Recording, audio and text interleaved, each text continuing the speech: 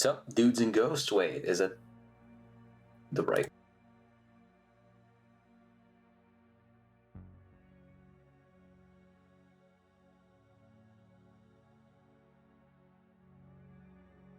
Now work. Yeah, there we go. Ah, hello, Chaotic Bean. Hello. For a moment, it put the input of my mic through the stream cam, which I don't imagine that sounded good at first, but I fixed it.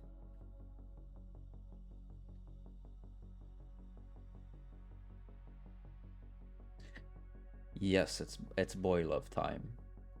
And again, one time I will hurt Huntress's feelings and spirits, and I'm gonna feel so bad that I'm gonna go out on 1,000 dates with them, and we are gonna count it. We are gonna count those. I'm not lying. We're gonna have a date counter. However, with Trapper and Wraith, we're just gonna have one path. One path with going all the way through. One path with rejecting them.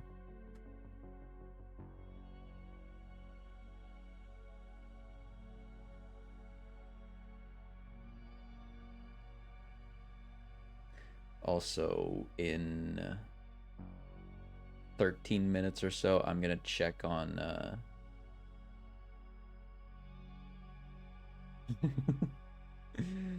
on Banshee because I sent him outside before starting this. No, after. Yeah, after starting this.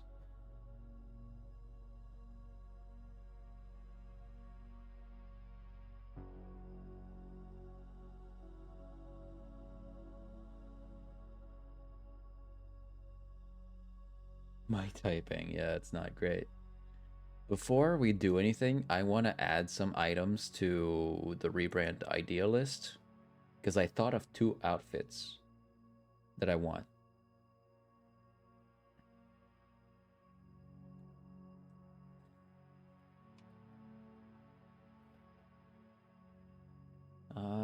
The alt outfits are here. Okay. So, let me just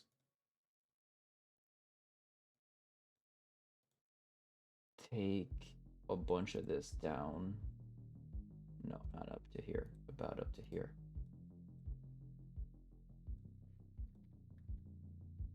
Down at least this much.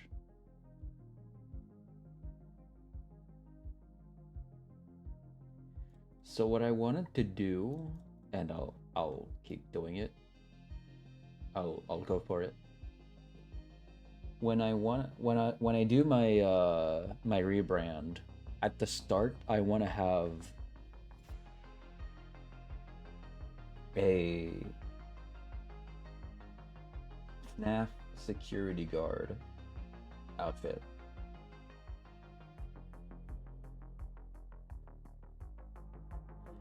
Because I've literally been putting away all the FNAF games that are coming out so that we can play them all in a big pile when we do the rebrand. I'm not kidding. All the FNAF official games, all the FNAF fan games, all those things. I don't know why I wanted to do this, but I went this far pushing them away, and I guess we're gonna go with that plan. So whenever I do the rebrand,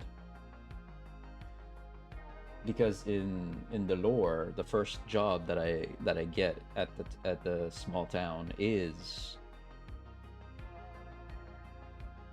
security guard. So, and then the other outfit that I want is train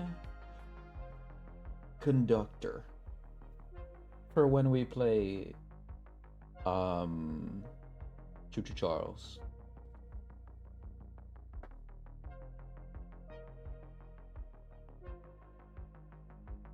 I think the big cap with like the goggles on it and the rest of the outfit would be so good.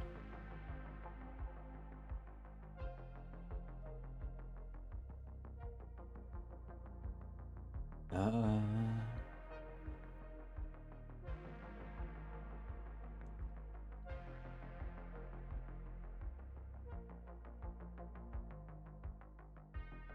oh, what happened here?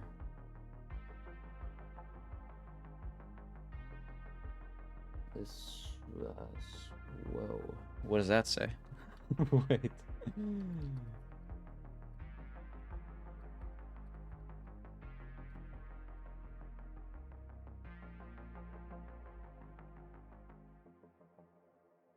Okay, yeah, that's what that says. Scared and dead. Okay.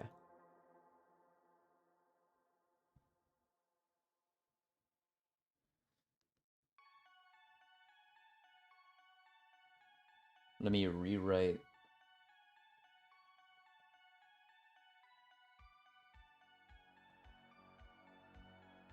Train conductor.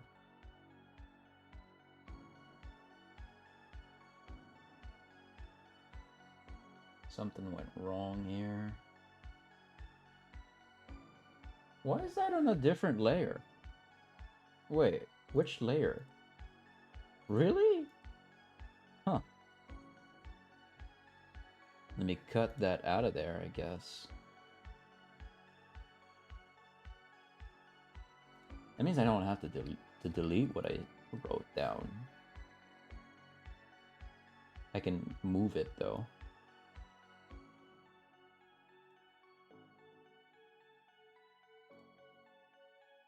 Okay, weird. What about... Okay, that's all of... Okay. Wait. All of these. No? Then which... Wait. I wrote that down on 3. I wrote that down on 6. Okay. Weird way to go about it? Sure.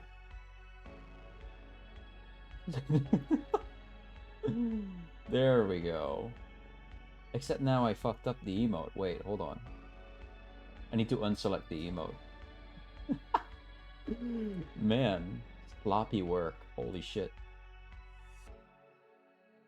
Okay, let me cut that out of both and fuse them to layer 3, because that's where I wrote down everything.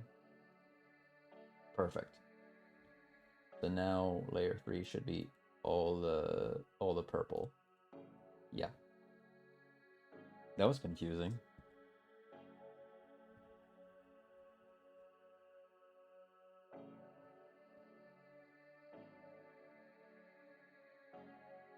Okay.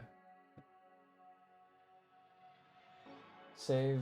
We'll update it on the Discord. We'll write down what I added.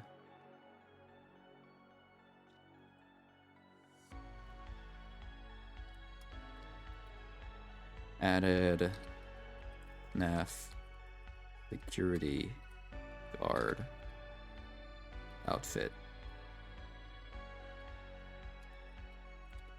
and train conductor outfit.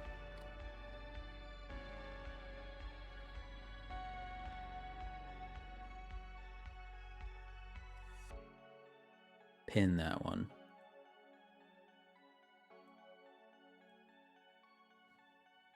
Okay. I'll go... Do I go check on Banshee now? We'll give it another 4 minutes. He likes being outside.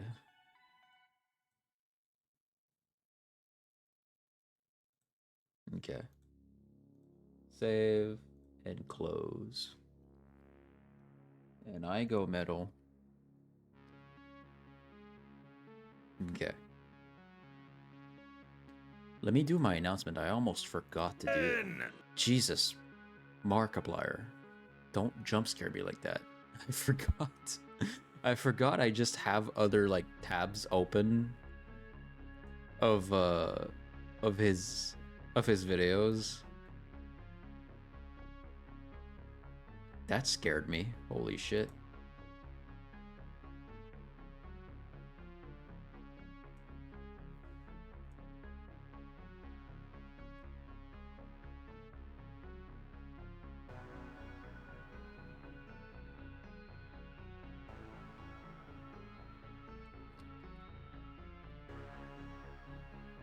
Oh, wait. While I'm at it. I can't show art right now, but I know you wanted to see Lavinia.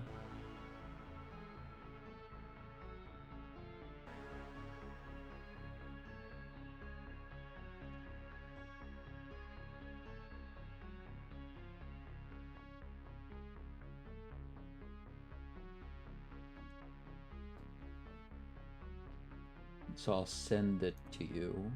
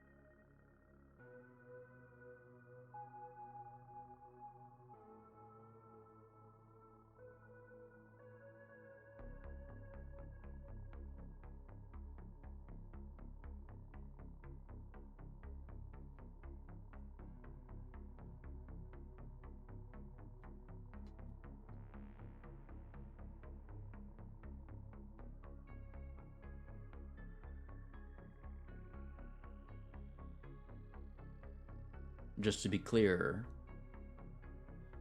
did you want to see her without clothes or like? Because I know you don't have Discord.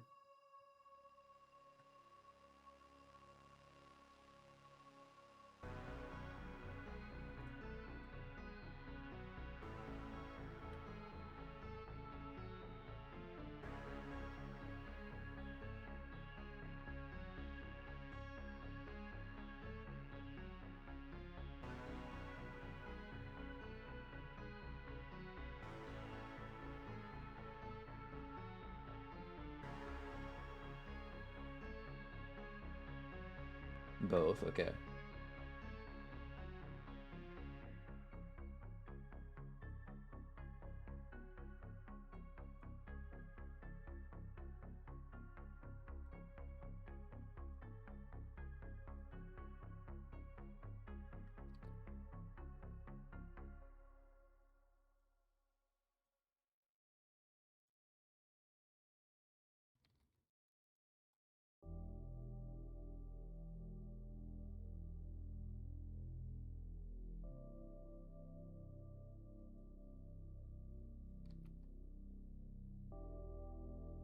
I need to open my browser for this part. Whispers, Chaotic Bean.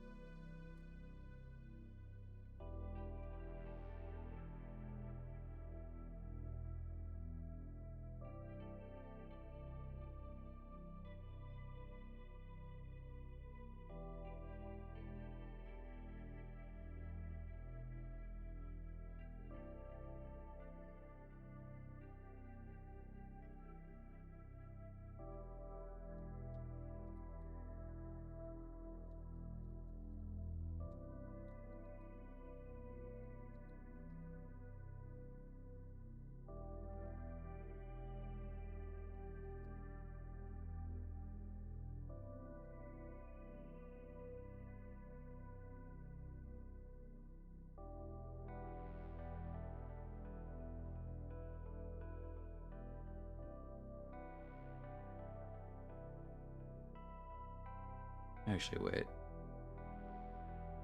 Delete.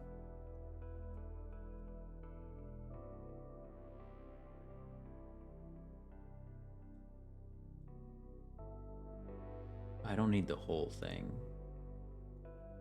Just this part.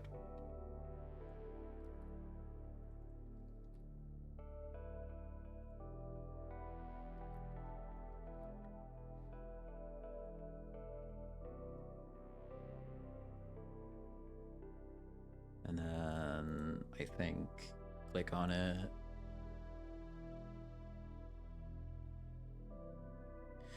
Oh wait, I can probably message it to you on Twitter, right? I don't need to send it through Twitch links, through through Whispers. Right.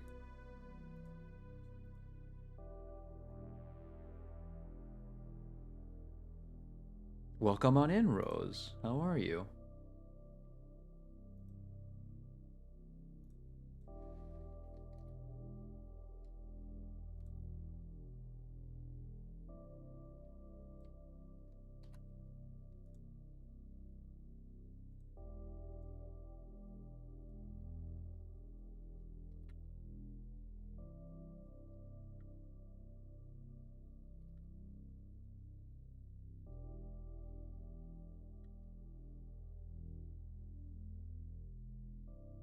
There you go.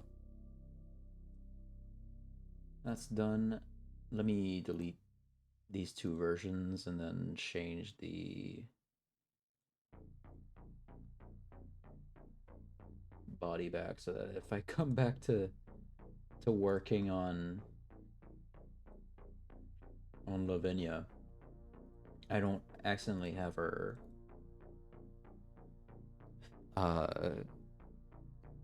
with newly implanted nipples.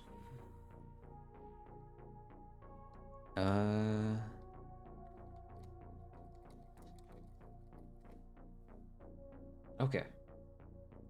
Then save. Close.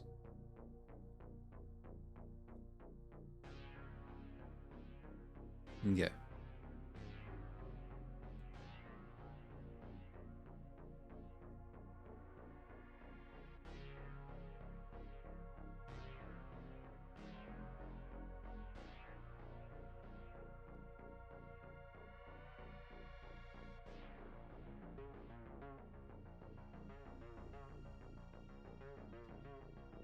Alright, I'll be right back. I'm gonna go get Banshee and stuff. It shouldn't take too long. Feeling woozy from all the meds. How are you? I'm good. I'm good. I'll be right back.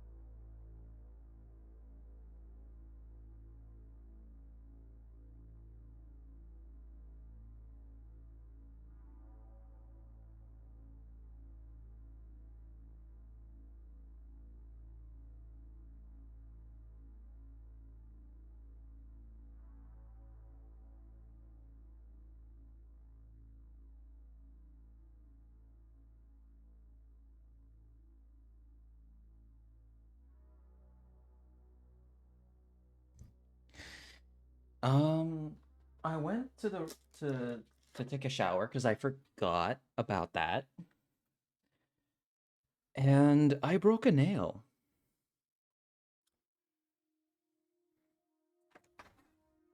And it's not like I put fake nails on.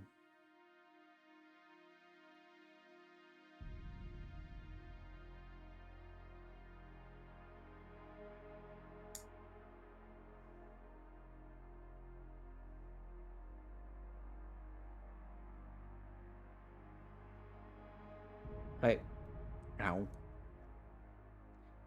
I broke the real thing.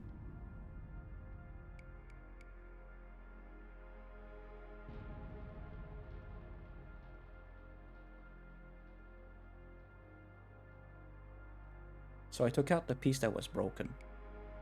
I don't know if I was supposed to do that or not. But at least now if my nail bends, if the bit that is broken would have bent, it won't enter my finger. I think I did something right. And the worst part is, as just before that, like just 2 seconds before I broke it, I was thinking to myself, I'm gonna get back on stream. I'm gonna get my nails done. I'm gonna put them back in black, but no.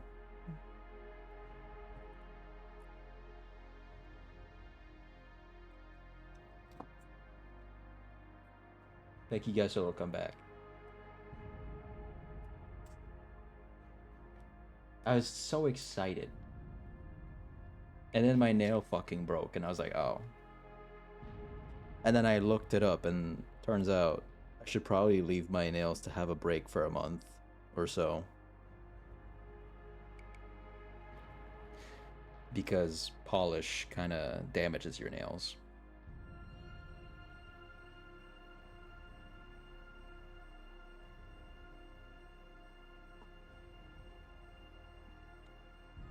But I don't know. Maybe I won't give it a rest because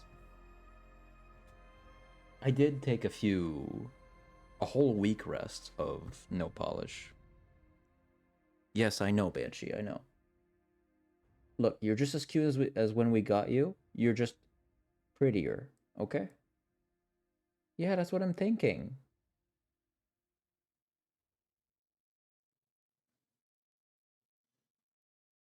It's not bleeding. No, it's not bleeding.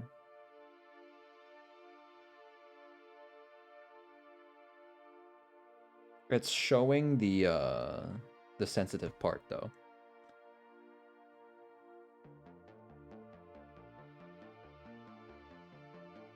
What's that, Banshee? That guy got banned on Twitch and then got reinstated a day and 3 minutes later for inciting violence against a political party? Man, crazy. But they'll ban a VTuber for a whole for a whole 2 weeks if you show too much hips.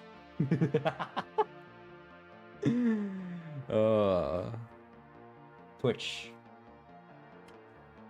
wake up! You're still attached to the CPAP machine. Yeah, no, my nail isn't bleeding.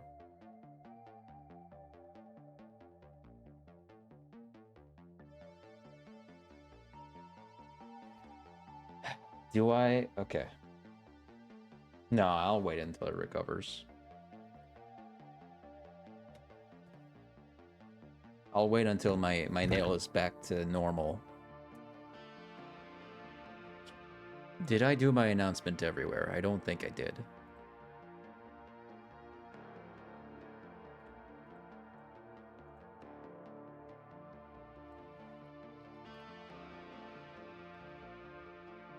That's not what I want to post. Hold on. I didn't even do the announcement. Oh my god. Hold on. Hold on.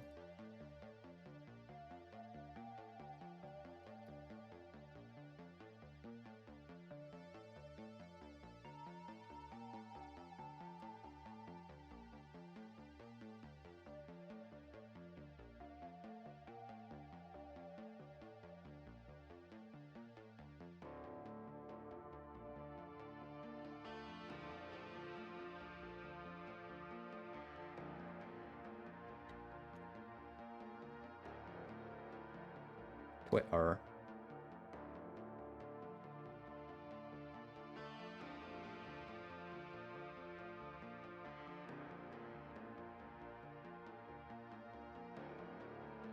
Blue eye.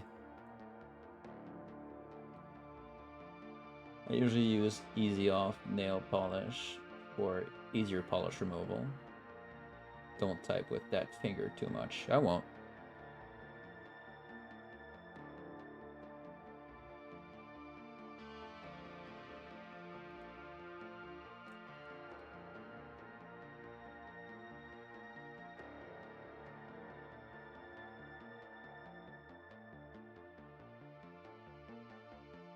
Okay.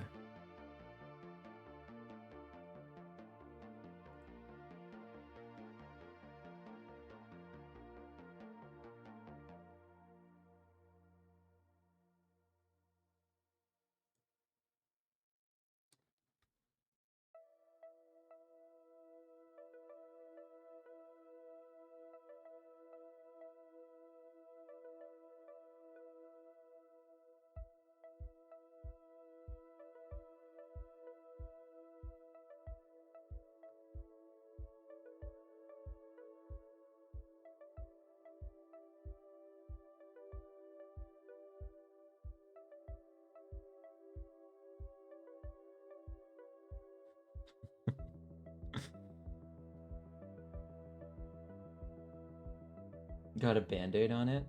Duct tape? No. And no duct tape. It would be really funny if it was duct tape, because that's what the janitor in Willy's Wonderland does whenever he's got an injury.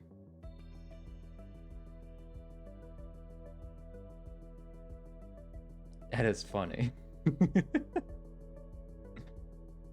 I got a cut on my chin. Better cover it up with duct tape.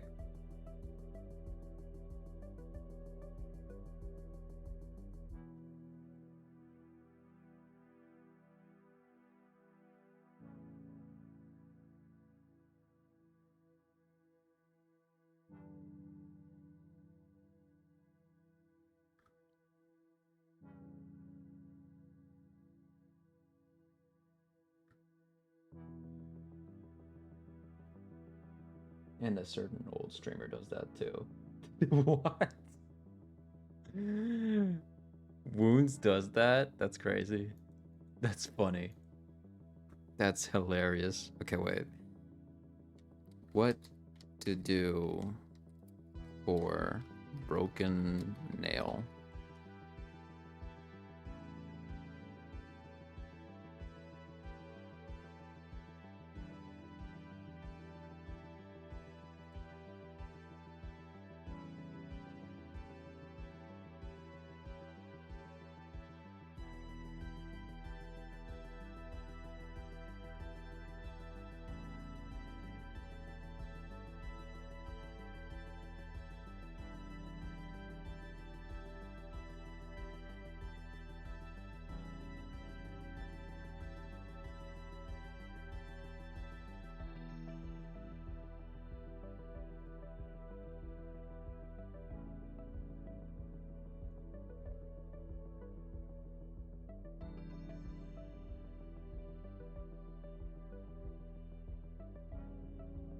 Whenever I think about cuts or wounds, I think of him. Fair enough, fair enough.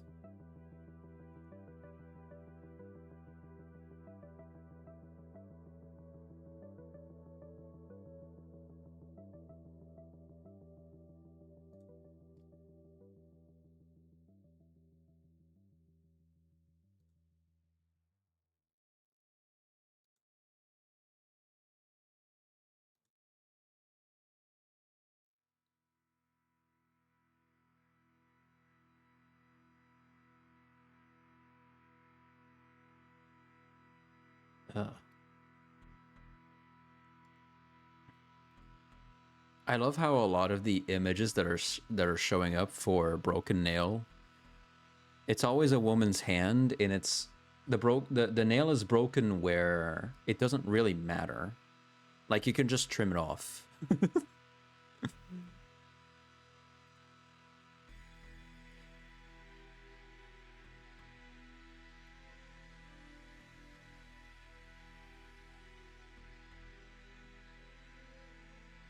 It's like, oh no, I broke my nail. God, now I guess now my nail has to be shorter.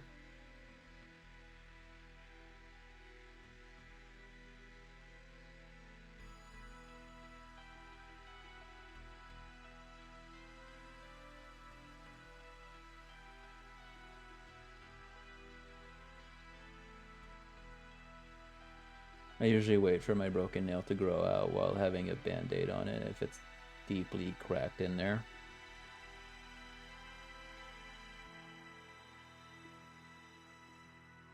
Yeah, it's deep enough.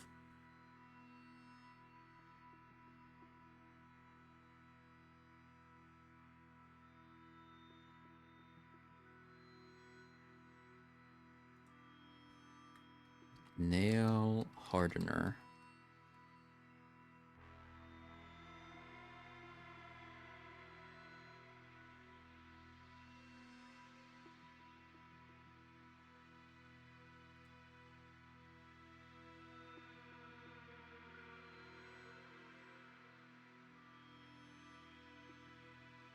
Is that what I bought today?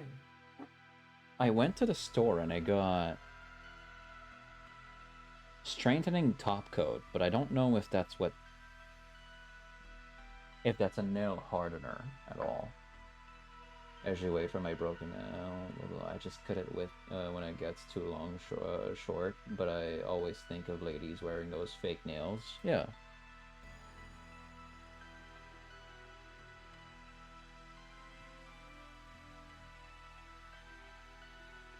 Is strengthening top coat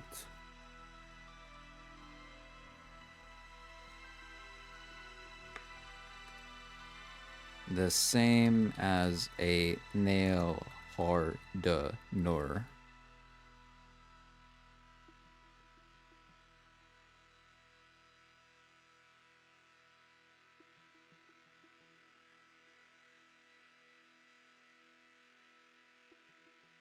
They differ in their application and primary function. Okay, fair enough.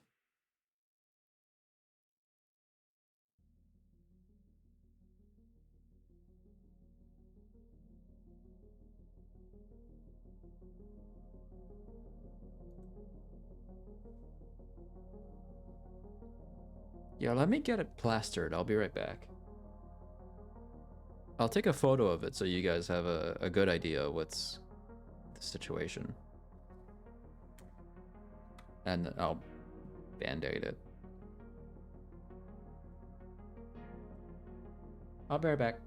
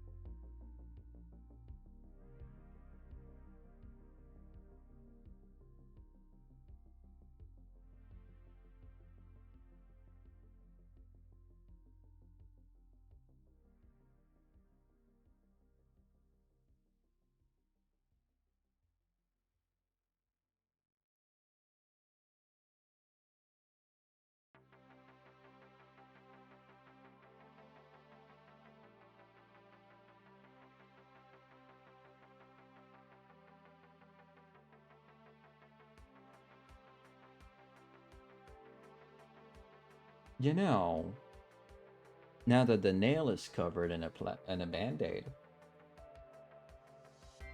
you won't know if it's black or not. So I might as well do the other nails. Banshee. Hello, River. How are you?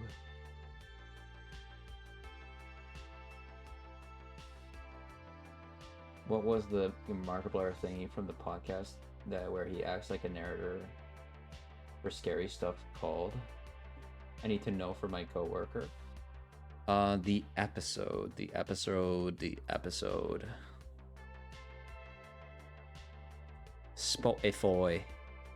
Spotify. What are you, Benji? Stop messing with stuff, bro. That's a candle. Let me light it up so you don't mess with it.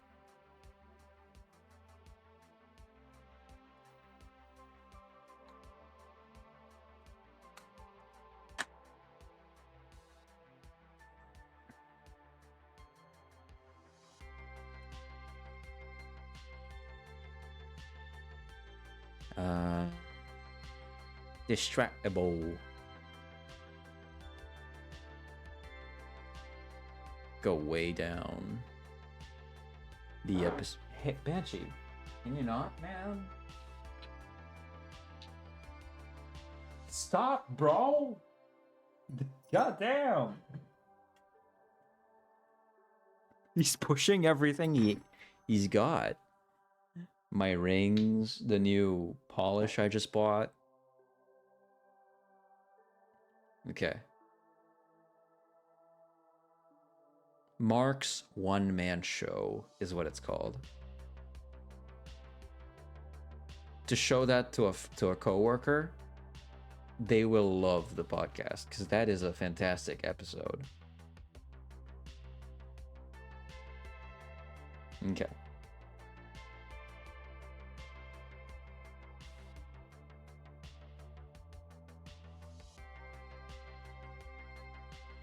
Let me pause my model.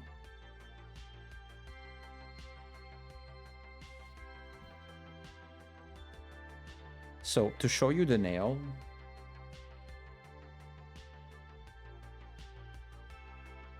I don't know if you can see that too well. Fuck, hold on. Me. Okay. Can you...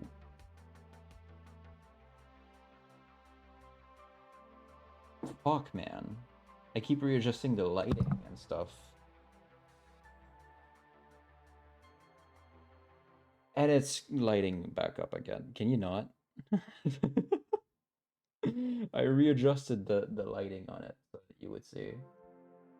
Yeah, there's like a dent, like a missing piece of it. I don't know how, but when I was in the restroom and taking a shower, it caught on the razor and it got cut. So it's fucking Christ, man. Stop readjusting the lighting, bro. So it's pretty deep, I'd say. It's deep in there.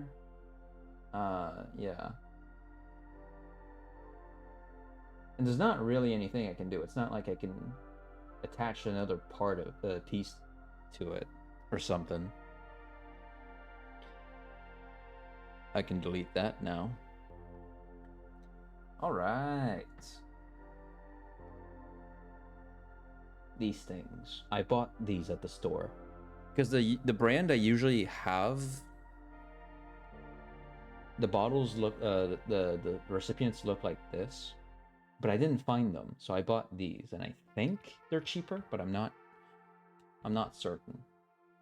That's gonna be very annoying when it caught on fabric and stuff. Yeah. I have a plaster now. I have a band-aid, so I'll be fine. So I'm gonna apply black and the strengthening top coat to the rest of my nails. because I might as well. Plus, I just polish black polish on my hands. Makes me feel real pretty.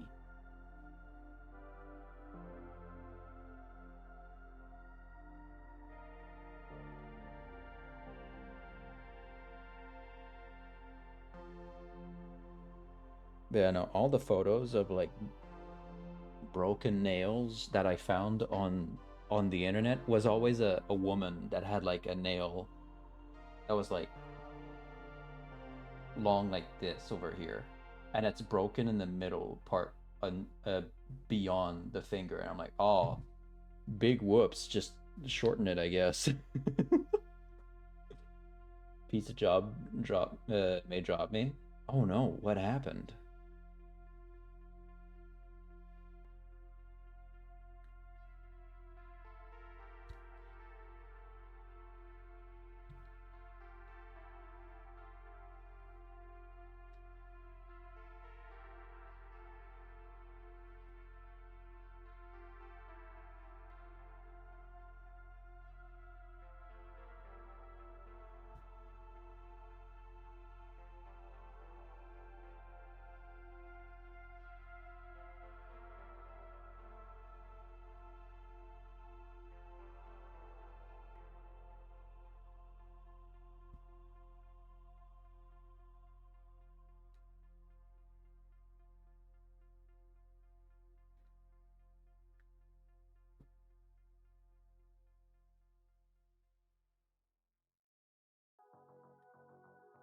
I called in for almost 5 hours early while still at my sandwich job to call in because my health has dropped severely.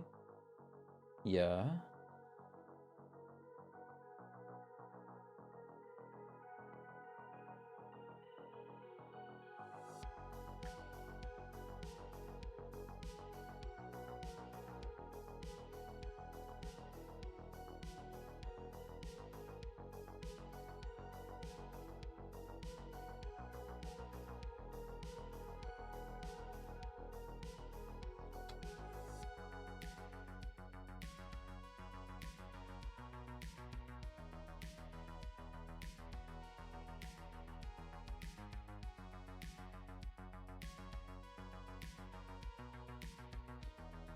Manager got mad at me saying it needs to be even more in advance because he didn't want to go in.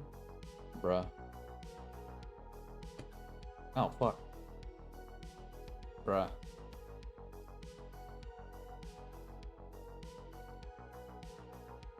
Your manager is stinky.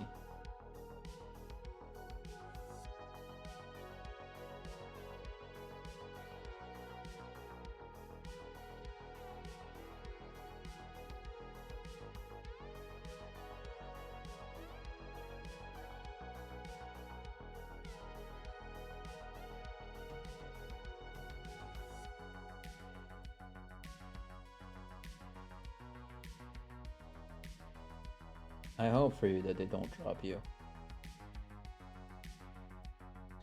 Basically threatened me saying if it happens again or if he sees a pattern, they will go in a different direction, aka fire me.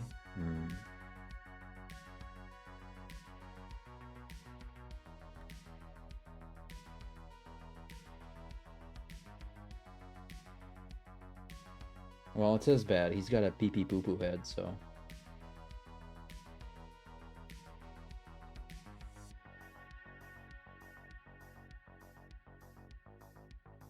Hey, Darcy, welcome on in.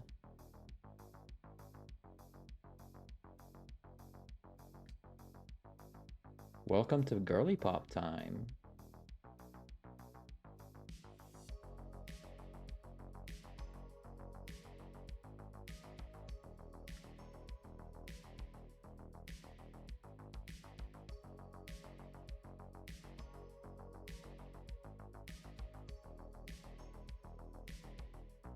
I love the taste of nail polish. Okay.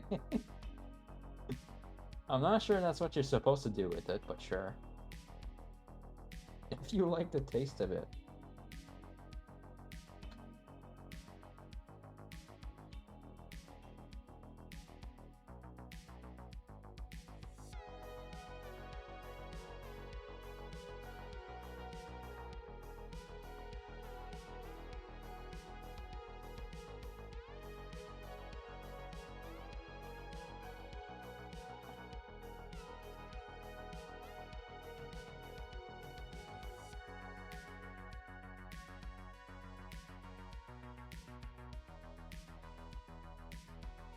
This feels different. This feels like I'm applying more water to my nail than anything. This is a very liquidy one. It was the cheaper one at the store. Because I'm still not gonna spend too much money yet. I used to have a habit of keeping like $1,000 on the side just for like a cushion.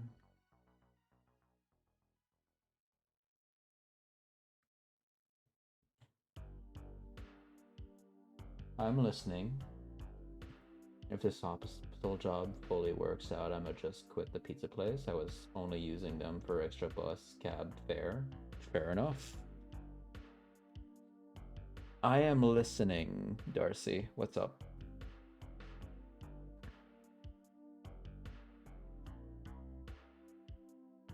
When you put too much in, it doesn't dry fast enough, and then you accidentally mess with it, and you have to fix it with your tongue. That is what I mean. Oh, okay.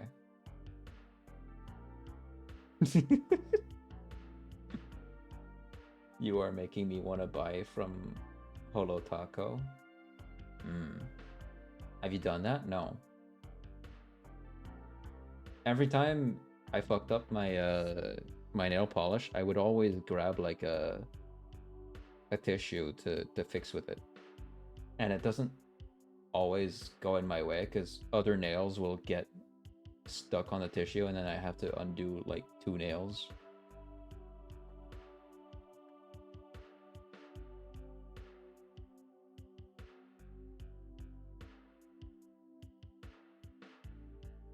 Smudges get Q-tips soaked in nail polish remover.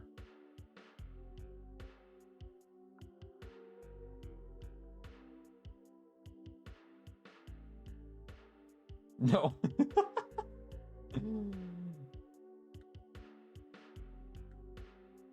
Just use your tongue. Darcy is one of those artists from way back when they had like mercury in the paint or whatever toxic stuff was in there. And the artist would just put the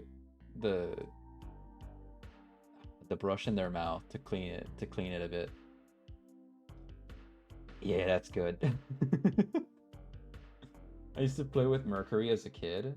What the fuck? Where did you find mercury? Did they just have that at the store? In the toxic product alley?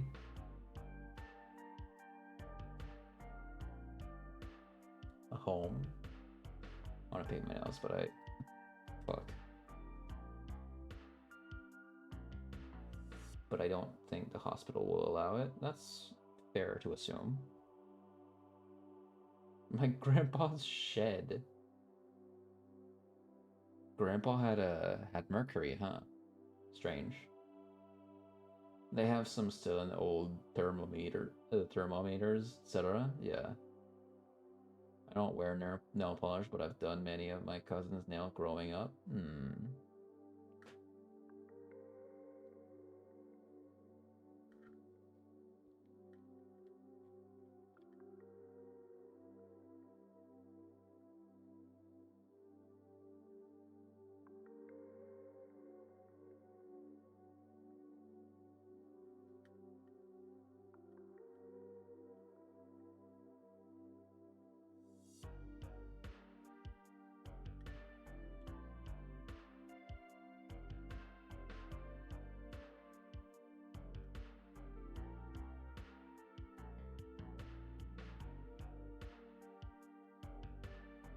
They used to sell these collars that were made of glass and filled with water and color beads, and it had a little drop of mercury inside. What the fuck? Here, kids! You'll love this. This is the new development in toxic matter.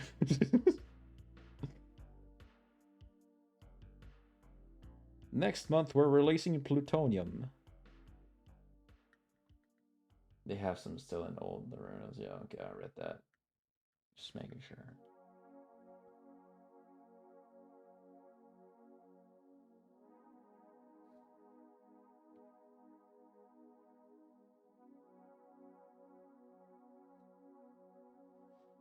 It was the 90s, Jason. Yeah, that sounds about right. Everything was fucking poisonous. Yeah, it's like that Chinese emperor that was like, ah, mercury. So pretty, it must give you immortality.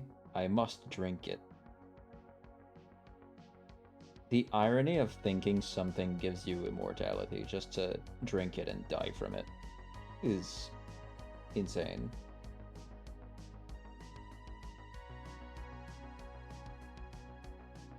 That actually happened. so funny. I can't blame him to think, man, what a special liquid. It's so shiny. It looks like silver. I bet it gives you immortality if you drink it. Fucking dies. Mercury was so mesmerizing. Yeah, I suppose, right? He just looks at the mercury. He's like, damn. That looks good.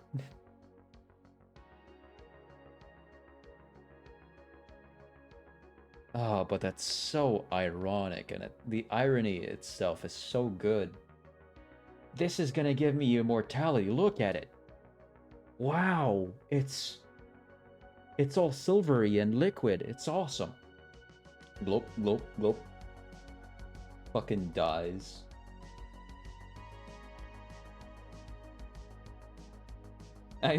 His servant on the side just being like, oh. Yikes. Guess that doesn't give you immortal life or anything. Like, look at that nail polish. It's clear and blue. Here's what I want to share something with you if it's okay, Jason. Yeah, sure. I would try to taste it.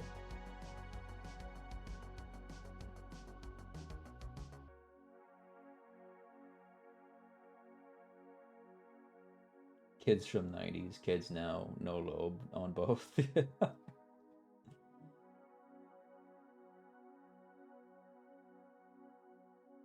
Dude, I'm not gonna name the streamer.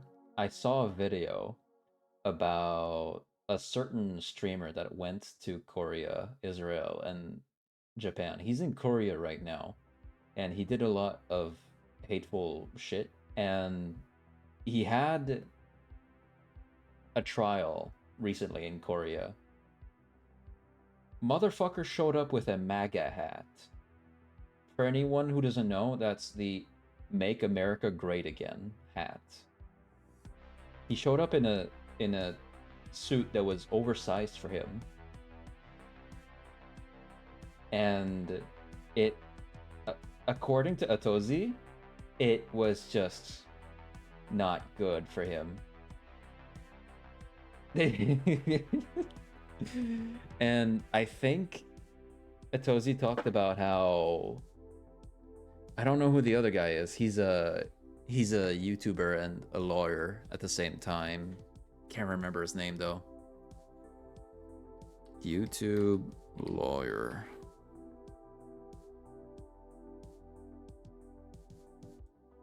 I think it's Legal Eagle.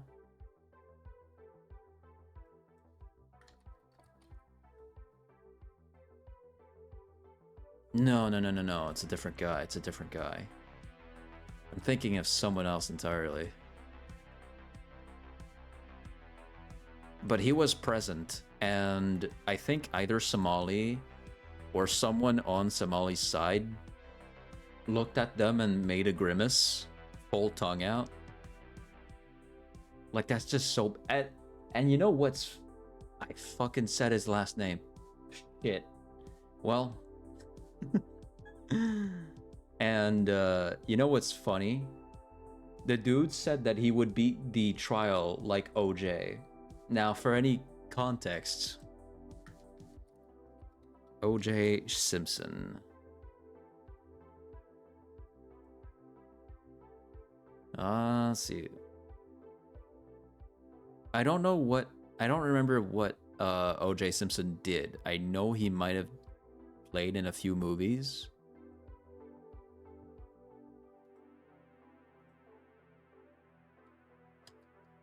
Occupation.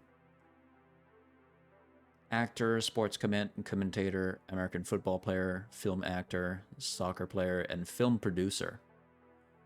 OJ is a man that killed his wife, I believe. And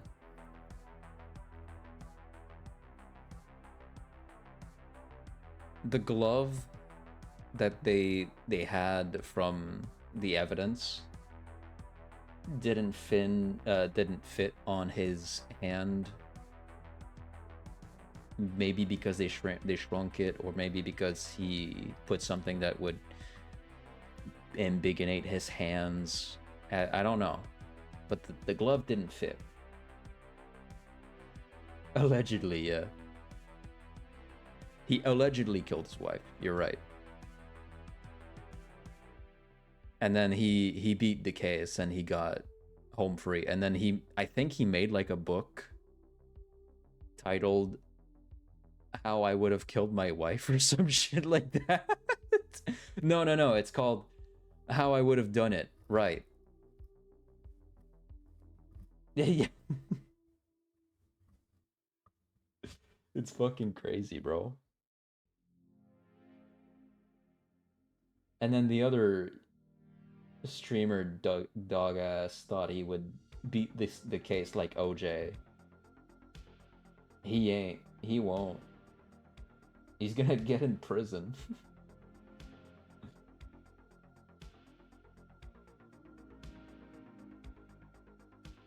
He legit flexed his hand to make it harder to put it on.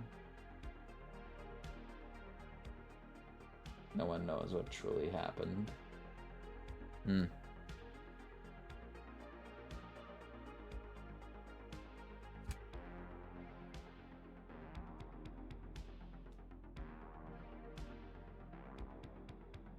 Fuck, man. I fucked up my nails trying to unlock the other bottle. Can I blow your nails? Sure.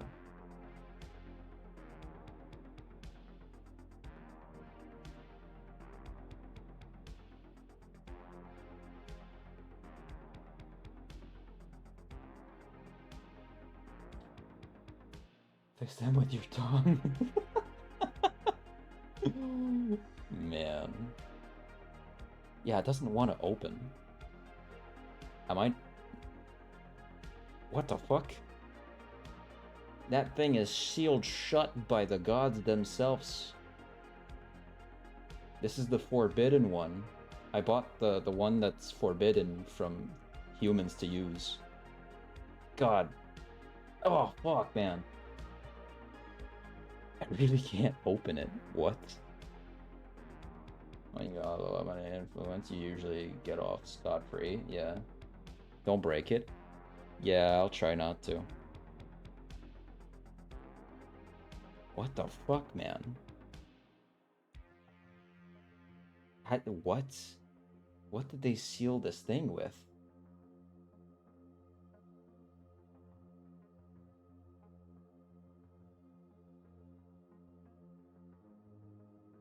That's not the glass breaking on the side, is it?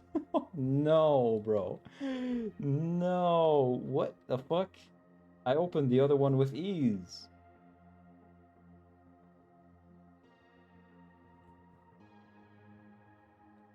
You have to wait until they are very dry, then you put the top on? I guess, yeah.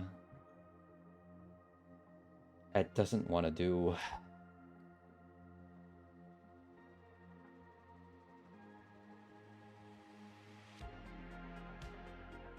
Show me. The glass?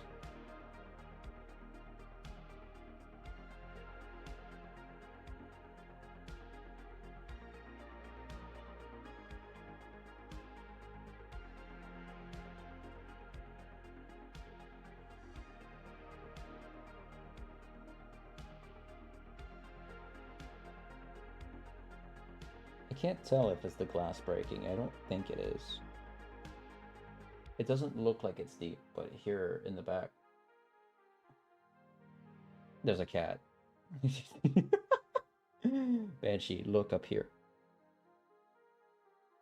No, sit down and then look. What does it say? Pull Excalibur from the rock first, then unlock this. Banshee, do not. No. Banshee, no. Oh my god, you could have doxed me, you. Okay, let me hide that away. Just to make sure he doesn't do anything that shows my entire face on stream.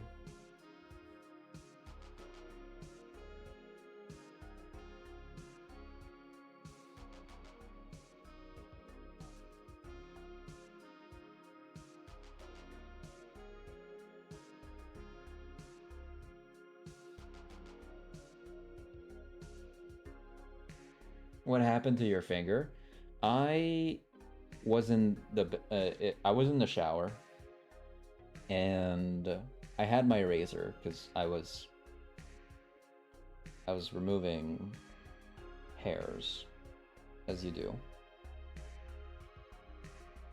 and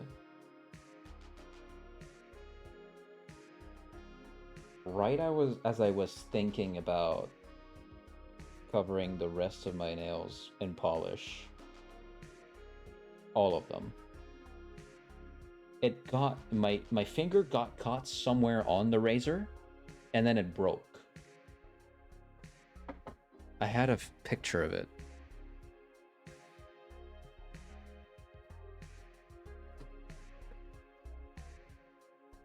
My actual real nail broke.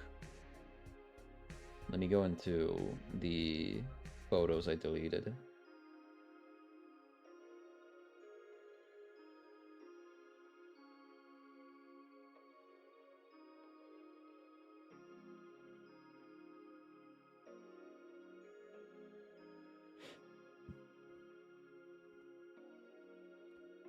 Yeah, the nail.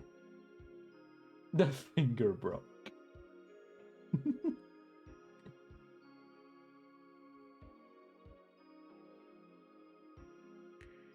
Okay.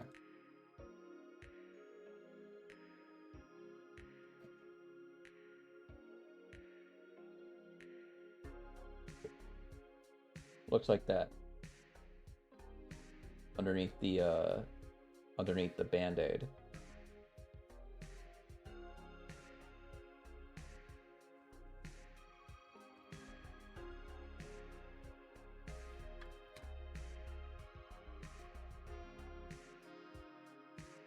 It hurts me just seeing it, yeah.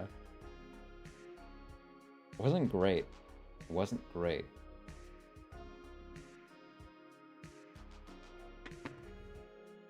And now I can't even open... Oh! I did it! I opened the top coat. Why was it locked there by the seals of 8,000 ancient monks? What the fuck?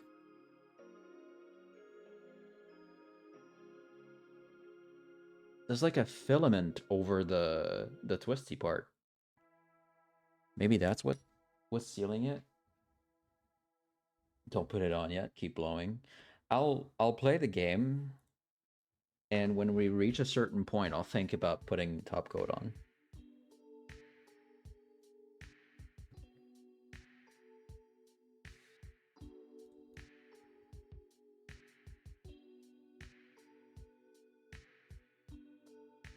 All right, we're going down the Boy Love Tunnel because I want to 100% hooked on you. And that does mean at some point I'll have to hurt both Spirit and Huntress's feelings. But I've said it again, and I'll say it one more time. I'll make up for it with 1,000 date, and we will have a date counter. I don't have a blowing emote. Well, the yapping one works just as good.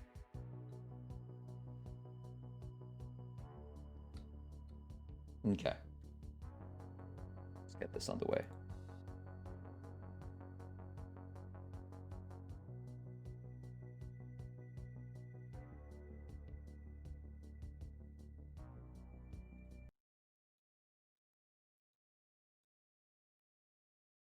Banshee is promptly sitting right over there, not helping that much. To me having to change scenes and so on. Hooked on You, a Dead by Daylight dating simulator. Hey, Abyssalite, welcome on in. How are you? All right, new game.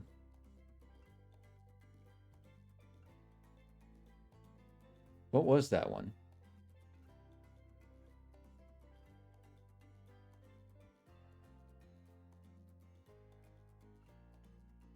I don't know. I'll put it here. My name is Jason.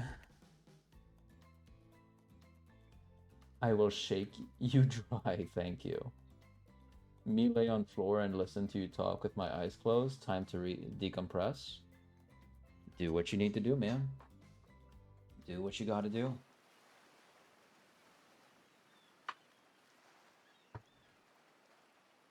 Let me activate the gamer subs energy drink. 1 scoop. 2 scoop. Made a spill. 3rd scoop. Close the lid. I should sleep, but will I? No. Well, as long as you don't have anything important to do in the weekend, I guess that's fine. Maybe that's why I'm still sick. That's maybe it.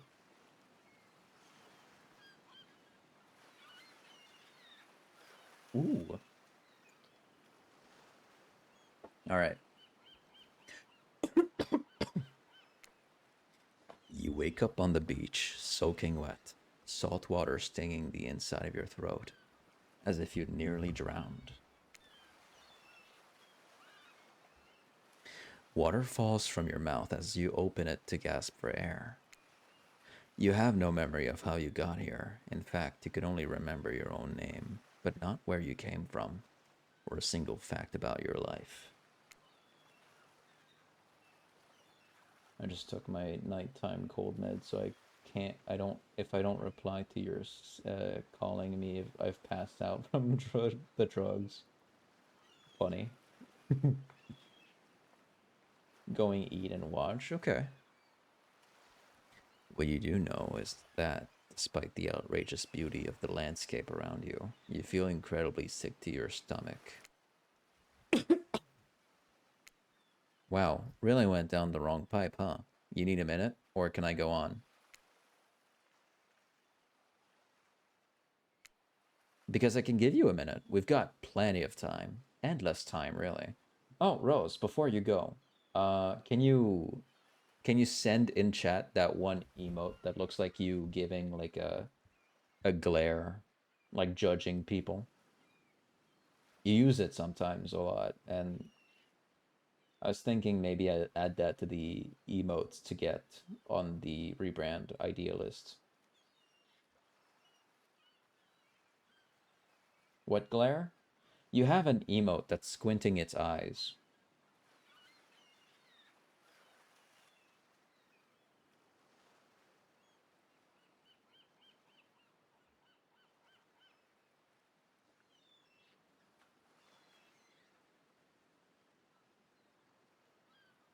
And I want to see it before you fall asleep or anything. I'll take a screenshot of it.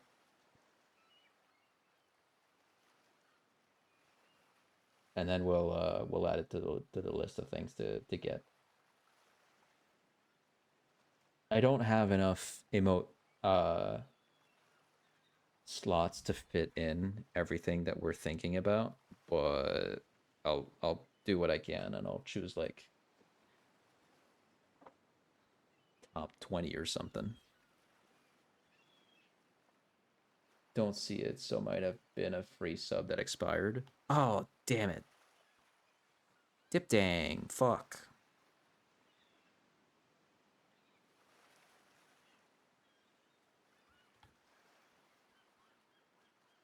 My coughs were so bad that I legit coughing so that hard that I sounded and felt like I'm dying with the stabbing migraine. Give me medication. Alright, let me just craft some medication for you. See what I got around my house. I'll see what I can do.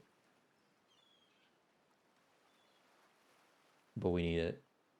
We do. I'll keep it in mind. Well, I can probably find and look around for certain emotes. And I'm sure someone makes an emote very similar to it, if not the same. An eternity, if you catch my drift. Whoa, not now, Ocean. Sorry, Jason. May I continue? Please, go on. Okay then, as I was saying, you look down at your feet, ankle deep in the crystal blue water of a newly arrived wave. As the water recedes back into the ocean, it reveals a grotesque discovery.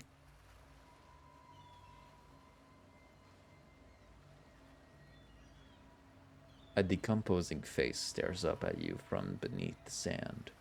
All you can do is vomit. A stream of dark bile, bugs, worms, and other ick. Questions race through your mind. Where are you? How did you get here? Who is behind this incredibly charming and well-spoken voice in your head? However, answers don't come easy. Your mind is completely blank. What will you do?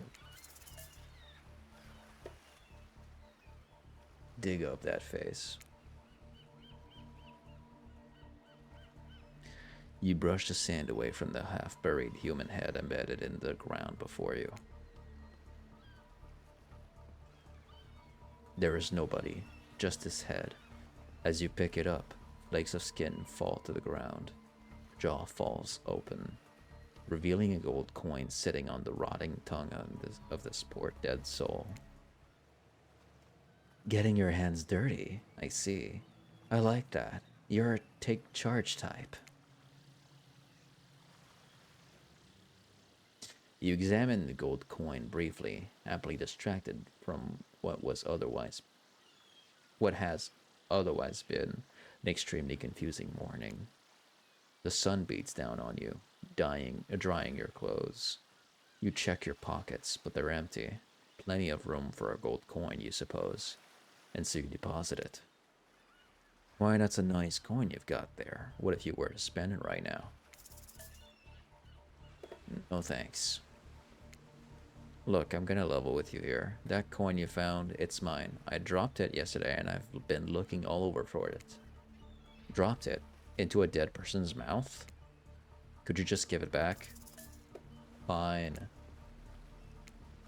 You hand the coin over to the me, I guess. And it makes sense, trust me. In exchange, you'll receive the answer of one of the following questions. Woo!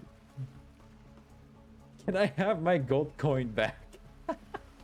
Can I have head? Sure. Sure, man. Yeah, I'm sure that the corpse head is gonna be a nice addition to whatever you're doing. How did I get here? Have you heard of the Bermuda Triangle? Well, next time you should fly around it, silly. Your mind doesn't have a chance to linger any longer on your current situation as you feel something soft bump into your foot. So that's what's been happening to the people that went through the Bermuda Triangle rift. Oh. They're stuck in Hooked on You. A Dead by Daylight dating experience. They're on Murderer's Island. Should have been me. Fuck, man. Man. Lucky bastards get to see Huntress in a nice bathing suit. Now I got hand and head. I love heads. They are? Might be. Your mind doesn't have a chance to linger. Yeah, I read that. When you look down, you find a volleyball sitting in the sand there next to you. You stare down, frozen. A voice calls out from behind you. Little help, please? You turn around, and when you see what's waiting for you, your jaw just about hits the ground. Oh boy, yo, yo, yo, yo, yoing, god. Lee. You're handsome, I guess. Boy, yo, yo, yo, yo, yoing, holy my god. Yeah. Skip that guy.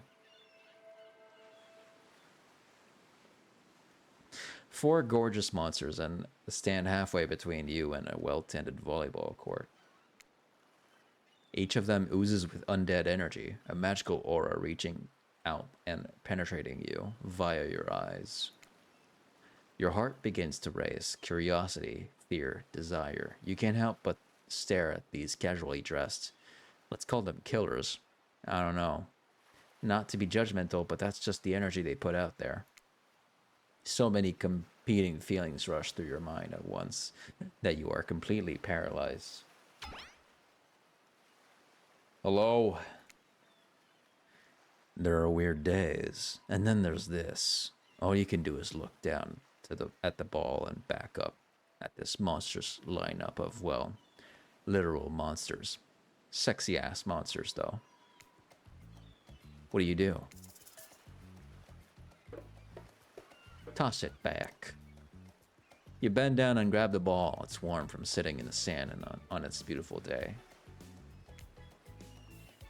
When you give the ball a toss, it arcs beautifully through the air and lands right in Huntress's hands. Not bad, stranger. Huntress muscles ripple as she grips it in her hand.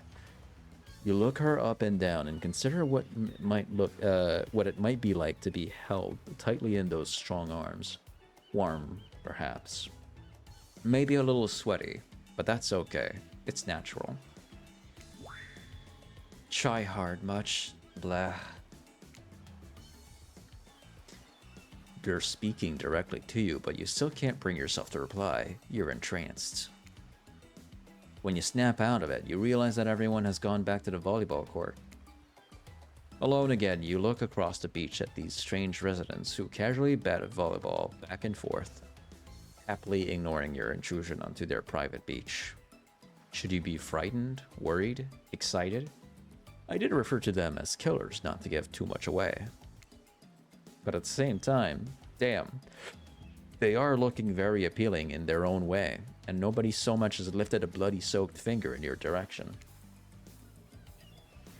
Don't be scared, Jason. You were made for this. Well, geez, if the spooky ocean voice says not to be scared, I'm sure it's all going to work out. With no good reason not to, you decide to head over and see what happens next. You know what I should do? I should make different voice changers for these types of things. I can give the creepy voice that the ocean has some oomph to it.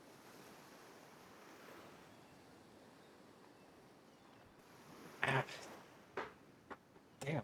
Hold on. God. My foot is falling asleep. Ah! Feels like a bunch of ants are in there. Hold on, let me just rub it. Ow. Man. Alright. It's gonna be all better. It's gonna be all better. Just a little more. Force the ants out of your foot.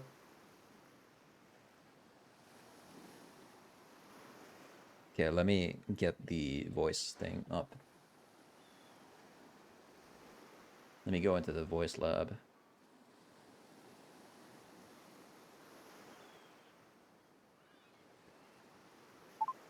I'll enable hearing myself. I want reverb. Not reverb. Hold on. What do I want? Echo. Something like echo. Where's that? Delay? Delay? Delay? Delay? Delay? Yes. Perfect. Perfect. Perfect. Perfect. Hold on. Hold on. Let me compare it to... Because if I can do this, I can bring back one of the voices I had recorded.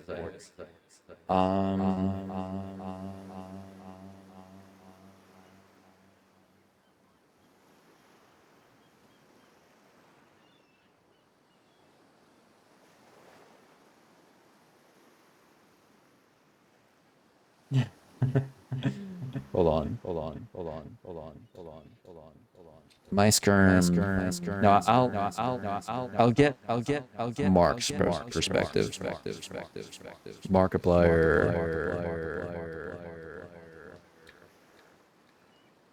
Lethal this and that.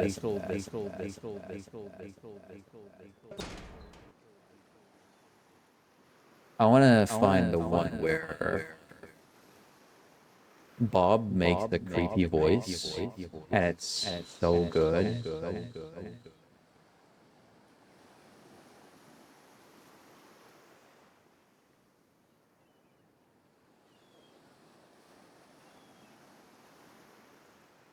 Hold on. Is there no playlist?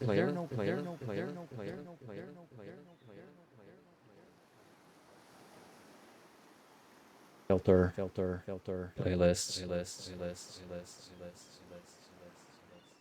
There is one, but it's not by Mark. Okay, let me try. I remember it happening on a snow planet.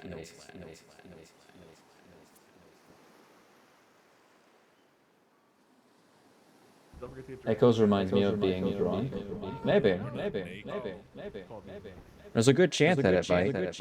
I wouldn't know.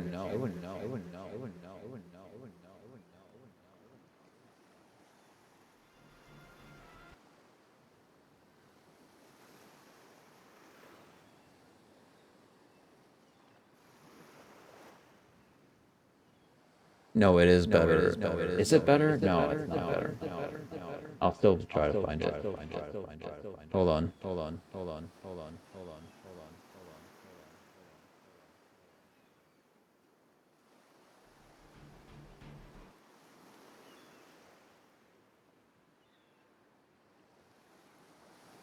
In the holy hell was that?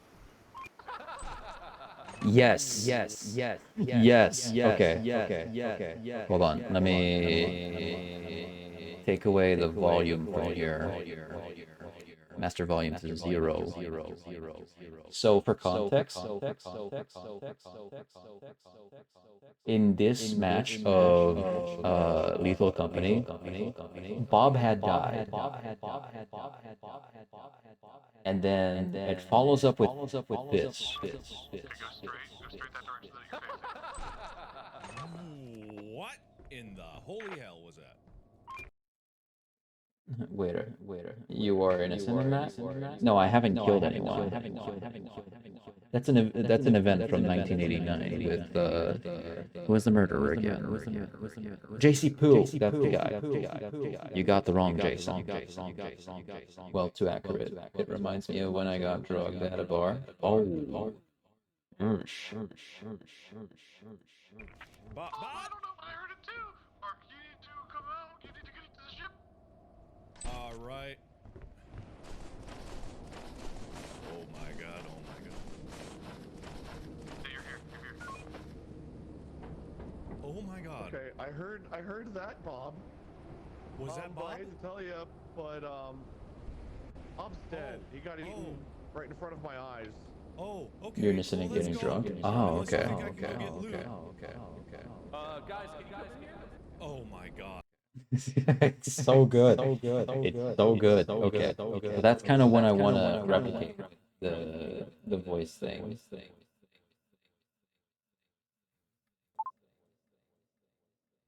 Guys, can you come in here?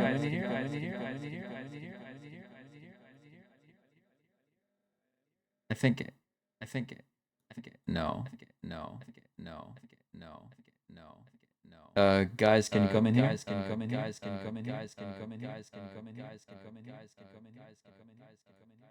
Okay. Yeah, that's good. Maybe less mix. Yeah. Now if I could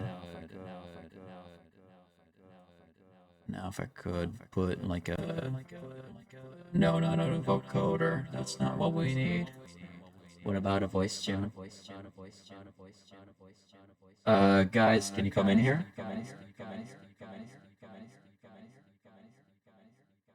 Hey, I need help.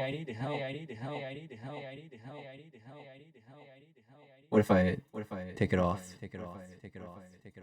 I can, I guess, take off some of the mix on it. Shorten the echo would be cool. Shorten, as in,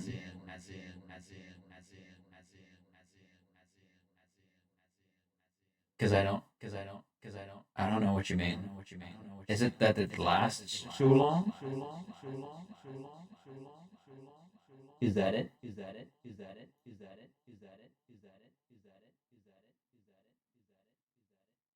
Hmm. I'll try to see if I can. Yeah, I can. Guys, can you come in here? Is that better? God. You can go get loot. Guys, can you come in here? Oh my god. Do you? So good. I love that. I think I can reduce the mix on the voice tune. Guys, can you come in here?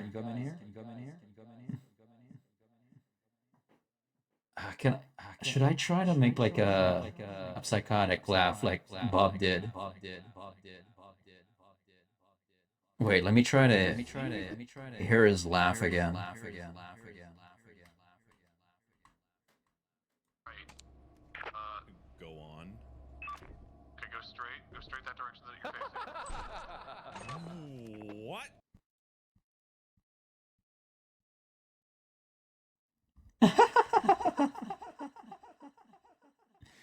Okay, yeah, that's not bad. Yeah. All right. Hey guys, I need help. When it was longer, I was likely a bit triggered, but it's better. Okay.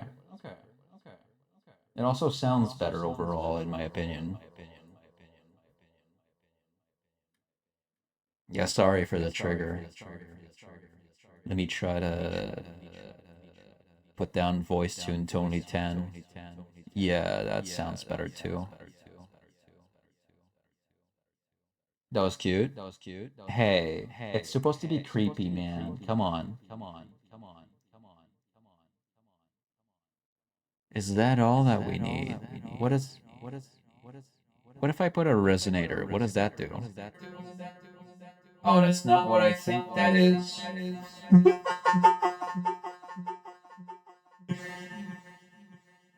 Hello, human. I am robot.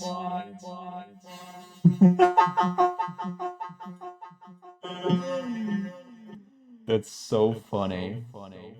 Deeper? As in deeper voice or like cuz I don't know. I can make it deeper. The ocean would be deep voiced. I suppose, but I don't know. I kind of want to make it a female voice. But for now, I'm just making the quote-unquote voice of the dead. So this would be what I sound like on Discord for people if I died. Which would be so cool if I made it like a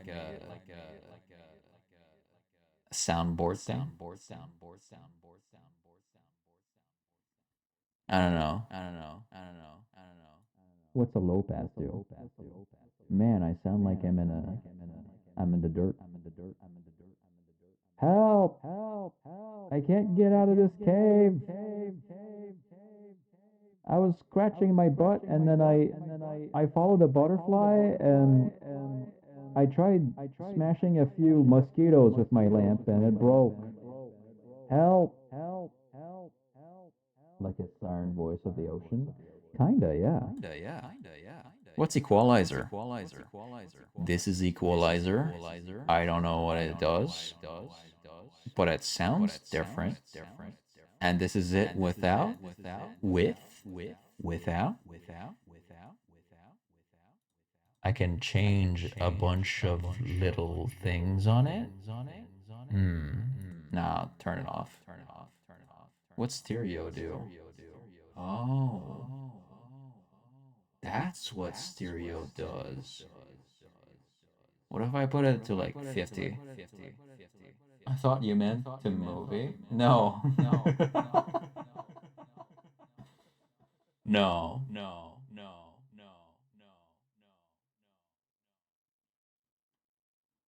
It changes where you hear it. I guess. Yeah, I think. I'm not sure. It sounds. Increase the sense of space and width of a sound is what the description is. I don't think this is what I want though. It does sound cool. Chorus. What does that do? Oh, that just sounds like there's many of us in here. Hello, Jason. Hello, Jason. Welcome, Jason. How are you, Jason? I'm good, Jason. What about you, Jason? What the fuck is flanger? Pitch? Oh, come on. Oh, wait. Nothing. Nothing. What if I wait? Nothing. Ooh, I can make the creepy recording that what's his name? Ezra has in the cabin.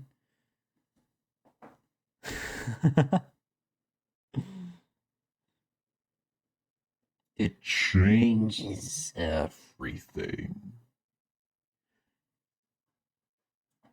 What's he say? Wait, I need to pull up the entire quote. Color out of space.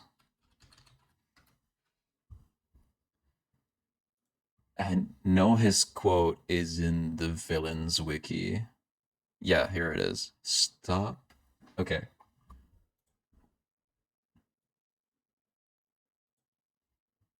Nothing.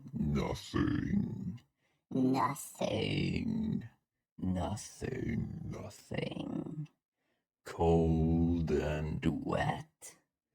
But it burns. It Sucks. Sucking the life out of everything. It came down in the rock. It lives In the well. It grew down there. Poisoning everything. Changing everything. into something Like the world it came from into what it knows. we all know it's Coming. but we can't get away. It's got everything that Lives. they all drunk the water. It got strong on 'em. Fed itself on 'em. It came from the start. stars. Where things ain't like They are here. here. It's just a color. But it burns. It sucks. And it Burns. burns. Isn't that cool? Oh shit. turn that off. Isn't that awesome though? Hopefully I can get like better down the line. I want to recreate that sequence, but I'm gonna try to like ask around for how to do it better. But that was cool. That was cool. Okay. Let me put these two back on. Yeah, I think that's good. Voice tune maybe at 15. Yeah. Sounds right. Okay. Save. Let me.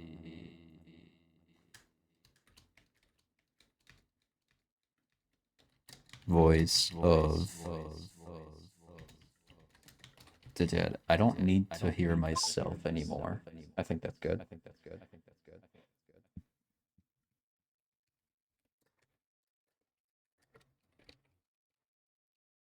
Oh boy, I type like a toddler. What the fuck? That's better. And then boop. We're back to normal. Okay. Sorry, had to do a little tangent. Go to the other side. Hello? Why no side? There you go. My button wouldn't work. It seems like you derailed the volleyball game just by showing up. You derailed the game just by showing up, nitwit. And I guess you're also a nitwit.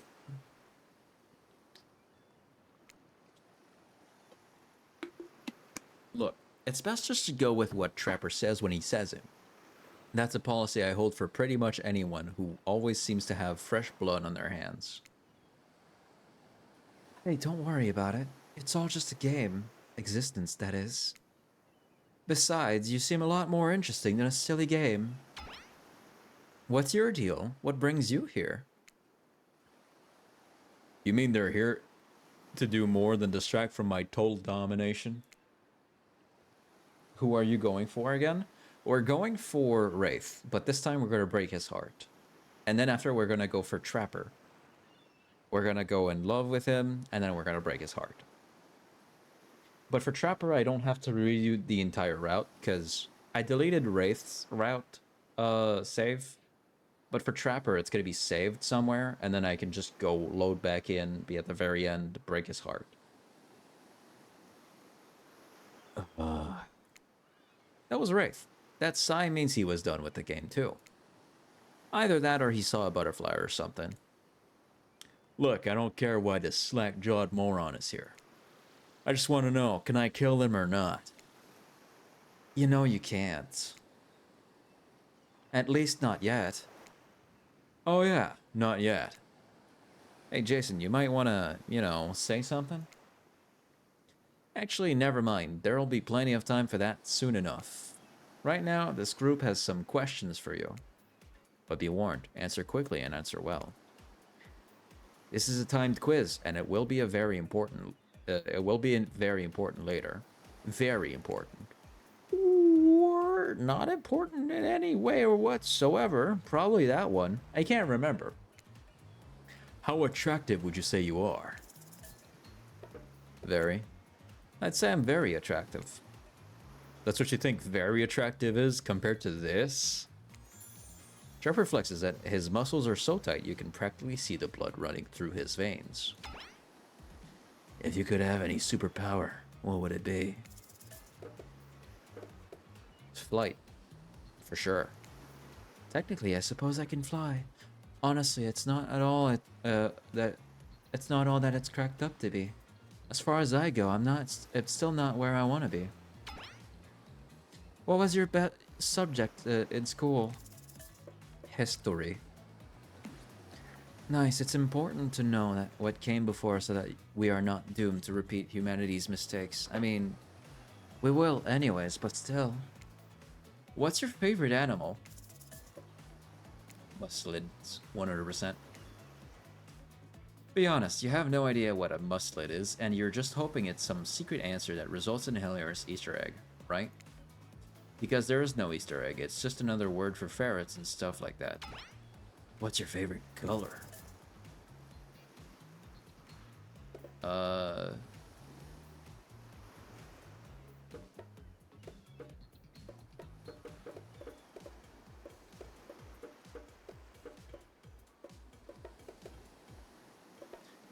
Blood red. Red.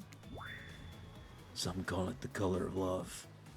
But love is just another word for pain. What's your dream job? Not working at all. We get to do what we really want. Why work at all? It takes a lot of courage to break free from society's expectations to climb the ladder.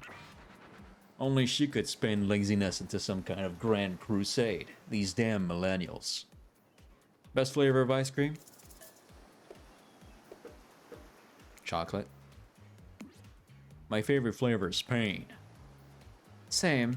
Same here. Mine is vanilla, swirled with pain. I think mint chip is the greatest flavor ever conceived myself, but enough about ice cream. Am I right? Hold on a second. This reminds me, I am right. Always. It's a lesson you should learn before we go too much further. Do what I say if you want to survive. Pick mint chip. Word.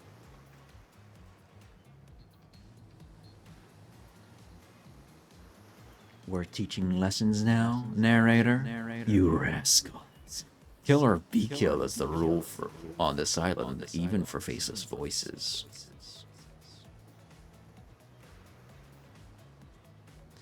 Tell me, what's the best flavor of ice cream? Mint chip. The best flavor is mint chip.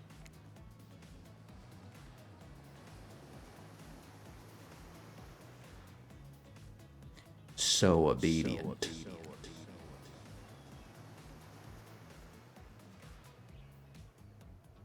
I think you're gonna do just fine. Anywho, now that they know so much about you, I'm sure the group wants to start getting to know them. I'm Trapper. I pretty much run things around here. I'm the smartest, richest, strongest person on this whole island. I don't like losers. If you want to know what a loser is, say hello to Wraith. Wraith, I'm nothing like everyone else. I like nice people and I loathe big dumb idiots. Hey, what's up? I'm Spirit. I don't like most things. I don't really hate most things either. It's not worth my time. But the things I do hate, I really hate, you know? Based on my personal observations, life is nothing but suffering, and society is a carefully calculated lie to keep everyone subservient to those in power. It's better to choose to just not take part. Jesus, like she was downright murdered by society. She hates it so much. Oh no, wait. I'm remembering Spirit's story now, and that's almost exactly what happened. Hey, I'm Huntress. Don't let these bummers get you down. There's lots of fun to be had on this island, along with lots of love.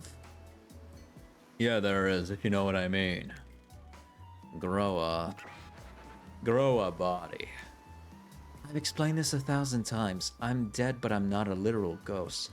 I just create a trail of fog. I'm not made of it. Whatever, fog body. That's not nice. He's not nice. You'll love it. Only sometimes. Ew, really? That's disgusting. That's why she likes it. Don't speak for me. I also hate it. Stop speaking entirely, actually. For this first time ever, I agree with Wraith. Let's move on. Otherwise, they'll do this all day. Besides, if I know this crew, and I do, they'll want to show off soon enough. If we're done playing, let's do something else instead. Wow, for once I actually agree with the meathead. I say we go to my yacht. It's a massive boat docked nearby. I'll give everyone a taste of true luxury and power. Wraith rolls his eyes. Don't mind him, he just hates fun and happiness. No, I hate the endless, desperate, soul-crushing pursuit of wealth. The way it's flaunted needlessly and the cruelty it engenders. What about hanging out by the pool? I find the water calming, simple, beautiful. Hey, what about our volleyball game? We can exercise and have some fun as a group. Are you all serious? There's a perfectly good lounge to chill out on right here. I'm tired, and besides, I hate being in the sun. Where do you want to go? Well, we're trying to get Wraith, so I'd be down for a dip in the pool. Whoa, the pool? You actually want to go to the pool? Yeah, well, I mean, sure, why not? I've got good ideas. What's wrong with my ideas? The pool is great, everyone knows that. All over the world, if people agree on one thing, it's that pools are great. Look, we've got a whole ocean right here, and they still put a pool. They still put in a pool because pools are just that good, that cool. Hold on. I skipped a few lines, but we don't care. For just one moment. This is Dwight and Claudette, our activities coordinators. They're also the cooks, waiters, bartenders, janitors, and every other job. They're the only help remaining on the island. This place we call Murderer's Island. Cue dramatical musical flourish. None of the others survived. Ahem, survived the interview process, I mean. Hence why we shall heretofore refer to them as survivors with a capital S. These two have worked here a long time, so very long I don't actually know how long it's been.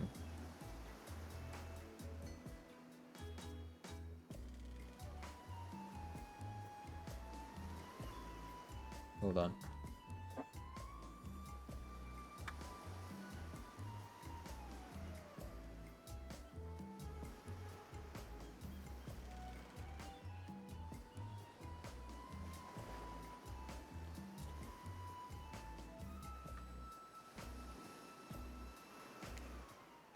Sorry, anyway, I should probably let Dwight and Claudia do their mandated jobs. They sure look happy, but they're vibrating with a nervous energy that is starting to give me the creeps. I skipped another line. My fat finger. However, in the future, we recommend waiting for us to present you with your options whenever possible, and don't just run off to various activities unsupervised. The least you can do is allow us to do our job. The most you can do is help us get off this island. Yes, pardon. God, why do I keep skipping lines? At that point, I might as well load back.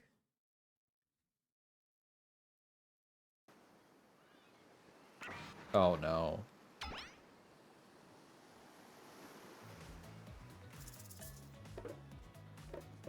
Very. Light. History. Muscled. Blood red. Not work at all. Chocolate. How about you make chip one of these nuts? Oh!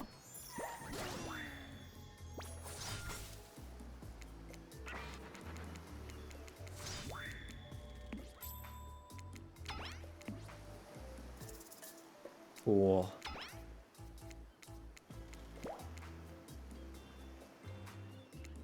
And safe.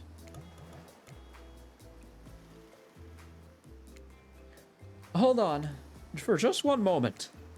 This is Dwight and Claudette, our activities coordinators. They're also the cooks, waiters, bartenders, janitors, and every other job. They're the only help remaining on the island. This place we call Murderer's Island. Cue dramatic musical flourish. None of the others survived. Ahem, survived the interview's process, I mean. Hence why we shall heretofore refer to them as survivors with a capital S. These two have worked here a long time, so very long I don't actually know how long it's been. Sorry, anyway, I should probably let Dwight and Claudia do their mandated jobs. They sure look happy, but they're vibrating with a nervous energy that is starting to give me the creeps. We will now escort you we will now escort the group to the venue of your choosing. However, in the future, we recommend waiting for us to present you with your options whenever possible. And don't just run off to various activities unsupervised. We don't have much autonomy here, around here. The least you can do is allow us to do our job. The most you could do is help us get off this island. Dwight! Yes, pardon me. Please, follow us. Hey, narrator. Hello, Roxanne. Welcome on in. How are you? Yes, something I can help you with? Those two, Claudine and Dwight, did they just start to mention something about wanting to escape? Is escape an option? Should I be trying to escape? Escape? Them? Oh, no. No. I think you're mistaken. It seemed like Dwight was asking for help to get off this island, though. Oh, right, that. That's true. Yeah, that's true. He was, but he just meant that he wants to get to the other vacation island getaway. A couple miles south of here, it has much fancier accommodations than this island. It's one of those big corporate outfits, quite exclusive, where all the famous celebrities hang out. Very luxurious. Doesn't quite have the charm that this island has, though. Trust me, you wouldn't want to go there. With all that money comes a lot of restrictions. This is where you belong. Now, off you go. It's time for an activity. On this island, your decisions matter, mostly when I agree with them. Not like that other island. So what'll it be? I'm still going to the pool. Wraith moves ahead of to the pool at a pace that could almost be considered jaunty. If a creature so lanky they appeared to make entirely of elbows and ankles could jaunt. What's going on with Wraith's face? Is that a smile? Is that what a smile looks like when he does it? What can I say? Being enveloped by water is comforting. It's quiet. It's ominous. And, you know... Wraith looks back over each shoulder to make sure no one besides you is within earshot. Fire can't get me. What if I stream streak? Good job, Roxanne. Super normal stuff here, as usual. Oh great, it's Claudette and Dwight. What do these two want? Since everyone's at the pool, we figured we'd bring over some of our most popular pool accessories. Jason, which of these is particularly interesting to you?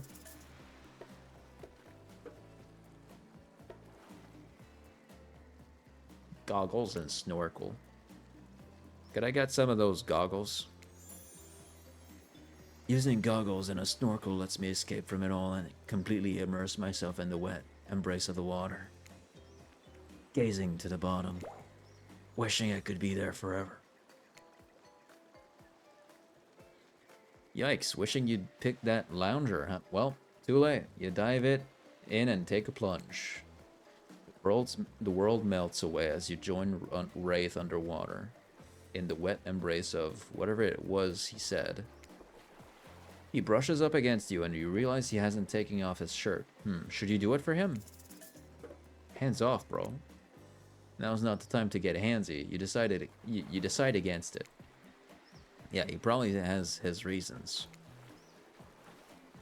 For a waking nightmare, you could almost believe that you're starting to relax a bit and forget about how much you can't remember.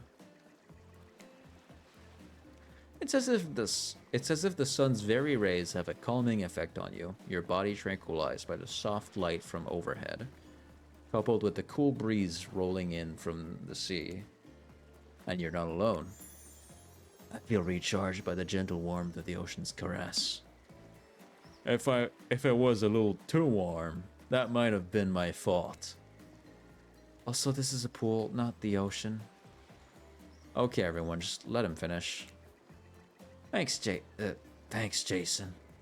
I know this probably doesn't seem like it, like me, but would anyone want to play a game of Marco Polo? Yes, I love games. I'll go first. Someone blindfold me. Of course, Trapper has a blindfold ready to go. Yeah, it's as if he had it in his hands before you even spoke. And did he just wink? And did you just bite your lip? Good thing you're getting reined in because it sure seemed like you were about to act up. Minigames consist of 2 parts. We know them. We are familiar with this game. Ready. Go get him, Tiger.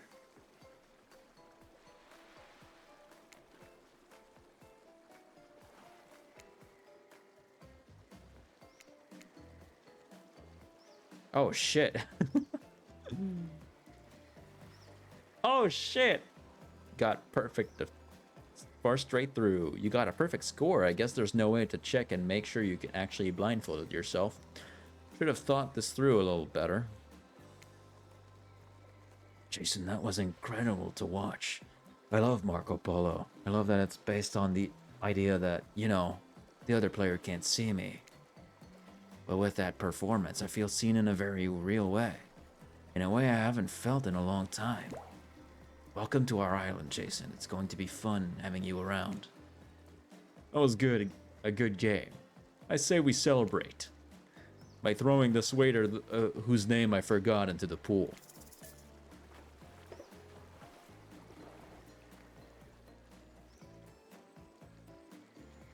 I want to defend Dwight just for once. Knock it off, Trapper. You're no fun. Thank you, Jason. I won't forget this. Well, I mean, I might. Every time I think too deeply, I seem to forget every specific detail in my life beyond the basics of who I am as a person. But that was still cool of you to stick up for me. I'm no expert, even though as an omnipotent narrator I probably should be, but I think that means it's time for the next activity. Seems like the next activity is mealtime? How quaint. You were expecting what? Capture the flag? Do you know how complicated it is to run a game like that? Much more so than sitting and talking. You arrive at the cookout area to find an assortment of picnic tables scattered around. What were you expecting? Some kind of grand hall with a huge banquet table? This ain't some prestigious fantasy epic like you'd find on cable. Dwight and Claudette usher you to your seat, but there's very limited seating directly around you. And, oh great, terrific. It seems that everyone wants to sit next to you. Even better is that they don't want to sit next to a certain other people either. To start, no one wants to sit next to Trapper. Meanwhile, he refuses to sit next to Wraith or Trickster. Oh yeah, Trickster is here. Surprised? Yeah, well, they don't call him Expected Stir. I'm sorry. Even I get nervous around crowds and my whole shtick gets a little flustered. Hey there. You're looking good, Jason. Real good. And we literally can't let Huntress and Trapper sit together. No, seriously, their arms are too big. They can't fit at the table if they sit side by side. Look at this. We can't even fit everyone on screen at the same time. You probably think it was an error, but it's not. It was completely intentional. Let that be a lesson to you. Every error you think you see is a choice. Got that?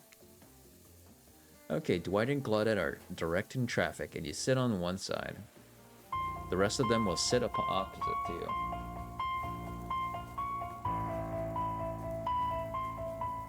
One-year sub, Roxanne. I'm stretching while saying this. Hold on. Ah.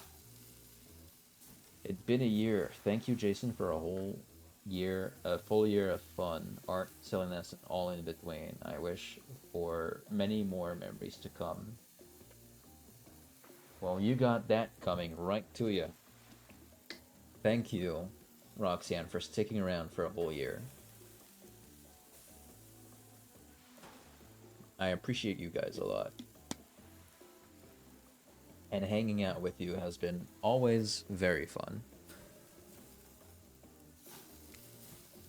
Huntress and Trapper can sit at the ends with their enormous sexy arms. Now that everyone is seated, we can begin dinner. Tonight's meal was prepared slowly and carefully with both love and hate for 12 hours over a spit. We hope you all enjoy. We really, really hope you do. Hey, you didn't actually tell us what you're serving. What are we eating? It's meat. Seasoned with a specific number of special herbs and spices that we simply can't divulge. My favorite. Meat is good. Meat is murder. Which, you know, considering what you've been up to, who are you to get judgy now? I'm just sharing facts, and you need to murder something to eat its meat. So that's, like, technically true. Technically true is the best kind of true. Okay, enough yapping, let's eat. Hey, Jason, you thinking what I'm thinking? It's gotta be a person on that spit, right? Or several parts of overlapping people, perhaps. I haven't seen many pigs wearing palm tree button-down prints, you know? When you look closely at the spit, you spot what definitely appears to be scraps of fabric sandwiched between some layers of meat. I think it might be sick. Is there anything else to eat? This took 12 hours. And we do literally everything on this island. Actually, there's one thing you're not doing today. You're not carving up this delectable meal. Wow, he's right for a change, because I am with my broad axe. It's the perfect tool for easily chopping anything in twain. First, who says twain? Sometimes I swear it's like we're all from completely different historical eras. Second, I'll handle this with my cleaver. Fast, powerful, and clean. At least it's clean when the meat is cooked. No blood. You two and your ridiculous bicep swinging contests. Enough. Grow up. Obviously, my gorgeous katana is the only option. Obs. The hell it is. Oh, I'll show you both my katana and send you to actual hell if you'd like. Please stop. Please, I hate when we fight, or talk, or even when we look at each other in the eye. I can do it. I have the Skull of Azeroth. Great. Instead of slicing it up, you can club it to a second death. Hey, Jason, I know this isn't what you want to eat, but hurry up and volunteer to carve up Felix. I mean, dinner. Otherwise, this will go on for hours. No hyperbole, they once argued over who had the best effective weapons for 72 straight hours. And it doesn't matter which one does it. When they're done, they will take even longer cleaning their weapon. All while explaining that, whoa, hold on, my throat.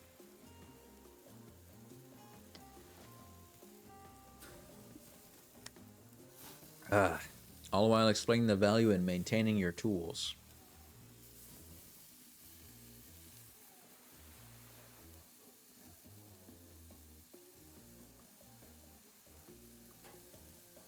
Sorry, I'm looking at my nails. I think I could put top coat now. Yeah, we're going for the boil of route. We're gonna start by breaking Wraith's heart. And then after that, we're giving the rich asshole a chance.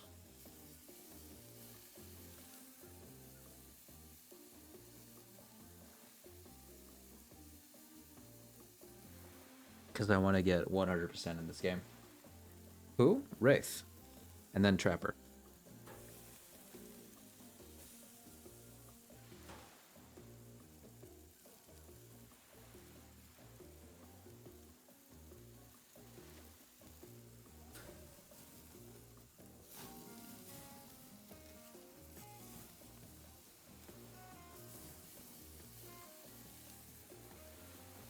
My nails are looking pristine.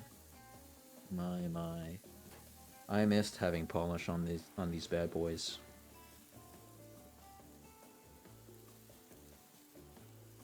The throat gutters.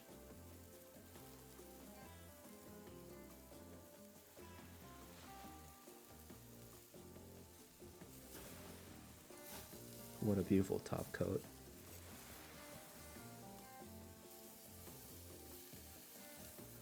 I would describe things as Patrick Bateman does from American Psycho, but I'm not word smart enough to do it.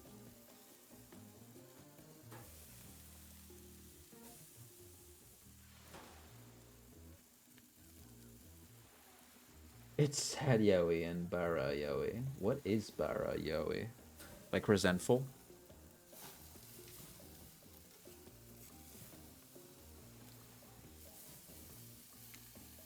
Despite being a bunch of cold-blooded killers, for some reason they're always terrified of tetanus. Oh, and Roxanne, I want you to hear this. We made a voice change come back.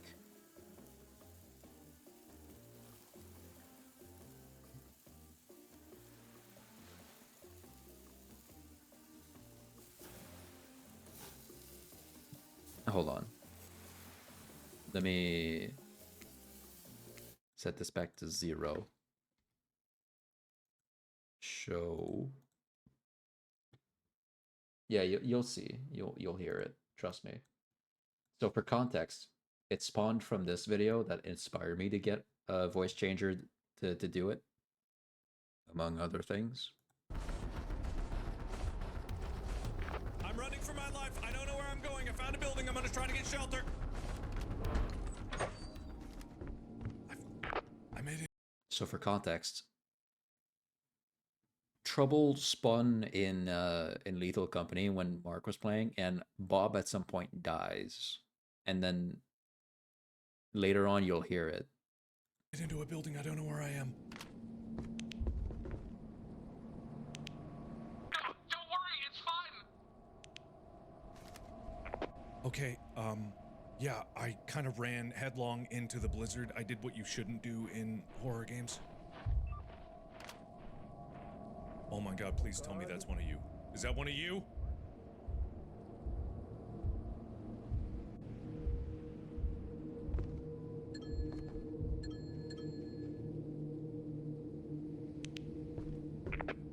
Mark, if you go out of that building, go to the right.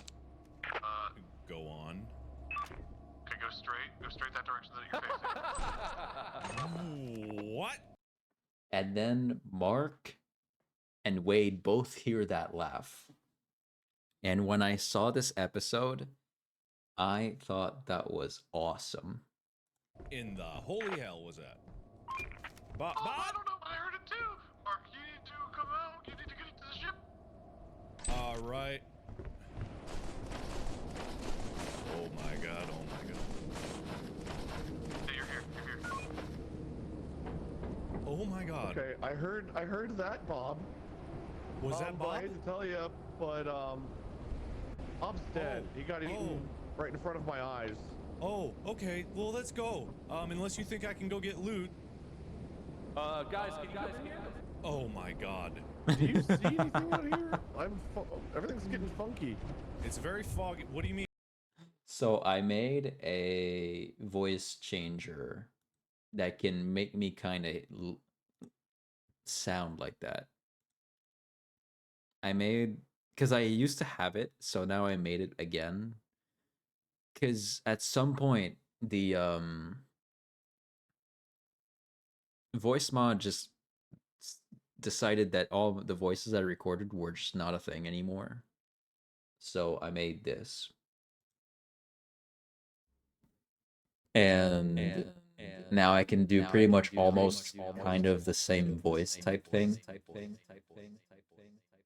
So just saying, I'm gonna add that back to the redeems. I used to have it, and voice mod was like, no, we don't record voice changers anymore. And then I was like, oh, okay. Guess I'm not gonna have that. So then I remade it.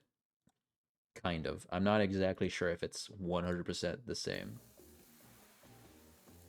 I'm scared. You're good. You're good. We're all safe. We're in front of 4 killers that 2 of them are hot and 2 of them are just handsome. Hey, why don't you just let me carve up dinner? Splendid idea. We'd hate it for it to get cold. He hated it when it got cold. Here's the machete. Freshly sharpened.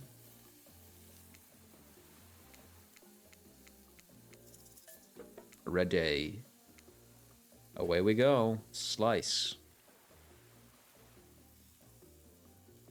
Perfect. Perfect. Whoops. Nice. That was pretty good. I'd like to see what you could do with a less clumsy weapon. Yeah, I said it. Machetes are dumb. Hug. Hug for Roxanne. Can I return to my game position? Thank you. Dinner is finally served. For real. The sounds especially coming from the masked killers while they eat, which involves lifting their masks and shoving food up behind them, are nasty. Spirit, meanwhile, doesn't even eat. She's the only one who seems to really be embracing being dead. They're all dead, right? This is obviously hell. I mean...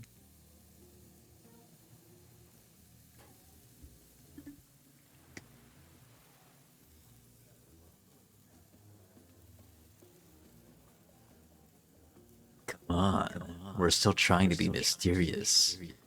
Here, you think mystery comes easy? Claudette and Dwight aren't the only ones who've been working their asses off to make this night perfect.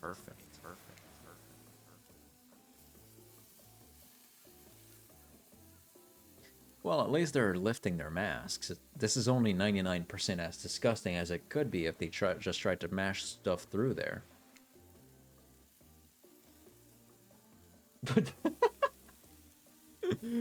That's hilarious.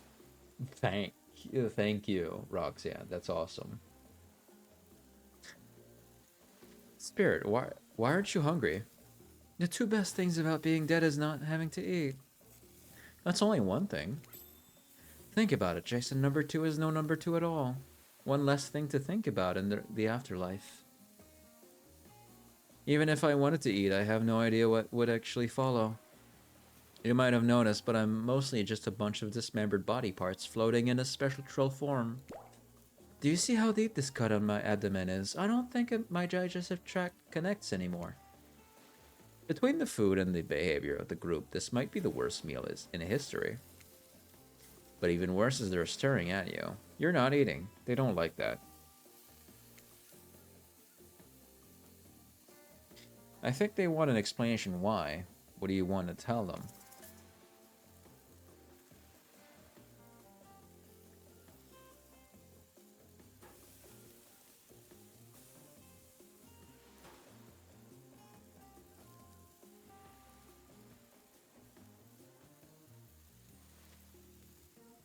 Hold on, I had to redo one of my nails.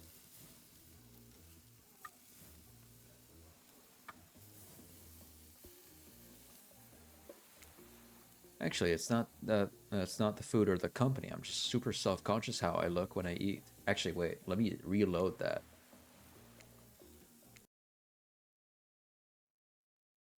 I want to do the other one.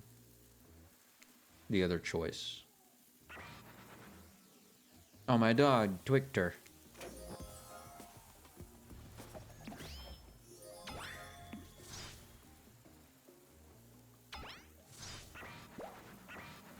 Let me catch up to where we were.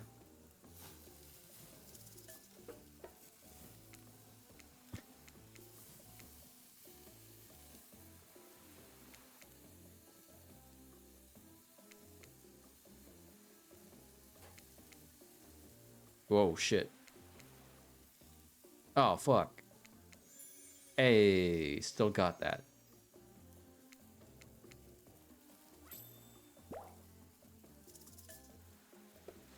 Whoa, did you see that seagull? That's fucking crazy, bro.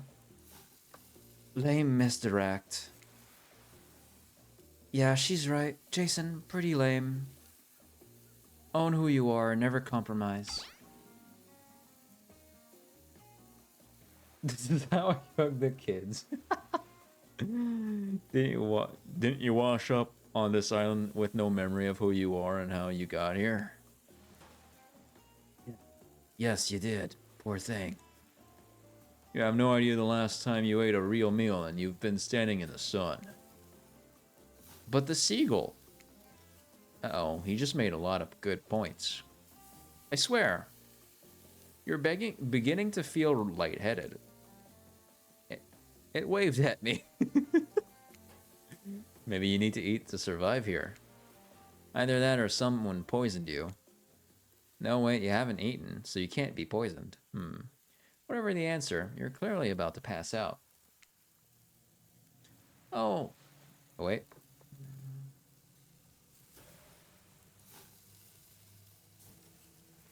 Oh, hey. It's me again. Your friend, mentor, and guide, narrator to the narrator. The ocean.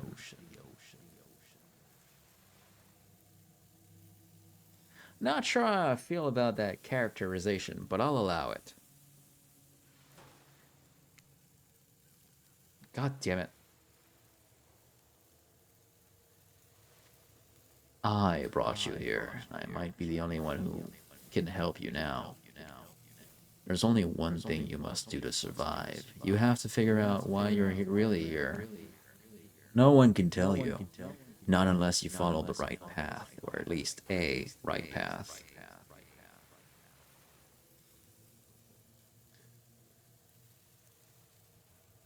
There's too many of those to count. Hopefully you pick at least one of them.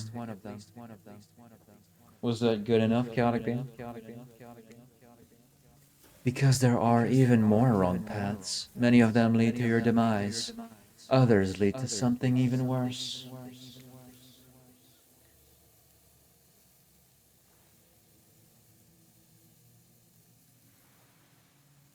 The starting scene's over and having to fast forward back to where you were, am I right? Oh, God. For this place holds many secrets, even from itself, but the one that truly matters can only be learned if you answer the most important question. Why are you here? Why are you here? Answer that and you'll learn the truth. The ultimate truth.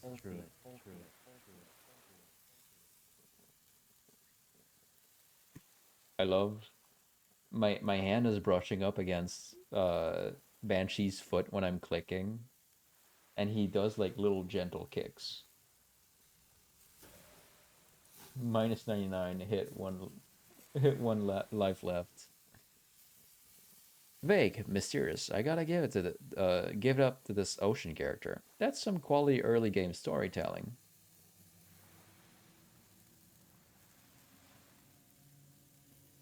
Hold on, I'm back. One more piece of advice. You've made many choices by now. Some of them I liked, some of them I did not. It's in your best interest to make more choices than I like.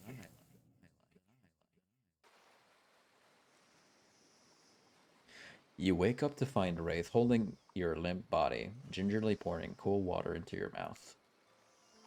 Now that you're finally alone, Wraith looks at you eagerly. I don't care if the seagull actually waved at you, but I understand the feeling of looking at you from so far away and wanting to reach out. But did it wave at you? No. I made it up.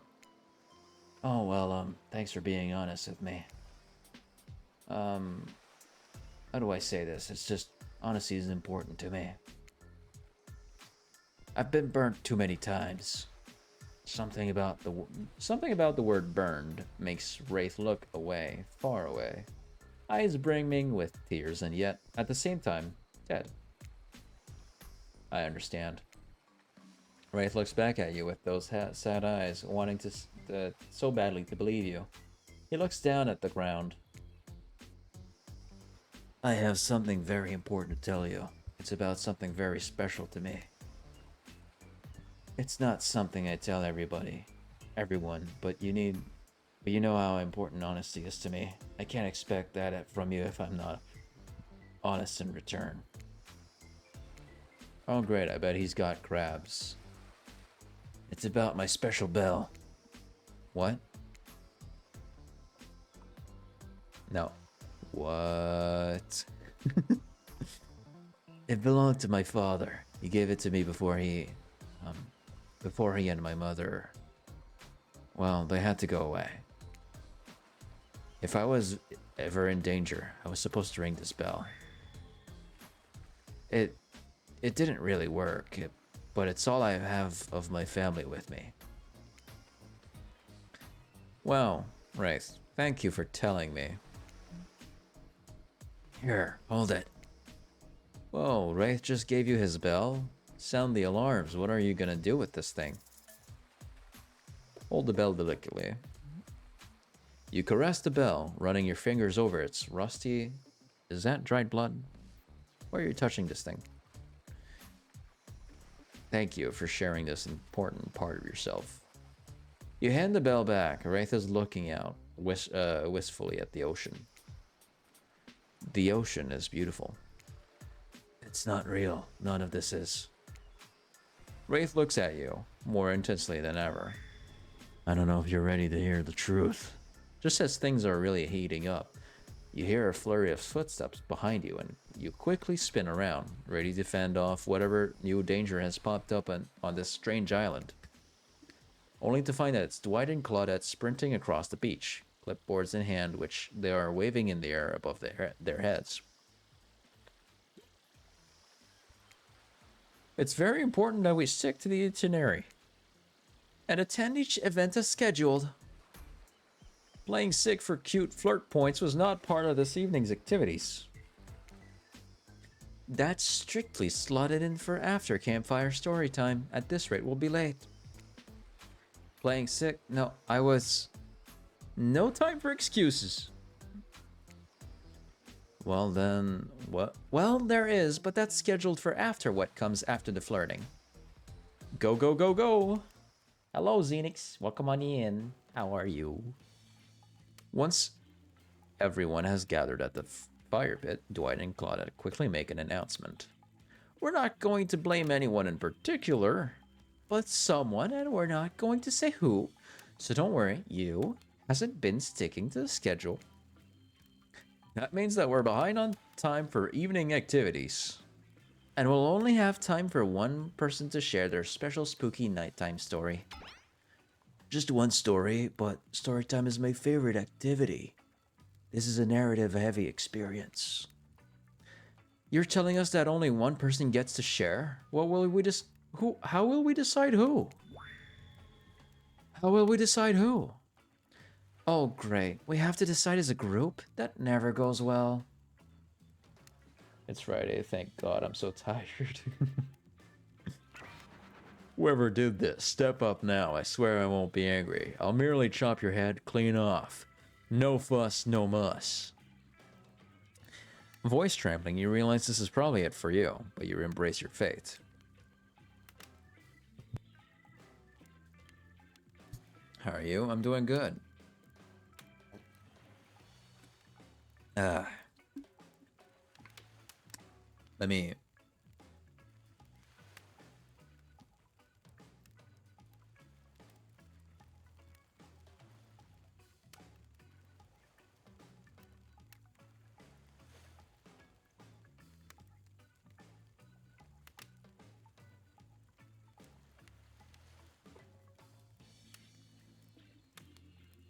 Actually, it was better where it was. There we go. A little two to that. Yeah, there you go. He's all cute. Says, sorry, everyone. I think they're talking about me. To be honest, I still don't understand how this whole schedule thing works. I guess I lost track of time while I was passed out.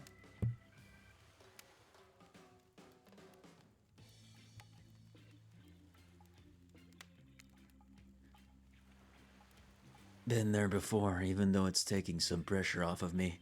Which is an absolute dream come true. Is it really fair to pick on the newbie?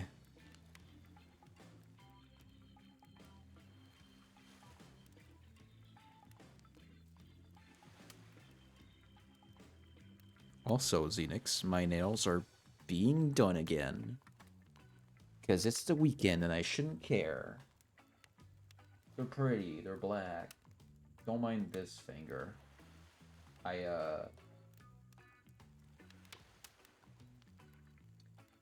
While I was thinking about redoing my nails, I scrapped one of them. I don't know what interaction I had with the razor when I was using it, but I caught myself on it and my nail broke. So now I have a plaster over it, a band-aid, and I'm waiting for it to recover before I can, you know, blacken it, top coat it. Seriously, has anything here ever happened on schedule, even once? Damn it, Donald, if you try to flex that authority gimmick one more time, so help me, I'll snap your head off so quick, and then I'll drown you in his blood, Cynthia. Fuss and Muss are back on. You two know I love to hack, slash and slice. We all know you love to kill, it's almost all you talk about. Nobody named any names. Wait, wrong voice. Nobody named any names. Who even knows names? Any names? Not us. I renounce my name. Who's Donald? Who's Dwight? Who even knows anymore? Call me nobody. But we still get started on story time, so... Jason, who do you think should go? Ah, damn it, that's a name. Please pick somebody quickly so that this tropical vacation doesn't turn into a bloodbath. I'll pick Wraith. I choose you, Wraith. Whoa, hey, this entire experience is being carefully crafted to avoid an IP infringement lawsuit. Let's be careful with the catchphrases, will ya? I'm not really one for scary stories. Life is scary enough as it is. You literally carry around a skull and a spine as your little prop. As the other killers laugh, Wraith holds up his skull and gazes into its hollow, dark eye sockets. If you're looking for something Shakespearean in this story, look elsewhere. This is a tale of madness, of staring at the soul of death and never returning. Once upon a time, a young man worked at a junkyard. The man was quiet, kept to himself, just wanted to avoid trouble. Oh, big yawn. Such a good boy. Such a good boy. Oh, yeah. Ow.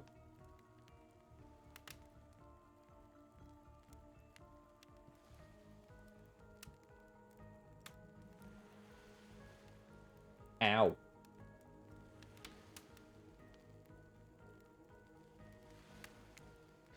While the boss dealt with clients, the young man operated the crusher, turning old cars into cubes of twisted metal. One day, right before crushing a car, he noticed something. Blood. Drip, drip, dripping from the trunk. He opened it and found a frightened stranger.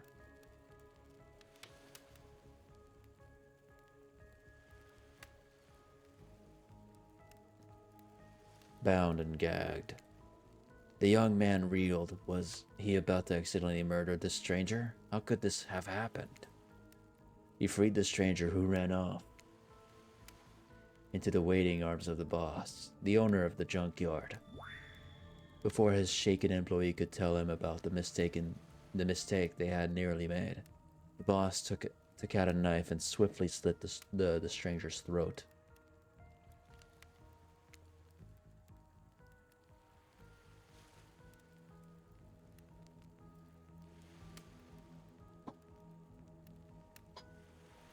If you heard that little bump noise, that was Banshee getting off.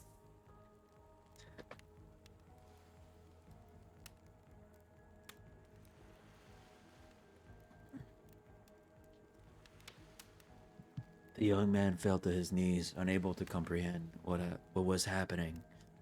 As he stared at the ground, too shocked to cry, the boss approached him.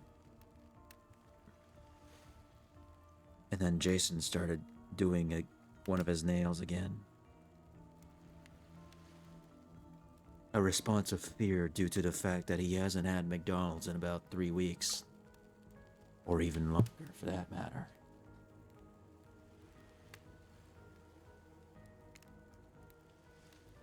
What did you do? He asked the boss. I did your job for you. What do you mean? That's not my job. My job is to crush the cars. The boss let out a miserable scoff, his face contorting in evil disdain for the pathetic wretch in front of him. Why do you think we're crushing these cars? To save space? Who do you think my clients are? I don't know, mumbled the young man. Yes, you do, screamed the boss. Deep down, you've always known what was happening here. You just didn't want to admit it to yourself. Your hands aren't clean. My clients give me money and I take care of their problems, eliminate their witnesses, tie up their loose ends, or actually, you do. No, the young man whimpered as the boss towered above him. Yes, you're nothing more than an executioner, and you've reaped hundreds of souls. The young man's body shook with soft spasms as he tried to stop crying. It was then the boss started laughing at that it happened. Something in the young man changed. He stood up, now taller than the boss.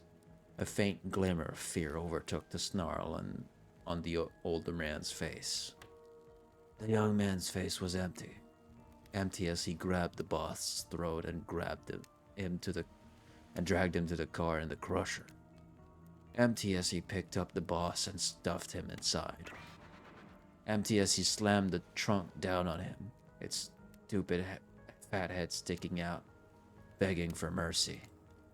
Empty as he started the machine, staring at the boss and its sniveling, crying wet face. Empty as he grabbed the boss's head, dug his fingers in, farther, piercing the skin. Empty as he squeezed and pulled, empty as he heard bones popping and snapping. But when the boss's head, still attached to his spine, pulled cleanly out of his disgusting sack of a body, he smiled. Wraith stares back into the eye sockets of his skull. It doesn't matter how good you are, how innocent, how kind, how full of love you once were. When you look into the eyes of evil, you will surely go mad.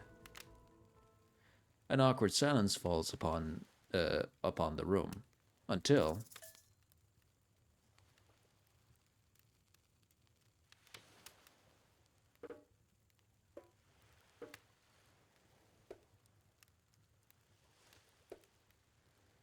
ask about the story. That poor young man, I wonder what happened to him.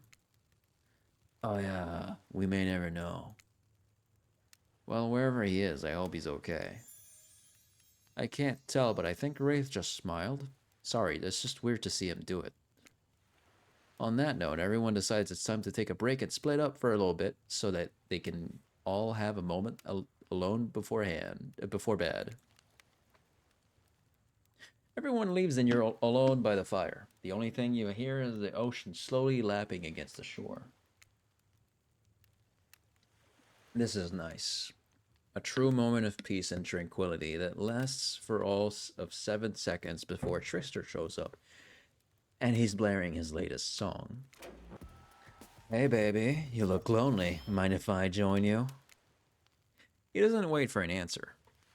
I know you've been hearing from these guppies all day, but I want to hear something from a... But I want you to hear from something from a big fish like me. Something special those in charge of this island don't want you to hear. I am the ultimate catch on this island, the only lobster in an ocean of sardines. No one can give you what I can. You just have to find me. Come find me, baby. Trickster leaves. You're a bit confused about what to make of his cryptic clues, but you aren't going to get any time to yourself to think about them just yet. Wraith approaches you. Hey, I'm probably not making a great impression because, I guess that's not really my thing. I just know that if you got to know me, that I mean, look, the others aren't around. And I really hate the fire pit. I just kind of hate fire in general. Maybe we could get back to the pool. And like, I don't know, whatever, you know.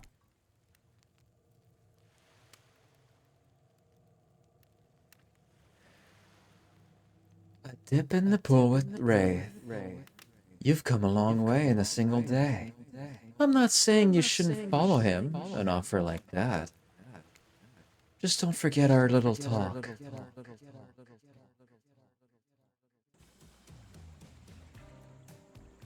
You and your storyteller friend slip into the water. It's just the right temperature for an evening dip. Plus, if some jealous shark comes along and manages to jump from the ocean into the pool, you're also pretty sure your killer companion could handle it. Hey, do you remember my story? You mean the one you just told, like, a minute ago? Yeah. Yes. Did you, I mean, like, what did you think of the young man in the story? Do you think he's weird? I would forgive him. I would forgive him. What happened to him would make anyone snap. And who knows what happened in his past that lead him to that point. He was just trying to be good. Yes, that's all he wanted, was to be good. Well, that makes sense. Did the young man remind... Oh, wait. Well, that makes sense. Did the young man remind you of anyone?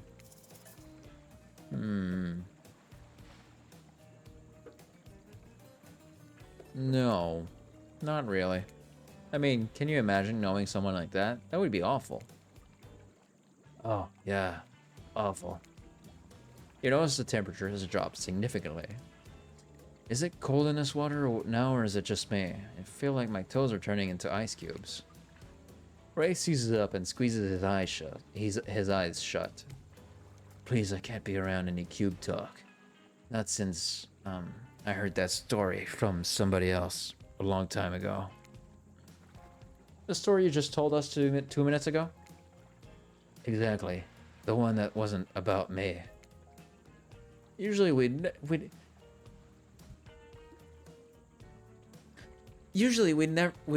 whoa. We'd be nervous that we're whoa. Usually we'd be nervous that we were whoa. Usually we'd be nervous that we were about to make things awkward when we barge in. But obviously we couldn't hold a candle to whatever was happening here tonight. Either way, it's time for bed. For you, but not us. After you go to sleep, that's when we party. After spending all day cooped up in those tight little safari-themed resort uniforms, you just know those two rage late into the night. But you're not here to party with them. You've got your own repressed relationships to tend to. You head over to the campfire. The heat is comforting on this chilly night.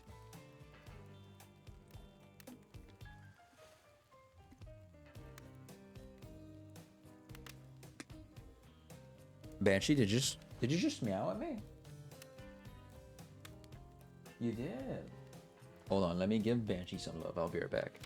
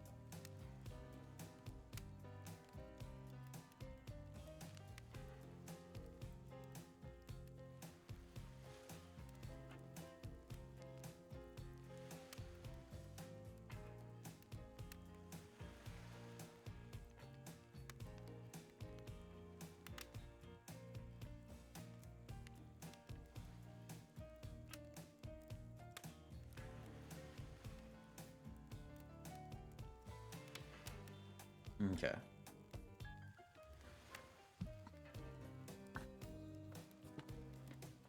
Hold on. Let me just sit on the floor and give my toes the treatment of good black polish.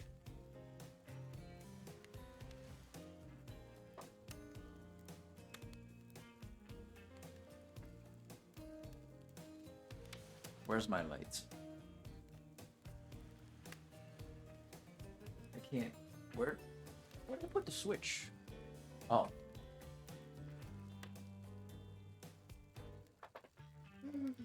Oh.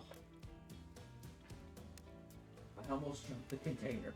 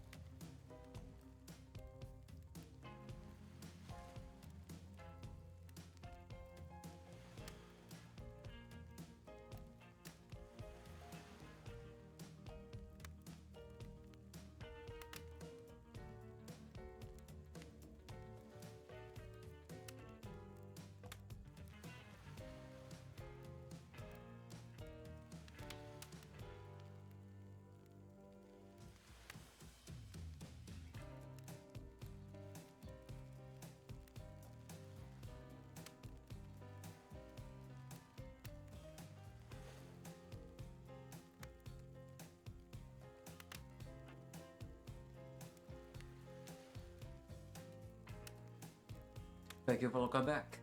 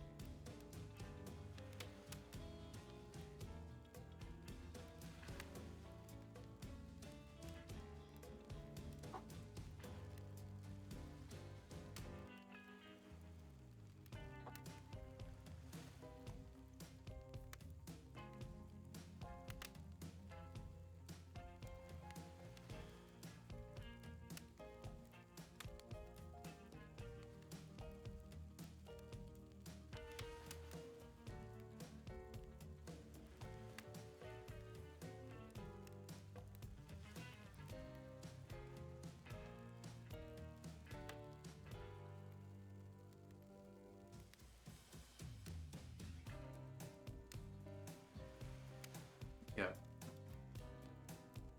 I'll put another coat. I gotta be right back. I did spill some of the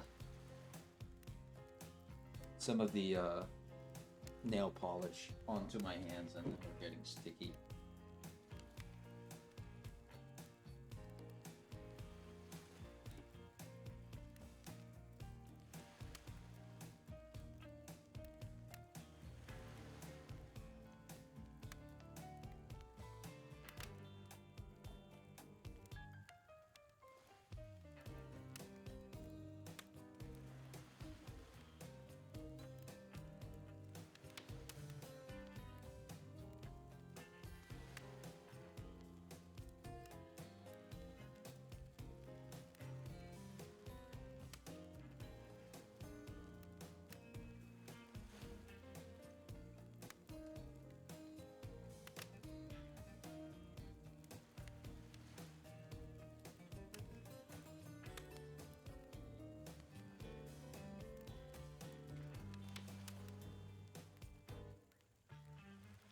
Okay.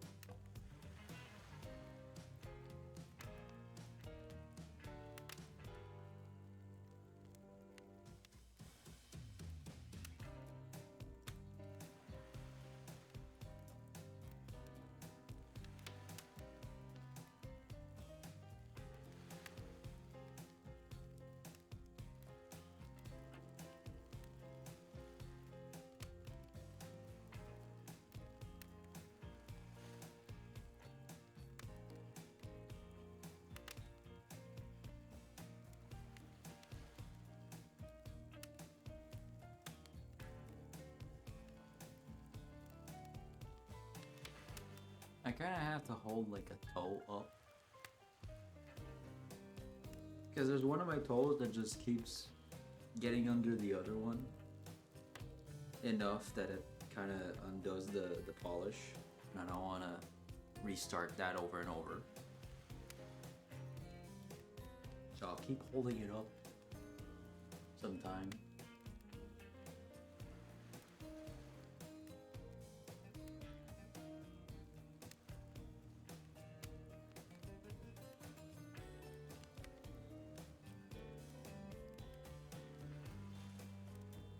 Thank you guys for the welcome back, by the way. If I didn't say so already.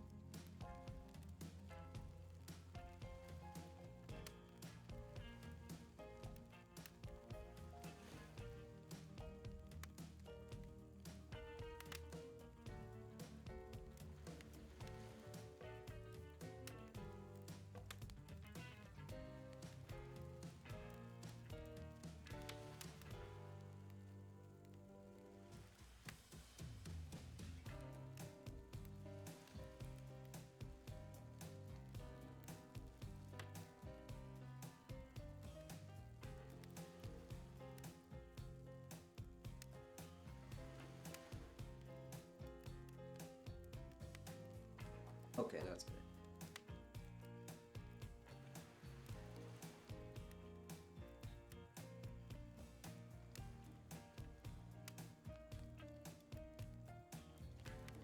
Let me get back on my chair. No. Yeah. Ugh. I was trying to do it while holding up one of my toes, but not working. Hold on, let me check if... Yeah, it needs a bit more.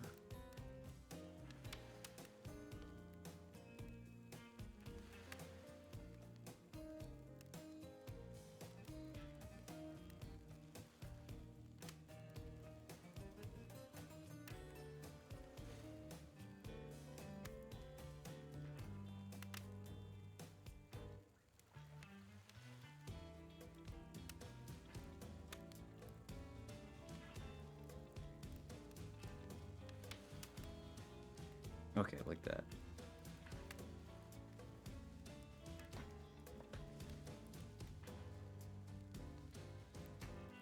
I can turn off the lights again. Popcorn. You head over to the campfire. The heat is comforting on this chilly night.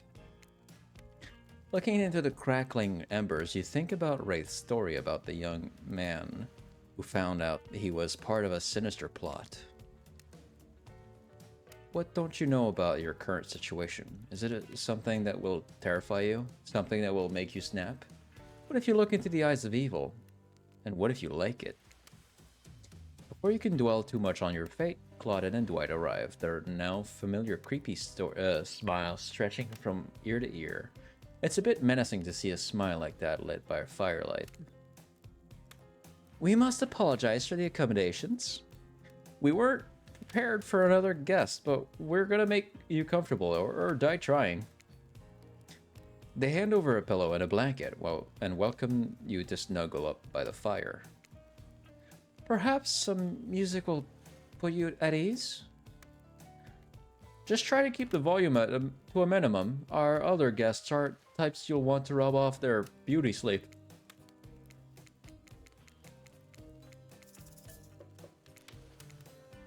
Ready. Away we go. As you relax and you look into the fire, the radio begins to fuzz and flicker. You examine it and decide that you might adjust the dial and fix it.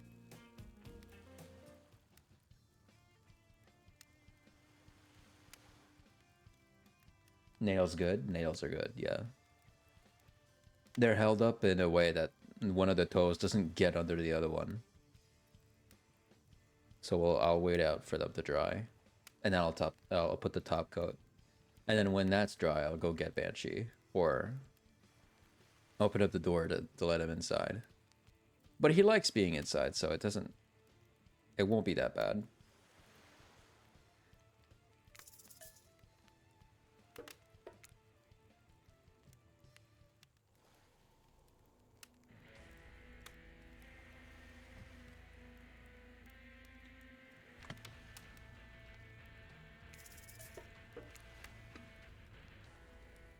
Let's talk about our community. For us, it means two major things. First of all, the community is you out there. It's you and everybody else either playing the game or talking about the game or creating content relating to the game or being inspired by the game to write music or to make outfits. It's everybody that's part of what makes Dead by Daylight. Let's talk about our community. For us, it means two major things. First of all, the community is you out there. It's you and everybody else either playing the game or talking about the game or creating content relating to the game or being inspired by the game to write music or to make outfits. It's everybody that's part of what makes Dead by Daylight this amazingly rich and passionate environment. It means groups of people who interact on every single possible social platform in person. It means people who play together. It's even the people who play by themselves and never talk to anybody. So it's important for us to be able to break it down and figure out exactly who is part of the community and how do we listen to them? How do we get close enough that we can actually hear what makes them happy, what makes them excited, what worries them, all of this. We need to know about that. So the other part of community for us is the community team. It's our team that we built. Obviously, this was a very small thing. 4 years ago, it was pretty much just Dave and Ash and I talking to you live and trying to sift through every single forums, which we couldn't do, to today where we have a team of, I think, over than 50 people internally, some people sitting at their desks in the office, some people sitting at their desks all around the world in different countries to represent the different, pools of people around the world. And then we have, people who are halftime and people who are doing this out of the goodness of their heart. We have people that are part of the mods team, the community management team. It's a big, big, big machine because for you, community might mean you and your friends and the people you play with and, the forums you visit, whether it's Reddit or Nico Nico or whatever, but it's maybe 100, maybe 1,000 people that you feel are part of that Dead by Daylight community. But you should probably know that there's probably hundreds and thousands of these pools of people around the world, and each and every one of these has their culture and their desires and their worries, and all of this is something that we need to have an understanding of. And that's what our community team internally is tasked with doing. It is a daunting and quite intimidating task, but they've been doing an amazing job at it.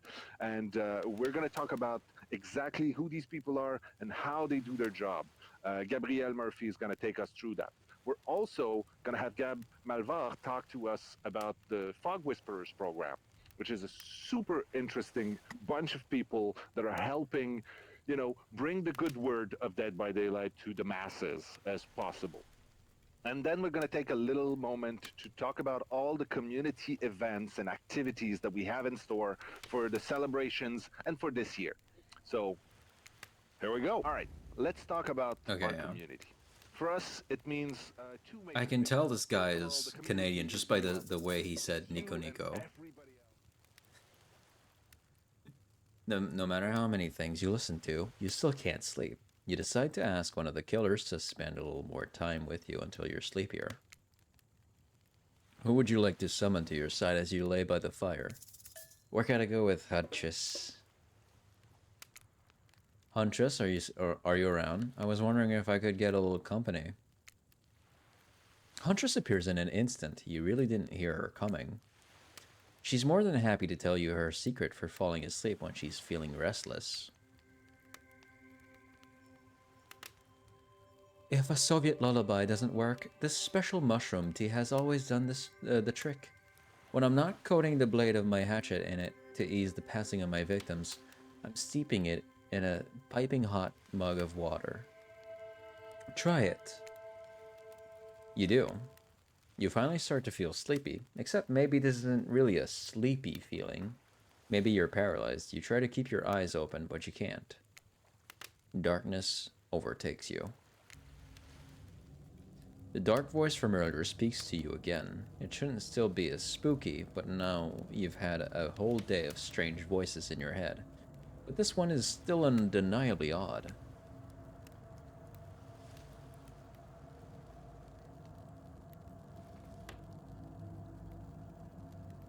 Look, I'm not saying that my feelings are hurt because you chose to swim in some pathetic little teacup when you could have swam in the vastness of an entire, me, I guess. I'm just saying that you've made a foolish decision, and I won't forget it. My feelings aren't hurt. I just lost some respect for you. That's all.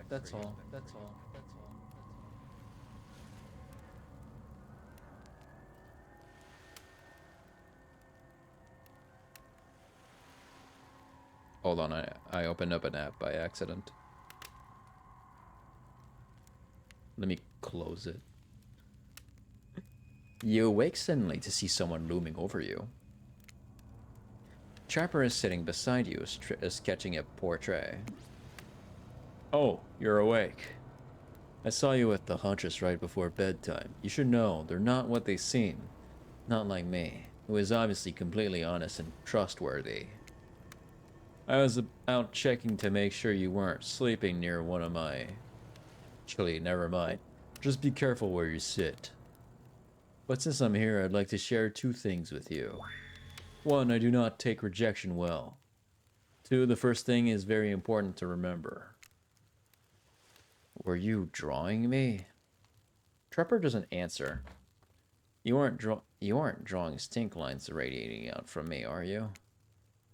Still nothing from Trapper. Look, I'm not an easy guy to get along with, but I am an easy guy to spend time with. That will make sense if you choose to spend time with me tomorrow. The rest of the scum live like rats. They wouldn't know a good time if I bit them on the ass. I mean that literally. Point is, if you select me, you're in for a day of luxury, extravagance, and fun. Yes, I said fun. And if I don't pick you, remember what I said earlier, where it might be the last thing you ever forget. But hey, you look tired. Get some rest. Sleep. Maybe even sleep well if you can. Just try not to roll over to the... about 15 feet to your left. Finally alone, for real this time, maybe, you drift off to sleep. Again, hopefully you're not poisoned.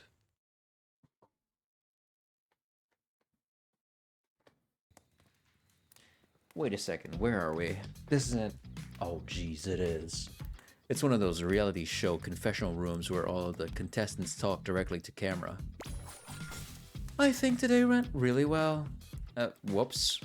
I think today really went well. These were some of my first interactions with someone who isn't prepared that didn't end in a bloodshed or untimely perishing in my Russian cottage. So I'm counting today as a win no matter what happens.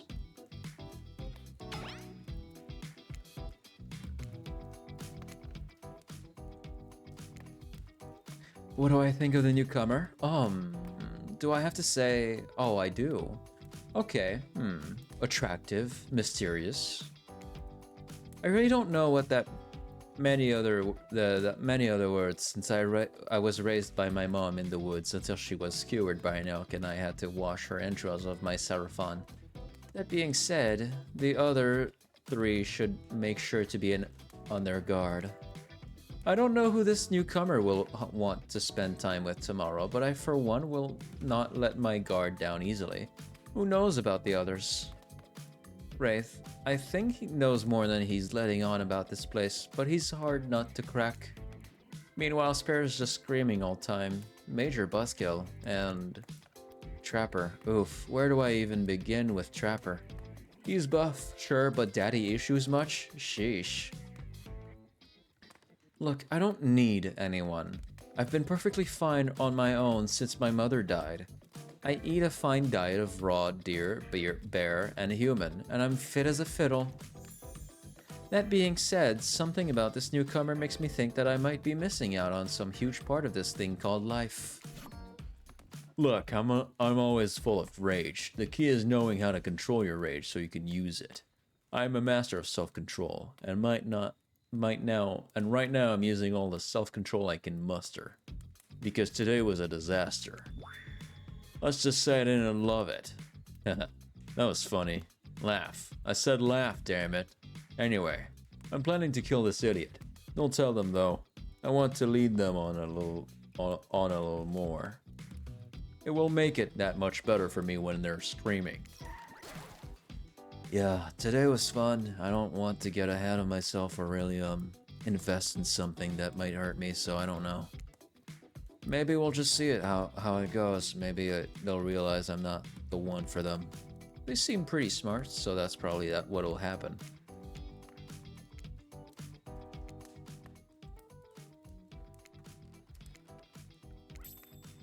I gotta learn to go easier on myself. Who could love me if I can't love myself? Have you ever felt something, absolutely nothing inside? It's fine.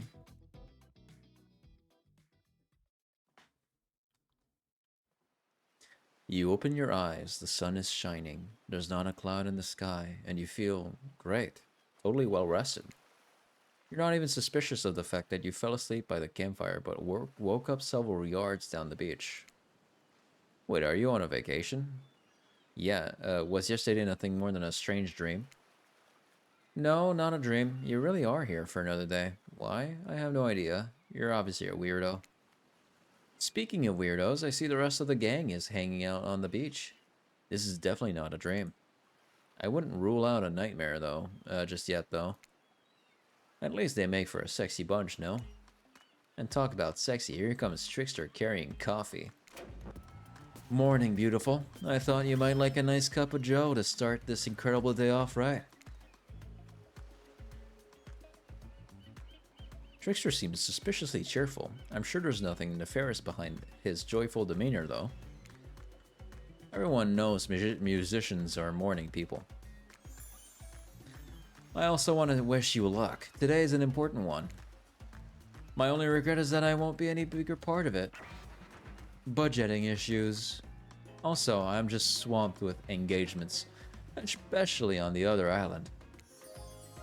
Trickster winks at you. If you want to ask him how to reach the other island, now is the time. Never mind, he left. Well, at least he brought me a cup of coffee. No, wait, don't drink that. What the hell was that? They don't call him Trickster because he's good on a skateboard. And he definitely didn't get that name because he brings people drinks so they can have a good morning. That was almost certainly not coffee. And I don't want anyone casually poisoning, imprisoning, and torturing you. Yet. This is supposed to be a tropical paradise, the type of place you give a 5 out of 5, 10 out of 10, 2 thumbs up review to. Not an eternal prison of pain.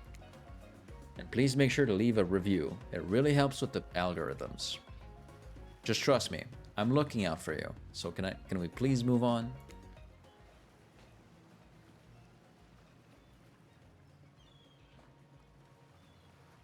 Hey, wait, how did this possibly omniscient, possibly unreliable narrator physically just knock that coffee out of your hand?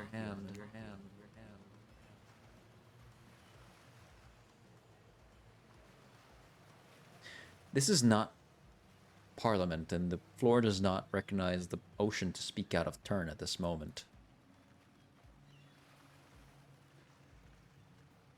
I need no recognition, for I am the ocean. I dominate the land. I submerge those who defy me, and become their watery grave. Actually, speaking of graves, I would like to say something of grave importance.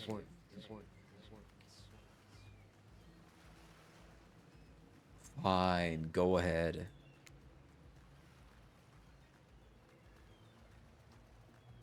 Even if this place is an eternal prison of pain, and I'm not saying it is, Even a place of extreme horror can still receive a 5 out of 5, 10 out of 10 thumbs up review. If it was crafted with love and or that's the type of thing you're into.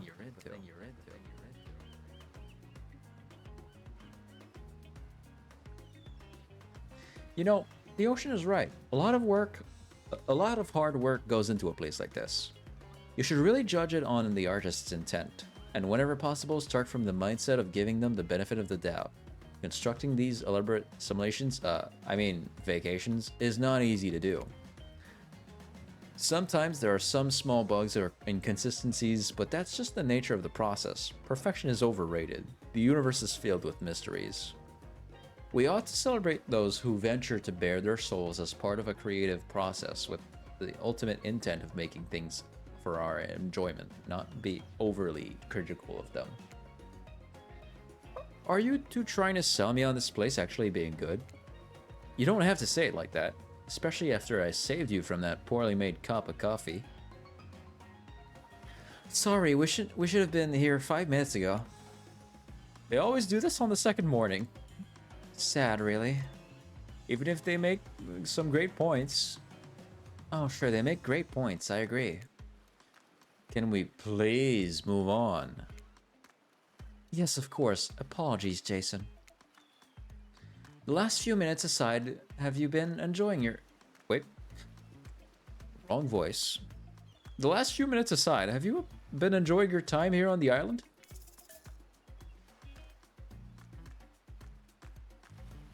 Yes, it's been really entertaining.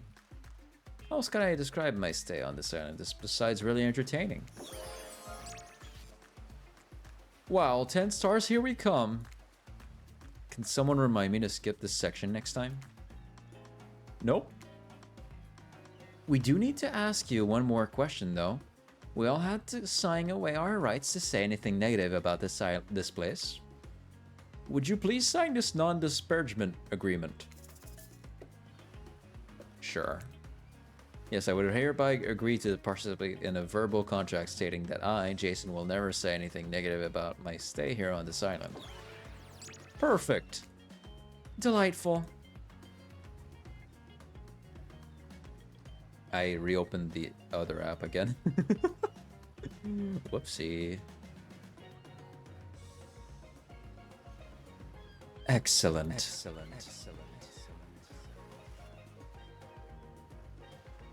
Yes, yes. Hey Jason, it's still totally cool if you have any constructive feedback. The place to leave that is in a positive review, because we all know that nobody reads negative reviews of games. Resorts like this. Anyway, I see Dwight and Claudette have gone into a trance, and with the grumbling I hear from your belly, that can mean only one thing. Oh, switching. Breakfast. Perfect timing. Everyone rolls into the dining area to lard up those sexy little bellies with pancakes and bacon and... So much for maintaining these beach bods. We're all half naked in a tropical paradise.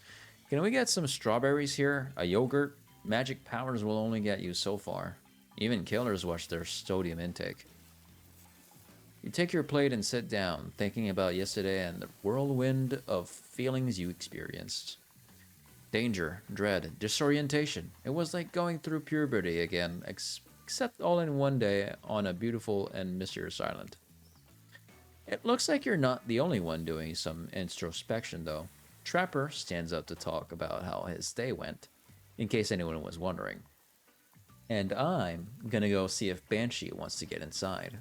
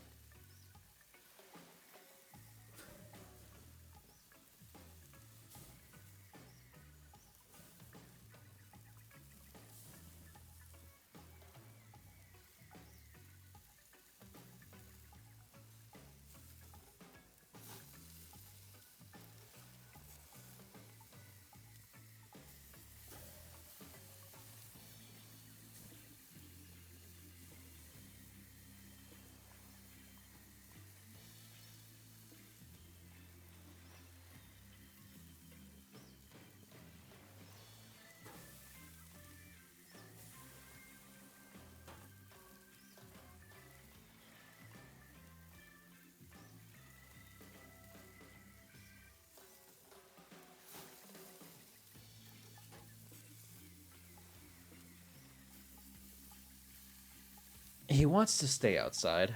It's very clear.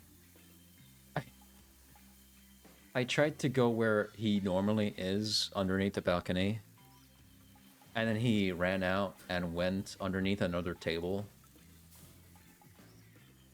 Outside. And then when I went out there, he went back underneath the balcony. And he's kind of avoiding me in a way where he doesn't want to get caught. Because he knows if I catch him, I'll put him back inside. So I'm just going to wait a bit more.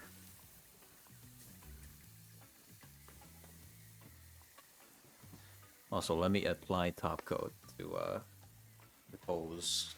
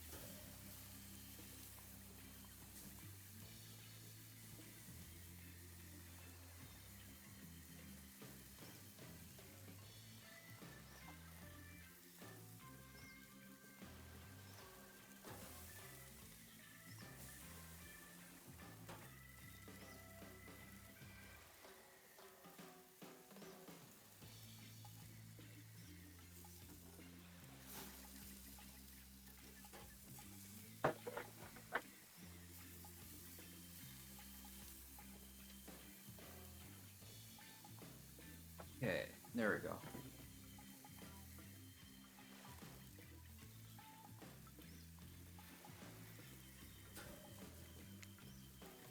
Personally, I wasn't.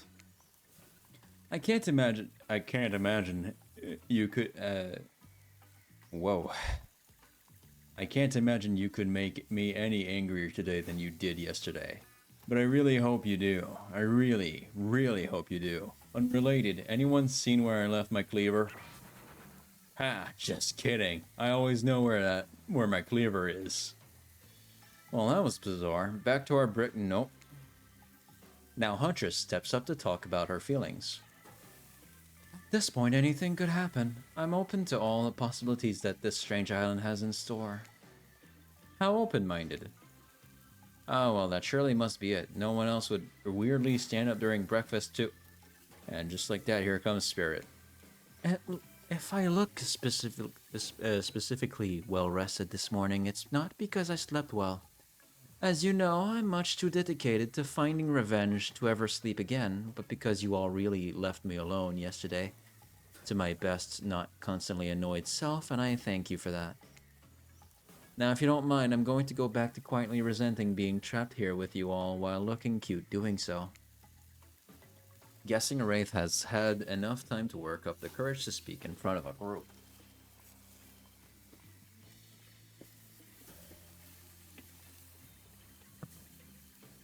I opened up the window. Because Banshee likes to just, like, mess with the mosquito grate. The window beneath the balcony. It's right there, so. I saw his paw just, like, kind of reach out for a moment. Guessing Wraith has had enough time to work up the courage to speak in front of a group. Ah, perfect. There he is. Take us home, Wraith. There may be something off about this island, but it's doing wonders for you. I meant like, you look well rested. Like you just got some good sleep and, oh good lord, never mind. And now they're all looking at you expectantly. Wait, are you supposed to stand up and explain how yesterday made you feel? I think I need to process everything by myself. I'll see you all soon. Damn, what a power play. Keep him wanting more. You're getting good at this game. Sexy, true-to-life experience. Shame you didn't get to eat any breakfast, but so be it. After breakfast, you head to the hot tub by yourself to clean your head. Yesterday was, in short, a lot. Before you get there, though, something catches your attention. You hear that? Who are you addressing? Me? Well, yeah, I guess. That is okay, right? You know, I might be pursuing a relationship with one of these four fine killers, but it looks like... It feels like the person I'm getting to know the most is you, narrator.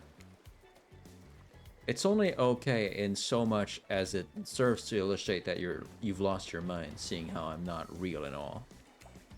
Yeah, I heard it this time. I think it's coming from behind the pool shed. No, stick it in there. A little more, a little more. Oh yeah, that's it. Yes. How does that feel? Intense. Nice. Yeah, that feels right. This is uncomfortable. Now I want you to take that and put it right. Yeah, you know what I'm talking about. Just like that? Exactly like that. I swear, I had no idea these two even do whatever it is they're doing.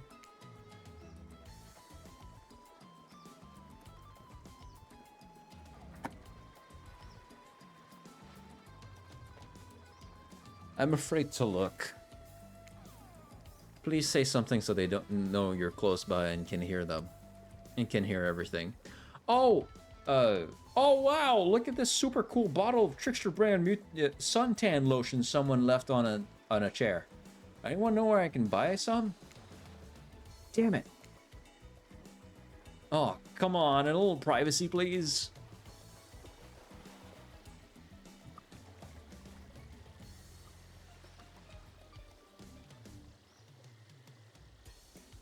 Dwight is panting and Claudette has a crazed look in her eyes. Sorry, I didn't know how else to let you know I was here and that I could hear you. Well, you know. No, what? What do you think we were doing? You were doing... I don't know exactly what you were doing, but it sounded like fun. You think two people trying to find new ways to kill each other in a desperate search to make their own death permanent is fun? Oops. We get 5 minutes to ourselves every day, and we spend it hoping if we stab each other in just the right spot, we won't get resurrected. I've come to believe that the key is finding the exact place we need to bleed out from, and I believe that place is in our appendix. Why else would it be there? Makes sense to me. Did you actually think we were me and him, Dwight?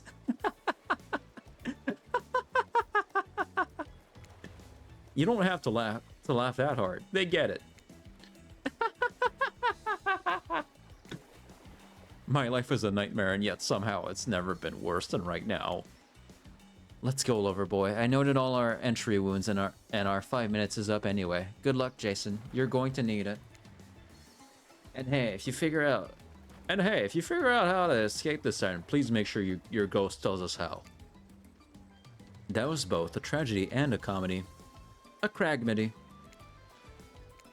Shut up, I like it. Anyway, where were we? Oh, yeah. You're heading up to the hot tub by yourself to clear your head. Yesterday was, in short, a lot. So far today has been exhausting too. But you're dedicated to achieving a true, centered sense of calm. No drama, no bullshit, just soaking up sun in a heated pool. Today you're on a date with you.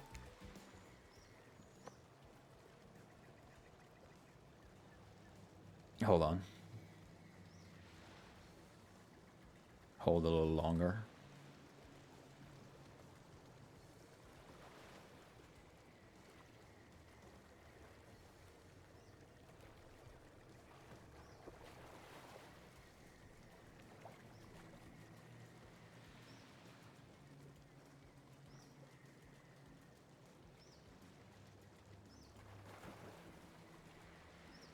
Oh, I like that. I want to be on a date with me. Who would make the first move? And aside from that disturbing thought, all is going to plan until a shadow blocks your precious sun. Spiky tip like a palm tree is bending over to screw with you. But it's not a tree at all, it's... Hey babe. Breakfast was weird, huh? Everyone just getting up and announcing it, how they're feeling. What's that about? Some forced kind of check-in with the group? I don't like it. Fishy. Kinda lazy. Whatever though, breakfast is dumb. No one should eat before noon, or after 4 p.m. Yeah, I do intermittent fasting. You seen my abs, by the way? Maybe you can see them later at my private stage on the other island. You know, IP Island, where all the Hollywood celebs hang out. If you play your cards right, I could give you a private show. Catch you around. His abs are pretty amazing. His abs are pretty amazing. You gotta give him that. And the blow-up bat? Cute. Adds for an interesting silhouette. He's a psychopath, just like the rest of them. You don't gotta give him anything. And we're not best friends. Just because we had a little talk about doing a little talking, it's not an open invitation to go smashing the fourth wall every 5 seconds. Okay, now that that guy's gone and we've got some ground rules established that we're definitely going to abide by, it's time to lay back, take some deep, slow breaths, and... Nope. Another shadow. These people will not leave you alone. Let's see who it is this time. Oh, it's right. That checks out. You two have gotten pretty cozy. Sorry if this is too forward, but you want to get out of here? I know a place it's kind of, I mean, it's got, well, it's hard to explain. Actually, it's kind of weird.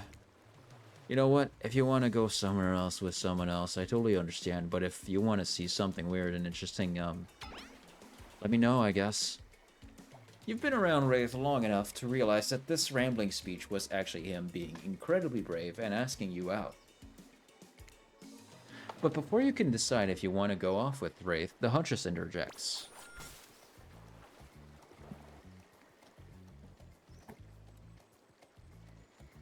Hey, just wanted to give you a chance to head out with me to a cute beach house, instead of wherever this guy's going to take you. He'll probably read you some poetry and force you to learn about Petrov's chest defense. I mean, if you want to learn about some other Russian moves, I've got you covered. The Shimin. I'm talking about Barinya, the traditional Russian folk dance. You all have your minds in the gutter. I don't. My mind isn't in the gutter unless I see you guys giving me any hints towards anything sexual. Outside of that, my mind ain't in the gutter. So it weren't there. And if I'm honest, I love it. Okay, my mind may have been in the gutter. Tough choice. You weigh your options quickly, because you can only go on one date today, and you also don't want to be hacked to pieces for saying the wrong thing. It's always good to remember that these are all cold-blooded killers, but you know what they say. When life gives you lemons, you make lemonade. And then die a horrible, retching, writhing death after drinking it because the lemons were poisoned all along. Sorry, this island has really got me tilted.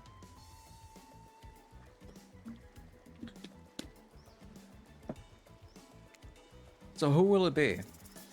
We're going with Wraith. I gotta go with Wraith. Wraith? Yes. I picked you. Sorry, I stopped paying attention and then I thought I was hallucinating and now, Really? Yeah, really. Cool. Here's my island, the hangout. This is what I call the cosmic dump. I know, it's one of those first draft gonna change it later names that just kinda sticks. Dumpy is being kind. It's a massive collection of seemingly ancient ruins that simultaneously appear to have been recently abandoned. And a little beat up. There are stone obelisks, strange carvings, ritual tables. Is that a car? It's pretty weird, like a collective of things from different, I don't know, places.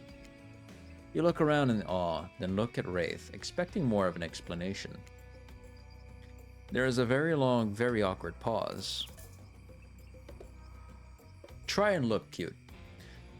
You dig your toe into the dirt, trying to be cute. Wraith is too busy averting his eyes and dying inside to notice. And after what seems like an eternity, Wraith finally manages to an entire sentence. So, do you, I mean, what brings you to the island?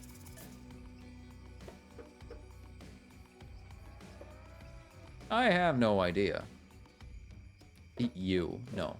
I have no idea. An honest answer. Wraith lights up, the most excited you've seen him. Me neither. And that's all he's got for you. This guy is a hard nut to crack. Wraith looks at you with his always sad puppy dog eyes, searching for something to say, anything to talk about. He clears his throat. You remember my bell? I showed it to you yesterday. Of course. Wraith pulls it out. The bell, you perv. Narrator, don't put thoughts in my brain. Well, I just think it's really nice you picked me to hang out with, and,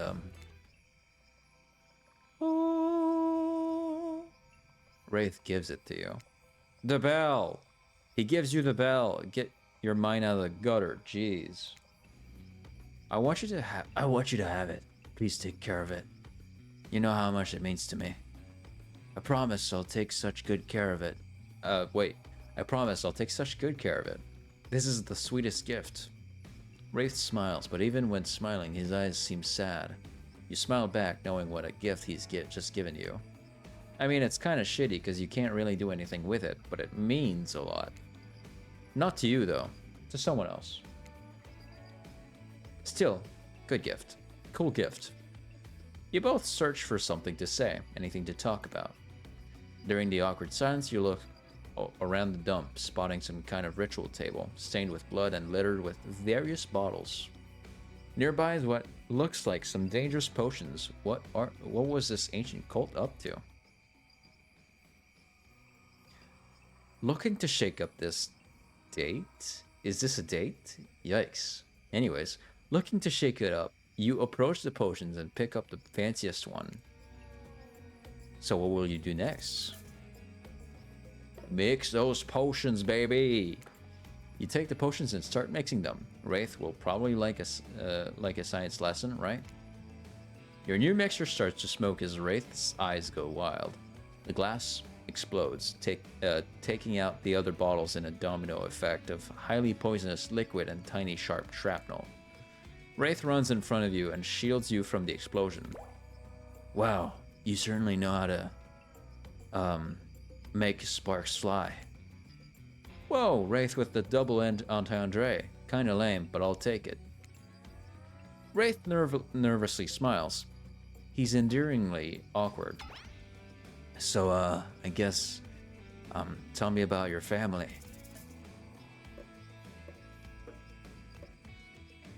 I remember my grandmother. Not much, but she had this certain smell that always made me feel safe. If it's possible for inky blackness to sparkle, it happens in Wraith's eyes.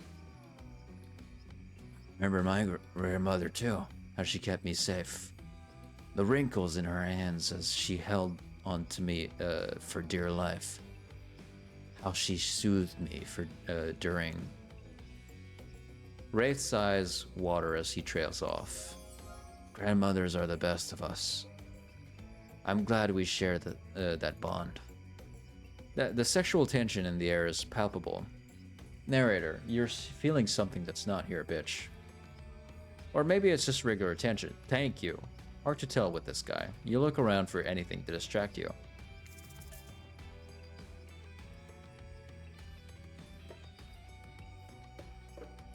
It sure is a beautiful night.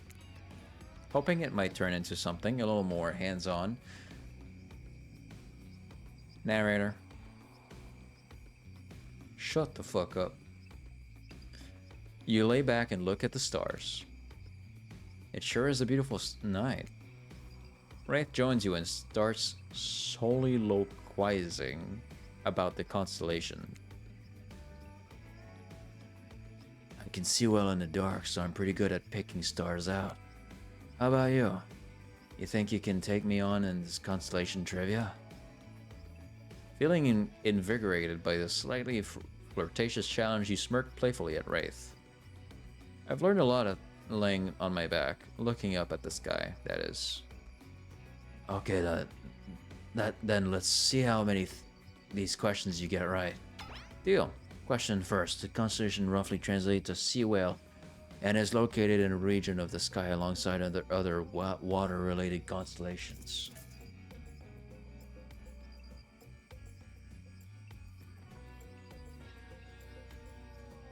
Aquarius? Wraith chuckles. Nope, it's okay. Maybe you just need to warm up.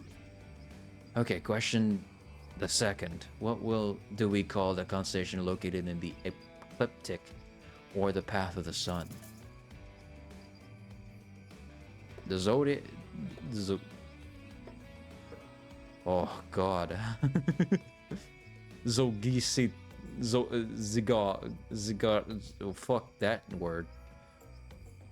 Zygocytes.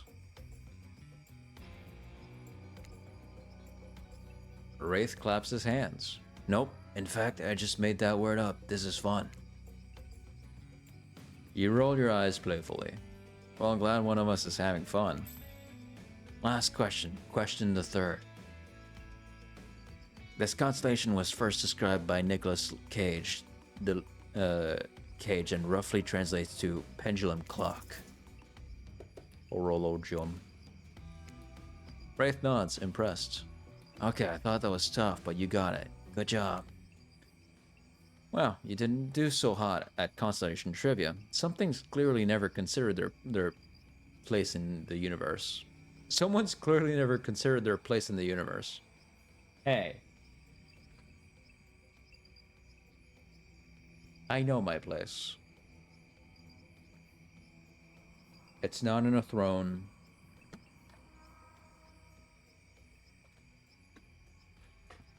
It's on my chair gaming. That was fun, thank you. You feel like you're finally warming up, Wraith, so you unleash the big guns. You wanna play Truth or Dare? Wraith looks mortified, but tries to keep it together. Maybe this is progress.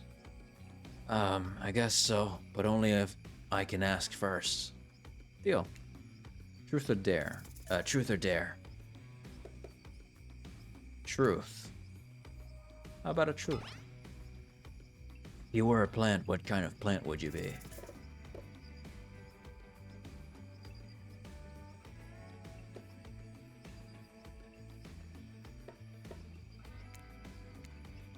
You can't help but roll your eyes a bit at Wraith's incredible innocence. Is he for real? That's a lame question, but fine. I guess we need to warm up. Cactus. A cactus, a true survivor. Prickly on the outside, but warm on the inside. You can be alone and thrive in any climate. Damn, good answer, Jason. Okay, Dare. Show me something. Show me something you never show anyone else. Well, you're about to see something many other people have seen. Wraith looking incredibly uncomfortable. I'm sorry, that's a bad dare. Too vague. It's just Truth or Dare makes me feel. Thank you for being patient with me. I need to try to be more open with people starting now. Wraith clears his throat. Is that a way... in that way, a lazy writer would make him do if they wanted to signify something important and different was coming up. Let's see if we're right. Do you have my bell? I want to show you something. We were right. Take a drink? Is this not a drinking game? Damn, missed opportunity. Of course I have it. You reach for it, but it's gone. Wraith furrows his brow. I swear I had it. I don't know what could have happened. We'll need to find it for. But Claudette and Dwight burst in and interrupt. Seems like they have a very dramatic announcement. And I have to go check on Banshee. I'll be right back.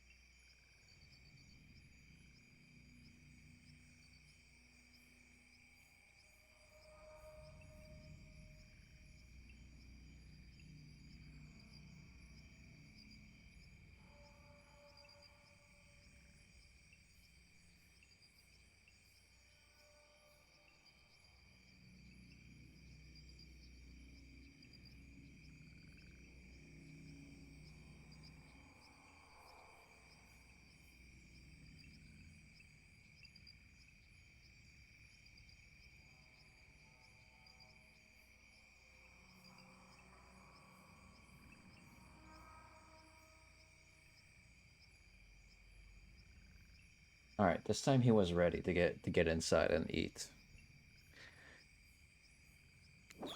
We have a very dramatic announcement. See, told you so. But it needs to take place at the beach. Hey, Spirit, what's up? You arrive at the beach, but something feels off. You can't quite put your finger on it, but you feel uneasy and cold. And here's why. Spirit appears as if from nowhere. Hey, Jason, bet you didn't expect this hot piece of sass. What, goth girlfriends can't make silly, sexy puns from time to time? Yeah, they can. 100%. Dwight and Claudette, scram. Yeah, I use these two simpletons to dupe you. You're easy to dupe, maybe because deep down you wanted to be duped. There's no way Wraith can be keeping you happy. Spirit's usual disaffected nature has given way to some combination of disgust and desperation. Banshee, watch out. You're making my stuff fall.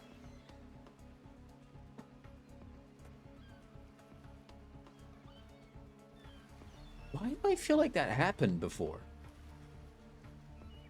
What the fuck? No. Did I get a deja vu of this, or did that actually happen before? Because I remember being at this exact moment in the game, Banshee coming up on stream, jumping up to my desk, getting off after like a few seconds, knocking off something, and me saying that exact line. What the fuck? That's weird. And it's kind of working. Wraith's a fake. He's not even a real ghost. He only pretends he doesn't want people to care about him. But really, that's all he wants. And he wants it more than anything. Can you imagine wanting something? So cringe. I bet he won't even tell you his theory about the silent. What a fake. You deserve to be with someone real. A real ghost. Someone who really doesn't give a shit. Someone who doesn't even care if you say yes or no to me. Oh boy, it sounds like you don't really care if I say yes or no to you. That's crazy. Hey, Banshee. Stop with the camera thing. I don't know what you're doing with it, but stop it.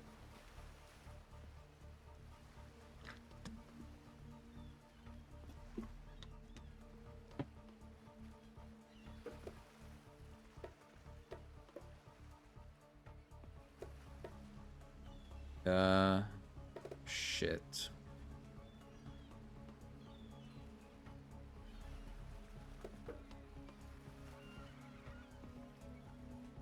I mean, she is right about Wraith, to be fair. Let's see where this leads me again. Your eyes well up with tears. She's just articulated how off this day has left. Has felt? I can't tell which one it was. You're so right about Wraith. Why does he keep changing the subject when I bring up the island?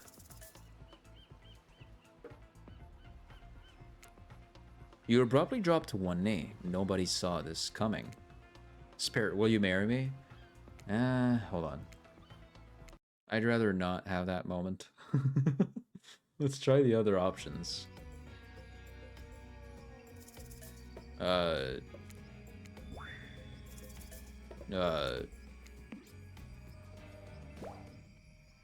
my god, it's the bell. No way.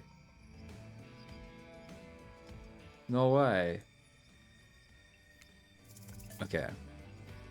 Hey, Banshee, don't bite my wires. Don't.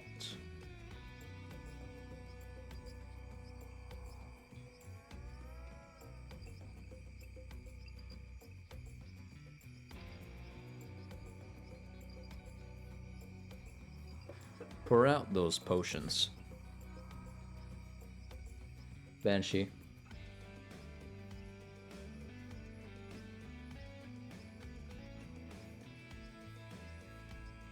You take the potions and pour them out. No one else will ever suffer. The ground smokes where the liquid lands. No more harm will be done here, for now anyways. Wraith looks at you and nods. Maybe he's found a kindred spirit. Wraith nervously smiles. He's endearingly awkward. So, yeah, okay. I just wanted to see the option, I remember now. My grandma, I have no family. I have no family, or at least none that I can remember. Family is all we have. It's our only real connection to this life. It's where we came from and what we leave behind. Ow! Banshee, Jesus. You're passionate today. It's sad that you don't remember yours. Maybe we're all just broken. Wraith frowns and looks away. Well, that got you nowhere.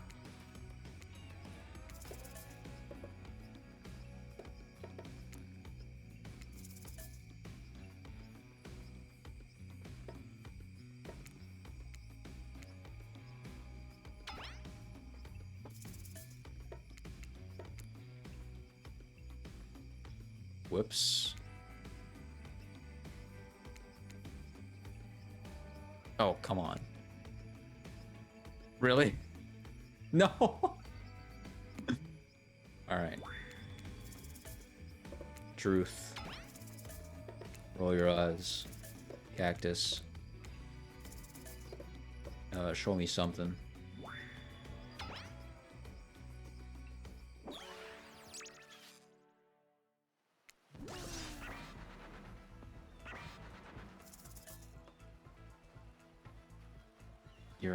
No. You're a hypocrite. What a hypocrite. If you really don't care, why did you go through all the trouble to win me over? You storm off back to Wraith. As you walk away, Spirit mutters something under her breath. Knowing her, it's almost certainly about revenge. I'm sorry, Spirit. I'm sorry. You came back. You came back. No one ever comes back. Wraith is shook. Are those tears welling up in his eyes? You can't tell because he looks away. There's a sniffle and he looks back at you, beaming. I want to show you something. You follow Wraith to a corner of the ruins that you haven't seen. He brushes aside some dead leaves and branches, revealing a hatch in the ground. Want to do the honors? You open the hatch with some effort and lower yourself into a long tunnel, grabbing onto a rusty ladder and beginning your descent. Be careful. You descend into a spooky, dimly lit room. It looks like an ancient ritual chamber with torches, tapestries, engraved skulls, and animal remains. On one end is a set of intricately carved locks and cuffs, mechanisms on the wall. A torture area? On the other side is a table with potions, books, and maps.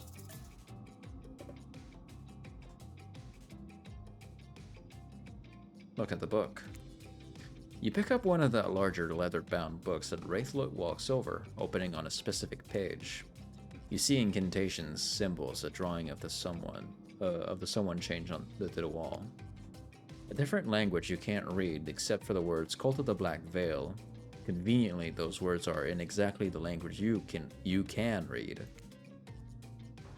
From everything I've found, I think these are ruins of an ancient cult. They seem to be devoted to some type of sentient evil. I think they used this island, or maybe the person they worshipped did. And I think they used this ritual site to travel to and from the island. I think they sacrificed people on this torture wall in order to open some portal out of here. Look at the map. You unfurl one of the larger rolled up pieces of canvas, revealing a detailed map of the island.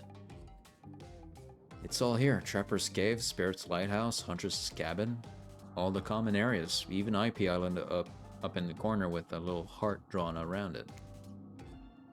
I figured out the layout of the entire island. I need to know what it is I'm trying to escape from. Look at the wall. You walk over to the wall and examine the chains and locks. It looks like some kind of torture wall. Wow, what happened to people here? Did they keep prisoners? It looks like they were tortured, but from what I've been able to dig up, it was something more ritualistic, serving a larger purpose. I have reason to believe those prisoners weren't alive for long. Do you think that the Cult of the Black Veil is still around? Are we in danger? I don't know, maybe, but I have a plan. All we need? And right as you're finally about to get some of that sweet, sweet information you've been lusting after, Claudette and Dwight pop in again. It's time this time they swear it's a good reason. I promise we're not being manipulated this time, honest. It's time for dinner, you silly gooses. Come get some food. Dwight, for the last time, the plural of goose is geese. Sorry, I keep forgetting. What a fun day you've been having. I can see it written all over your face. You're shining, and that's not just the remaining anxious sweat from spending an afternoon courting a psycho killer. No, you are really feeling this whole romantic experience, don't you? Don't worry. I'll keep your dirty little secrets. But enough gentle ribbing. Hold on. Rubbing of the eye. It's time to get back to business. All the appetizing singles have arrived for dinner, including Trickster. Wraith is here too. We're not going to do the gag where we cram them all on screen at the same time again, so just believe me, they're all here, and they're just as sexy and demented as you remember them. With your love on the line, everyone is being very careful not to offend you by saying the wrong thing. Congrats, by the way, on getting this far. I'm as surprised as you are that these four are falling for you. No, not because of your personality, but because you just met them yesterday. However, since Trapper seems like the biggest long shot to end up holding onto your heart, he throws caution to the wind and speaks up. It's a pretty small consolation prize for being the least loved killer on Murderer's Island, but hey, letting them have this one moment in the spotlight is the least we can do, and heaven knows they won't do any better than that. If I'm dining solo, I'm eating what I want, and you're all eating it too. Lamb shank, rare, salt, pepper, no sauces allowed, and serve it with one single piece of broccoli, so Wraith won't complain. I like broccoli. Gives me horrible gas. Oh, I don't like that. Buddy, wait till you smell what rare lamb does to my bowels. It's awesome.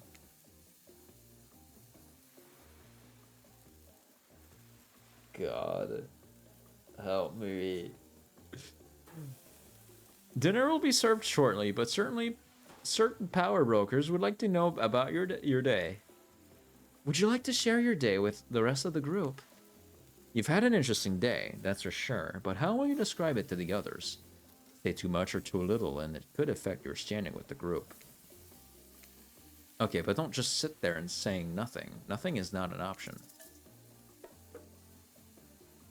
See, you had a great time. It was a blast. We had a great time and played cornhole. I won't tell you who won, but we both did in a way. Everyone rolls their eyes. Talk about sexy. No, really, if you're gonna tell us a story, talk about something sexy instead of whatever that was. Wraith smiles. You're strangely good at getting him to do that.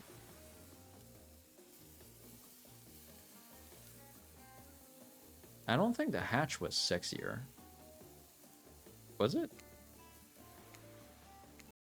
Let's see what happens if I talk about the hatch.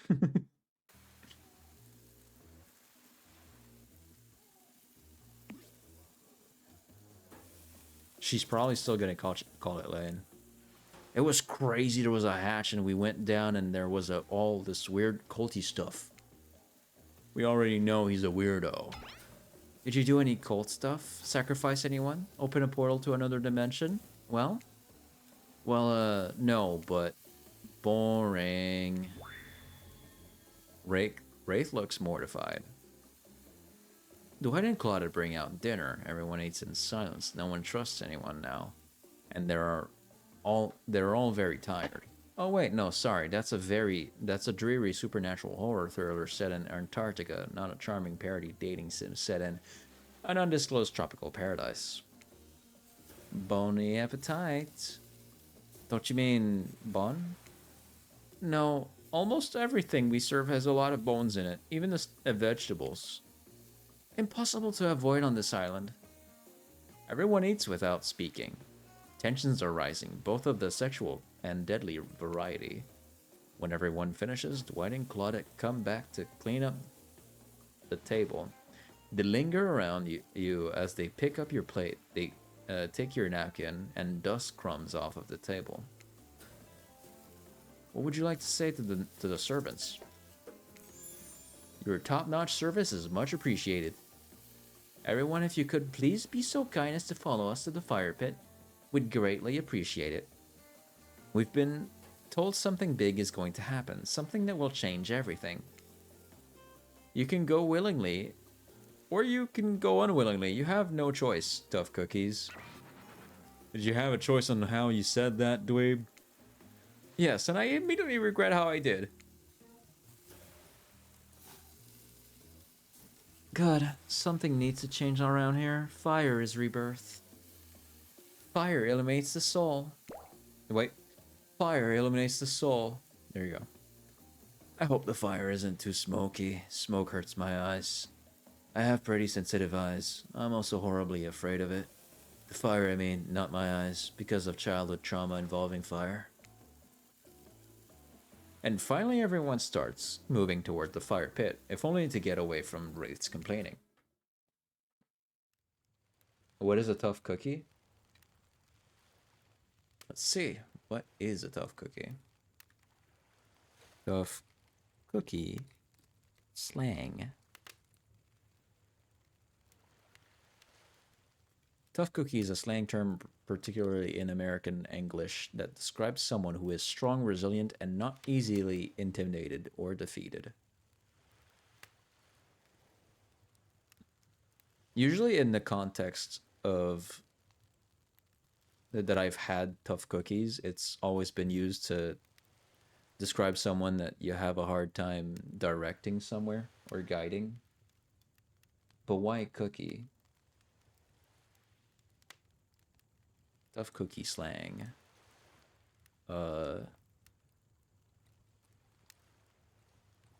Why cookie? The origin likely stems from the idea of a cookie being difficult to break or crumble. It refers to a person's grit or ability to deal with difficult problems. Okay, yeah.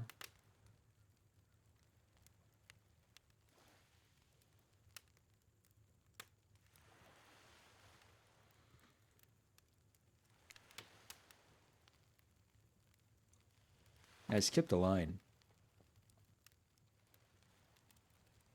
Are you asking ChatGPT? No, I'm looking it up on Google.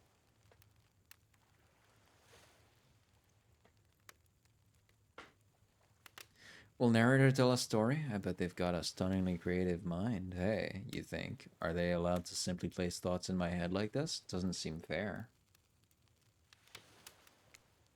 Everyone makes their way in, but something unexpected happens. Nothing. Nothing happens. Something almost always seems to be happening here. So nothing is probably not a great sign. Oh, cool, and now everyone is looking at you. So, you know, do something. Should I pick someone to tell a story, or we could play charades? Boggle? Ah, Banshee! Banshee! Banshee! Banshee! Banshee! Ow! Ow! Okay.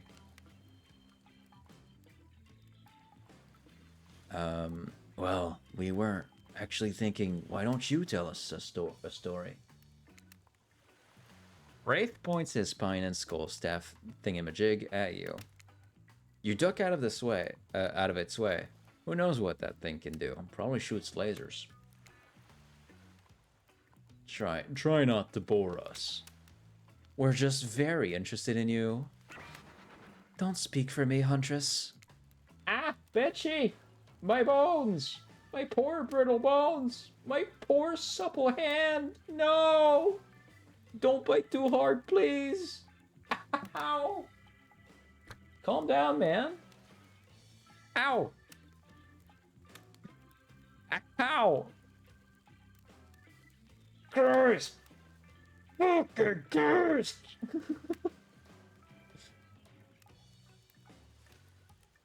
Okay, and now, ow, ow, ow, ow, ow,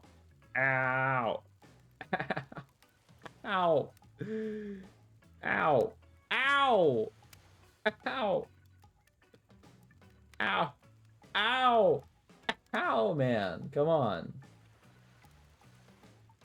One day, I swear he's gonna pierce my skin. Ow, ow, ow, ow. Jesus fucking Christ! Okay. He's looking at me. Everything alright there, Chaotic Bean?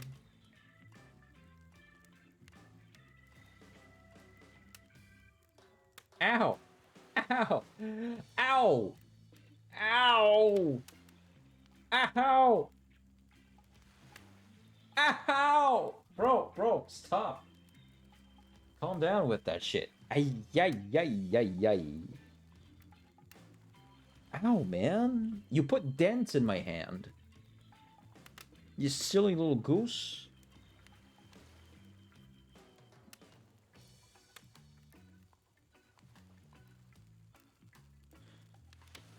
They love bites. I feel jealous. I don't know if you should, though. It fucking hurts, bro. Apparently, when I grabbed Banshee, I got a tuft of hair now, as well. Damn it.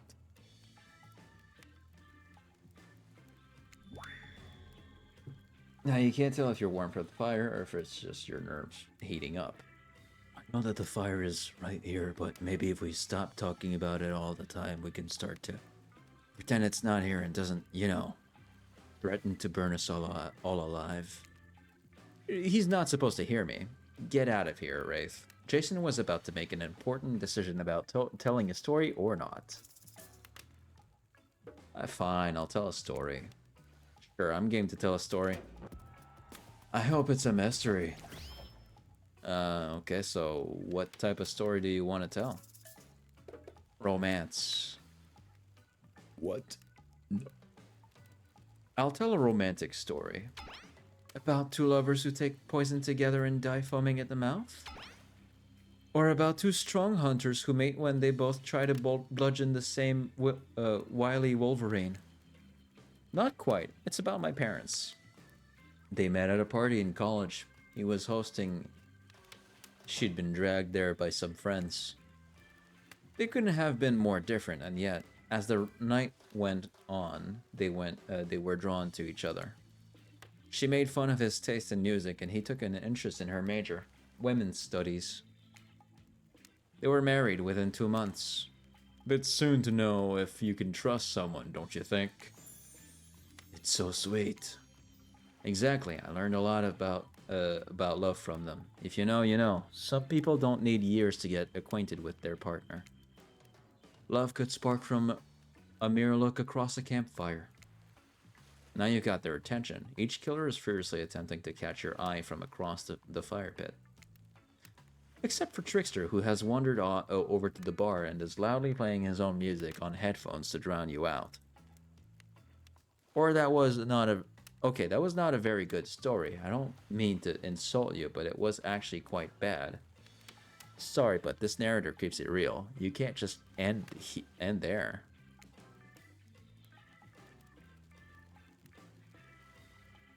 Hold on. I have to blow out my nose.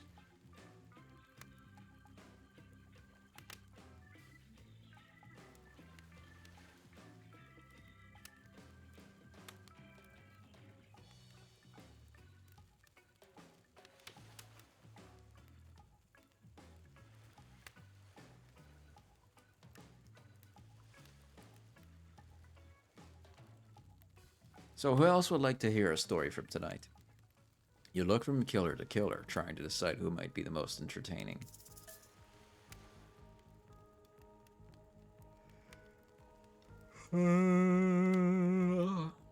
I'll give my voice a rest. I'll go for Huntress. Huntress, you seem raring to go. Let's hear from you. Sure thing. My neck of the woods isn't wanting for horrifying mythology. Mother once told me a story of a young man who was traveling back home after the war. Which war? Doesn't matter. I just wanted some backstory details to paint a picture. I'll paint you a picture if you want. The man was lost and running out of food rations.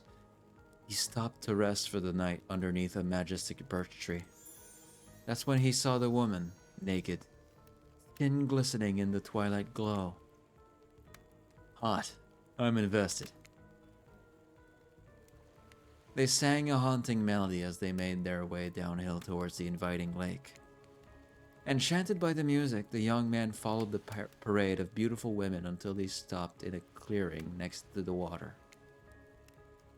They turned to him and smiled. One woman with long red hair stepped forward and reached for his hand.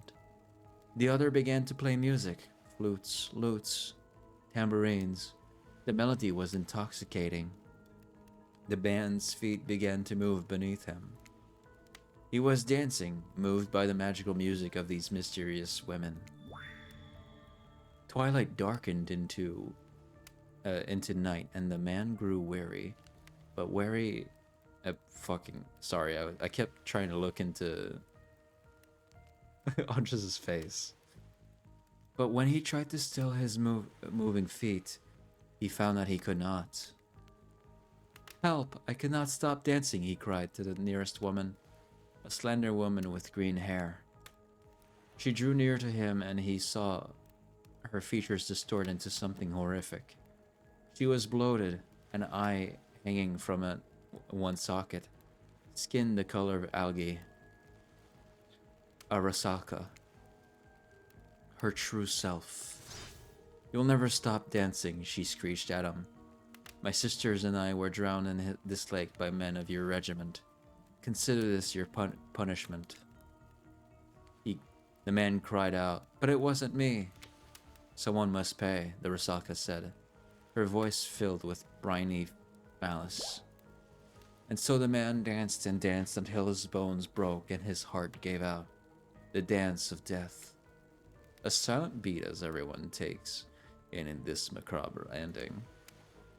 But it's not all bad. Rasakas are also fertility goddesses. If a lady had stumbled across them, she would have been blessed with a fruitful womb. And probably some candy for the road.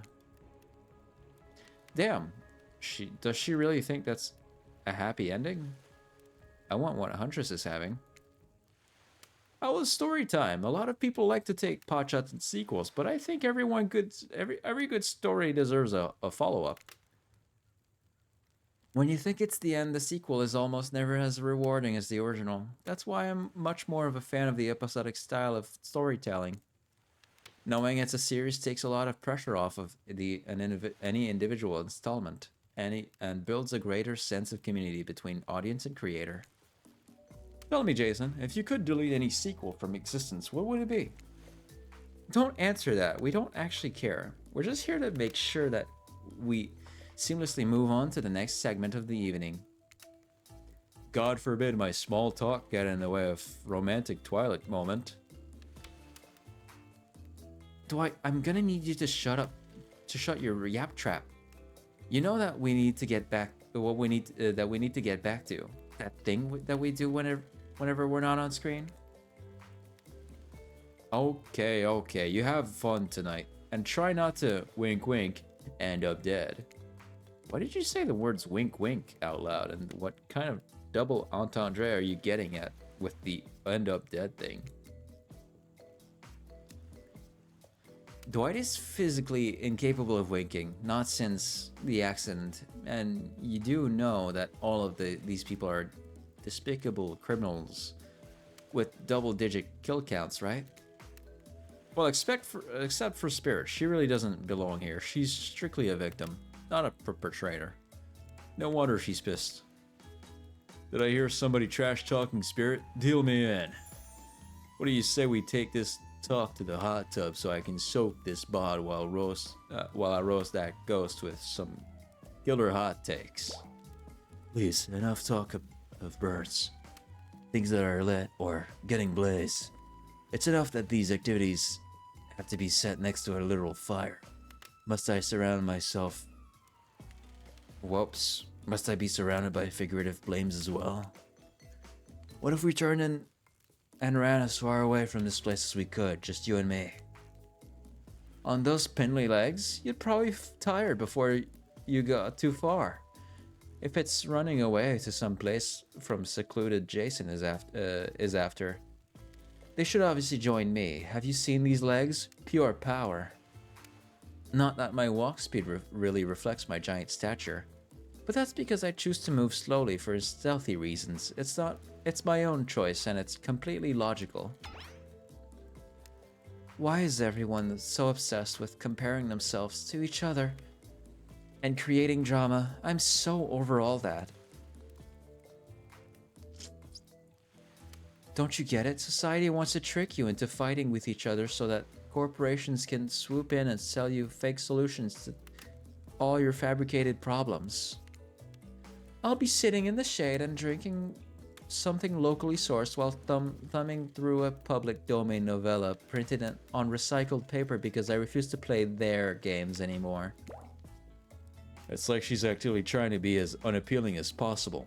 Does it really turn anyone else on or just me? Despite Trapper's insatiable appetite, it seems his attention, along with the attention of everyone else, is still on you for the moment. If you could, I don't know, just pick one of us, maybe we could all move on with our lives. Or, you know, some special projects we might have going. You heard him. Who will it be? Who will you head off with for an evening activity? I'm just saying, you may not get a ton of chances to date around like this before your time on Murderer's Island comes to a close. And no, I'm not satisfied with that name either. But with the streaming reality TV dating show boom happening, it's pretty much all that wasn't taken. Which killer would you pick? And yes, we're back to excluding Trickster because, that guy. Wraith. Wraith?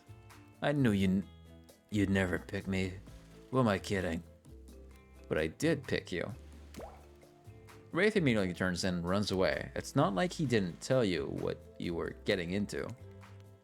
Well, follow him. You catch up to Wraith and, as usual, he appears a little anxious.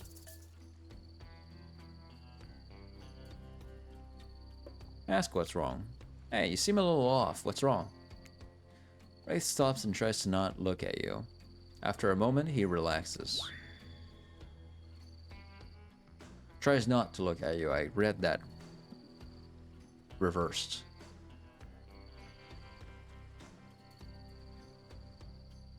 You could tell, huh? You must be getting to know me pretty well. There's that big sigh again. Sorry, sometimes I get to it in my head. You nodded understandingly. Well, maybe there's some way we can get you out of there. So she's just throwing a frisbee. We're on the beach. We could throw around a frisbee. Well, it's dark and I don't really like sports. It's like you know nothing about him. Disappointing, Jason. But who knows? Maybe it will work. Wraith grabs the frisbee, looks at it like it's a moon rock or something, then tosses an absolute bullet right at you. You're so shocked at how absolutely sick that throw was, bro. This dude can really handle. In fact, you're so shocked you duck out of the way of the incoming disc instead of catching it. I thought you weren't good at this. Oh well, it's really just the Bernoulli principle. The gyroscopic inertia of a spinning disc. He talks at you for about 5 minutes before running out of steam and realizing you haven't walked off like any normal, sane person would have. Want to throw the frisbee back? I guess so. Suddenly nervous, you clutch the frisbee in more or less the same way Wraith just taught you about. You aim and fire. It wobbles a little bit and sails away from Wraith, before catching the breeze and sailing perfectly into his outstretched hand. I crushed it! Oh, Wraith starts to tremble. Crush, no. Never again, can't crush. Ask why he's scared of the word crush. Are you scared of the word crush? Hearing the word crush, hearing the word again, he sobs harder. Not great at reading the room, are you? Through sniffles, he tries to explain. It's the car crusher. I don't want to go back to the car crusher. You put your hand on his shoulder until he calms down. Wraith turns to you, smiling sheepishly.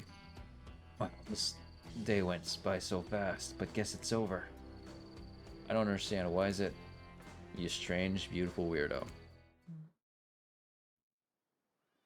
The gang's all together again on the volleyball court. Seems like... Sorry, I thought I saw something in the corner. Seems like only yesterday you were sitting on the sidelines watching everyone get sweaty. That's because it was. Oi. Feels like I've been here a lot longer than that, actually. It's so late that the sun is already beginning to rise. Better get this over with quickly so that you can get some beauty rest. I do not recommend the eternal damnation of perpetual narrator Dom. Good thing you've really used your time well since then.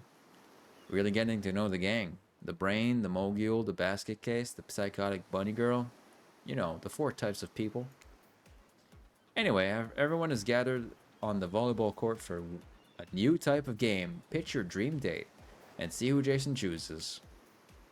Who's ready for round robin? How round are we talking? No, not to eat, Huntress. Each killer gets 2 minutes to tell you all about the dream date they have planned for you tomorrow. In no particular order, which is a weird thing to mention, right? Almost like the order does matter. Trapper, why don't you go first? You think you deserve it, even if in this case it's a subtle dig. Stop talking. Trapper, without further ado, would you like to make us all uncomfortable by pushing the boundaries of what's acceptable, not only if in polite society, but within the narrative of this in-world event, and also the larger meta narrative of a Dead by Daylight dating experience?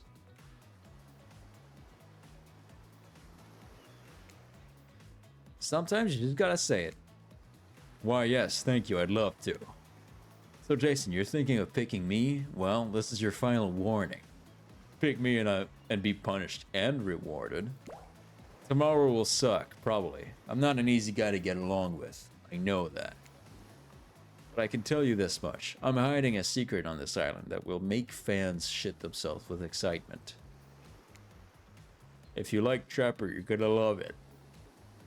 And if not, you're a maggot. Also, everyone, even confident sexy ladies in rabbit masks, better stay the hell away from my yacht. Hit us, Spirit. Hit us, Spirit. Really, damn it, Dwight. You gotta watch your words with these people. Tomorrow you'll spit in the face of God, die, and be reborn anew. That's it? If you're not intrigued by that, I don't want you. Go draw crayon art with Trapper or dig up whatever mysteries with Wraith. I don't know what those guys do all day. Do you want to at least specify which god you'll be spitting in the face of? All of them. Okay then, so hydrate tonight if you want it. If you intend on to hang with Spirit. Great, Huntress, why don't you take it from here?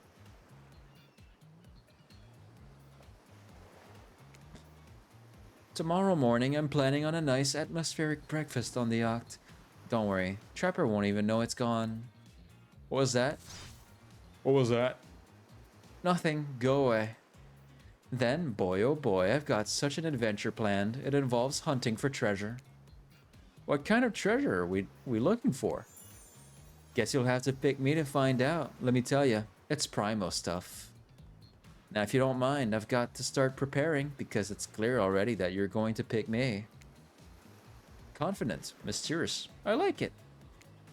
Sorry, anyway. Wraith? Well, I don't know. I'd really prefer to just tell Jason privately. I don't really know how that's going to work with these game mechanics. What if you're just whispering it to Jason? Wraith considers this for a long time. Too long. That's fine. Without moving, Wraith lowers his voice to a barely audible whisper. Tomorrow we have to find my bell. And then I can finally tell you about what I've been working on. It's going to be really special. The kind of thing where we really bond. And maybe finally get off this island.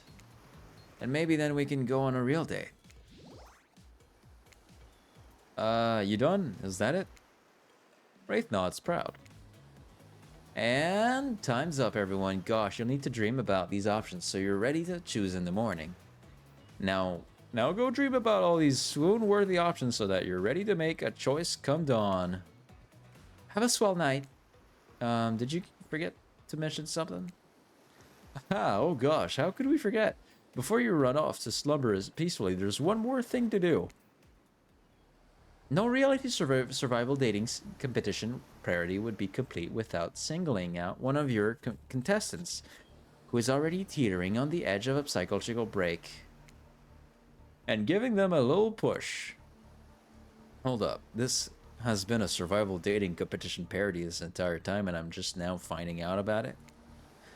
Come on, the signs were there, you just didn't read them. Welcome to Murderer's Island. It's now time to eliminate one of the killers. Oof, it's like a butchering, but it hurts even worse.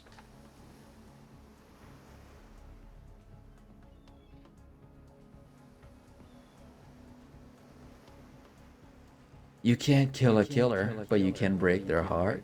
But can you break their heart? God, I swear I must have this dyslexia. Do you dare to even try?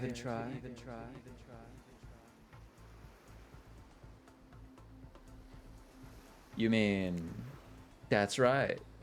That's right. Tomorrow one of these sexy slicers will not be eligible to take you on a date. Who is it gonna be? But why? Because it's dramatic? Because it's surprising? Because it's a classic reversal of fate?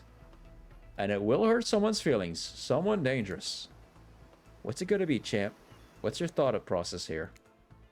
Trapper seems like he might throttle you in your sleep if you eliminate him. That being said, at least you'd see him coming. Spirit could be anywhere. She floats and I hear she can disappear. Hard to track. Eek, if you get rid of Wraith, he might cry. And although I totally support normalizing men crying and being vulnerable, it just seems like he might be an ugly crier. Can I keep Trapper? Sure. Huntress, she might pretend to be okay with it, but then you'll start seeing her behind her every tree. What I'm trying to say is, I don't envy you, boss. So which sociopath are you eliminating? Sorry, Trapper, you're a dickbag. This was very simple. Trapper, you scared the living shit out of me. You are eliminated. That's fair. Honestly, though, I don't care. You suck. But not in a good way. You bore me. You personality-free maggot. It wouldn't even be fun to kill you. Which I was totally going to do tomorrow, the first chance I got. So really, this is a win-win for both of us.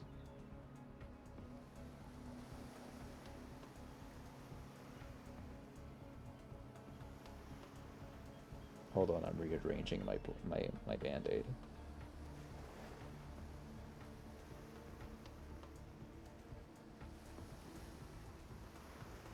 Help.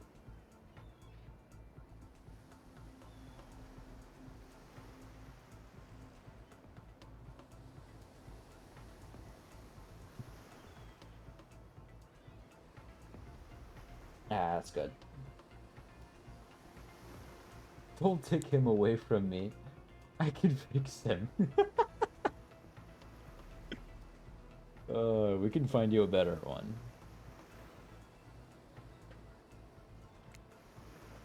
Still might kill you, though. Out of principle for eliminating me. Sleep with both eyes open, and have fun on your date tomorrow. Now that you've broken the heart of someone heartless, you should go get some shut-eye. You always say that. You and Wounds keep lying. We made you a goblin.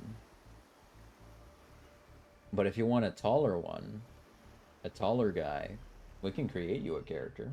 I've been wearing this merch for a year and no boyfriend.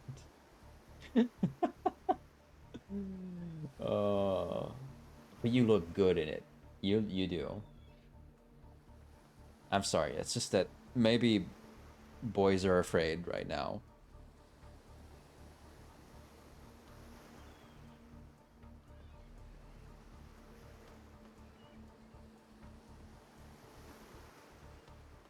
They're not afraid of you, though. They're afraid to interact with women in general. Because it's a thing of, like, you might try to interact and then the woman in front of them is just, like, gonna bring up their height out of nowhere. But hey, I believe in you, Darcy. You'll find yourself your dream man. I know it. I know it. Speaking of dream man, I'm gonna go put some lotion on my knuckles. It's not my fault. They don't look like Trapper.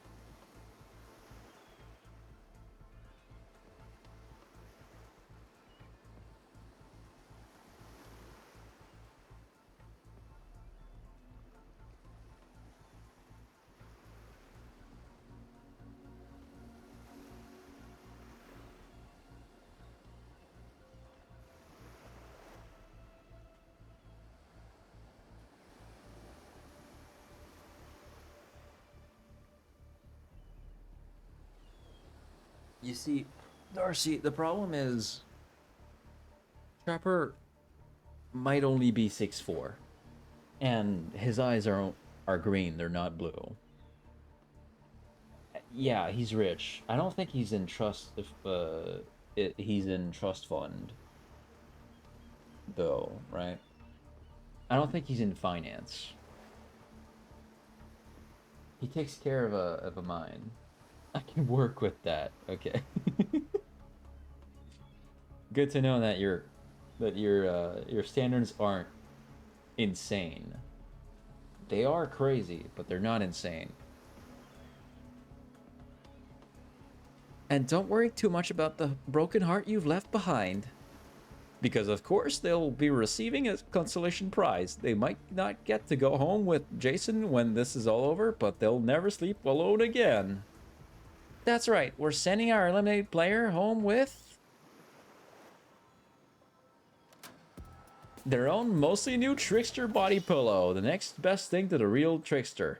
It might not hug you back, but it definitely won't try to stab you. And how do we know? Because I've tried it. That's right. It's Dwight tested. I need that. The body pillow. Wait, don't they have these on the shop? Wait, let me look that up. I'm pretty sure they do. Or at least last time I checked, Dead by Daylight actually did have a spirit as one. Dead by Daylight shop.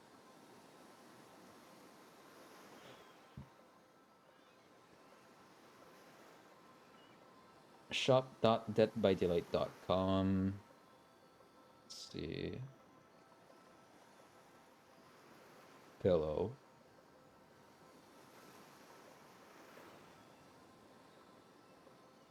No, that didn't do what I wanted to do. That did not want. Okay. No, not this. Shop by design. All collections. Drinkware, hooked on you. Okay. Nah, I swear that was a thing. Wait, let me look it up.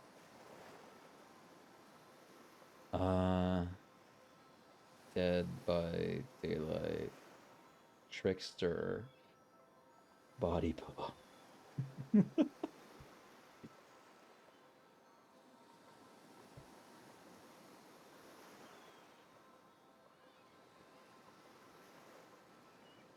It's kind of similar.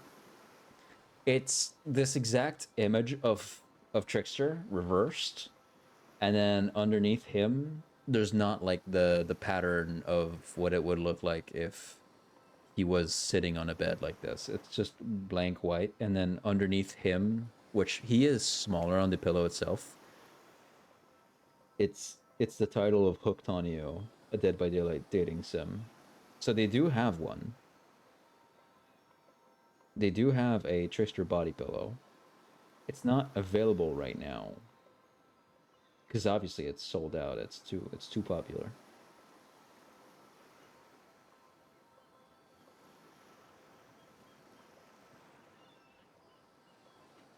But maybe there's a, I don't know. Maybe there's a wait list you can get into to wait for it to get restocked. I doubt. I don't know. Claudette approved. I hope you sleep well tonight, Jason. You're my hero for what you've accomplished. How can you sleep tonight knowing that what you've done? No, not because of the guilt. I mean knowing that there's a legit homicidal maniac who hates you so close by.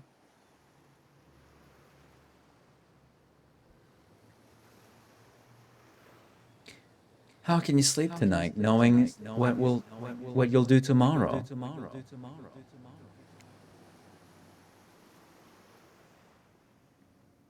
I don't know how you'll do it, but you better go before Dwight and Claudette come back and put you to sleep themselves. You know those two. Schedule, schedule, schedule. I can just go print it. You could. Get the Thank you, Trash Chibi. And Winter Was West for the follow. Double follow. Never seen that without a raid. Wow, what a crazy way to end the day. An elimination? I didn't even know it was that kind of game. Let's check in with everyone, especially with our loser. Everyone deserves a send-off. Hello.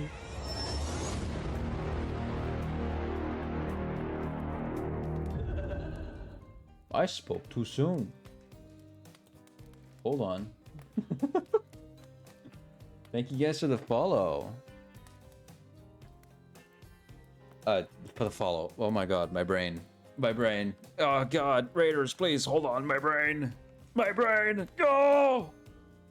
Thank you guys for the raid. Hey. Don't mind my brain. It's rotten. It no good.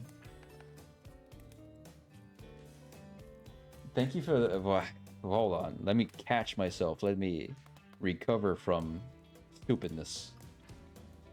Very sorry, guys. My 2 brain cells are fighting for power right now. Ooh. Thank you, Trash Chibi, for the raid. What did you guys do? How was stream? And for raiders, hello, I am Jason Black, a Dead by Daylight / horror / art VTuber. How's everyone doing? By the way, if you guys need to go eat, sleep, or drink, or whatever you need to do, make sure to go do so. I was celebrating my 80 subscriber special. Nice. Very cool. I was gonna grab some food and watch.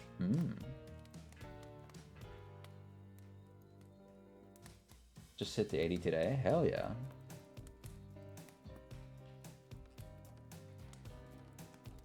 Guessing you were getting ready to raid out the serve wounds. Not yet, no. I want to finish one ending here before I do so.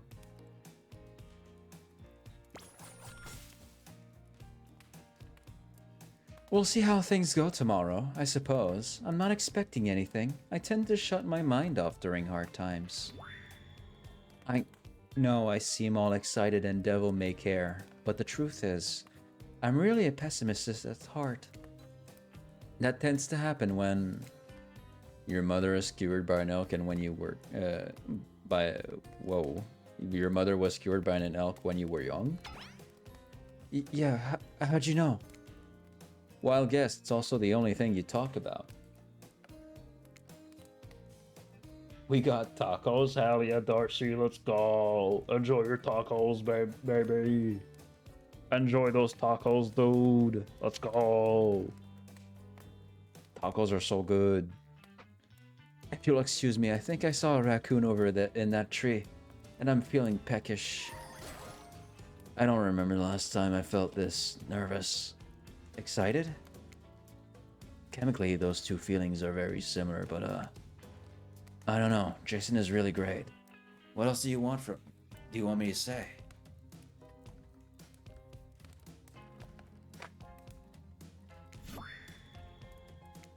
I don't handle rejection well. At least I don't think I do. No one has ever been dumb enough to reject me before. Yeah, the more I think about it, the angrier I'm getting. And I'm a giant rage monster. So everyone in this room should be scared right now. Turn the camera off. Did I think there was a chance I might be eliminated? Yeah, I did. Did I care if I got eliminated? Not even a little. Does the volume of words I spend talking about how much I don't care about things signify a deeper yearning within me to be seen, heard, and validated by those around me? Nah. What? No, you're not a part of this. You don't get a confessional. It's cool, man. I'm not a part of anything, you feel me? I'm not a cog in anyone's machine. I'm my own machine. This whole thing is pretty cute, though. Charmingly low budget. Old school marketing vibes. Not gonna lie, kinda wish I wasn't so busy right now. I'd definitely be down with a reality show style dating competition with survival elements. But I got my new album, upcoming tour, finalizing the new sneaker line, producing a limited series on my life, starting a new social media NFT crypto app, and doing those private gigs over on IP Island. My dudes, you gotta come check it out. IP Island, it's dope. It's where the real killers are hanging out. Fully licensed, no legal drama. Lawyers, take a hike. I'm gonna tell everyone that Tracer said that about them. Don't worry. I'm talking your favorite established characters from all over pop culture that can't be seen on this island. Hell, you probably can't even mention them. Like, don't you say it. Look, we get it. You're very popular and in demand, but we have a game to come back to, and I don't want to get sued.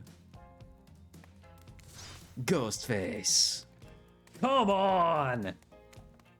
Whatever, I don't even care. I'm the trickster. See you around, Jason. You too, narrator.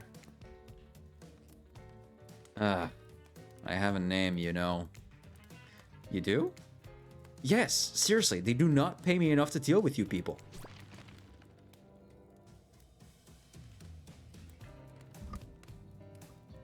Is it my turn? Hold on. What? No, it's not your turn.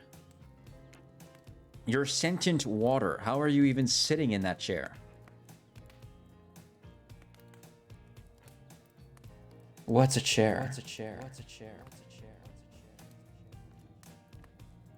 It's the thing you're getting all wet. And it's gonna smell like mildew.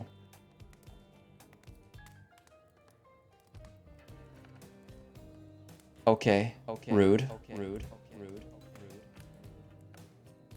I forgot this interaction. Takes a lot of back and forth between these two. The what? Mildew. It's a type of mold, I think. Yeah. Fine, let's just get this over with. It's your turn, Ocean. Do your check-in.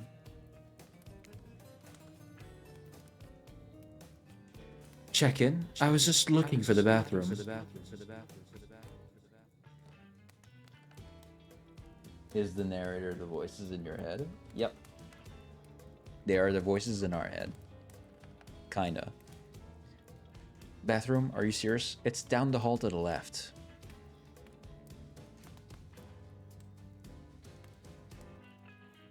It's okay. Never mind. Never mind? What does that mean? No, not you two. This wasn't meant to be a confessional time for literally every character in this game. It's okay, we don't have to confess anything. We've just been working our asses off for 2 days straight and wanted to sit down somewhere. I didn't know. Patricia had a side job. Nice.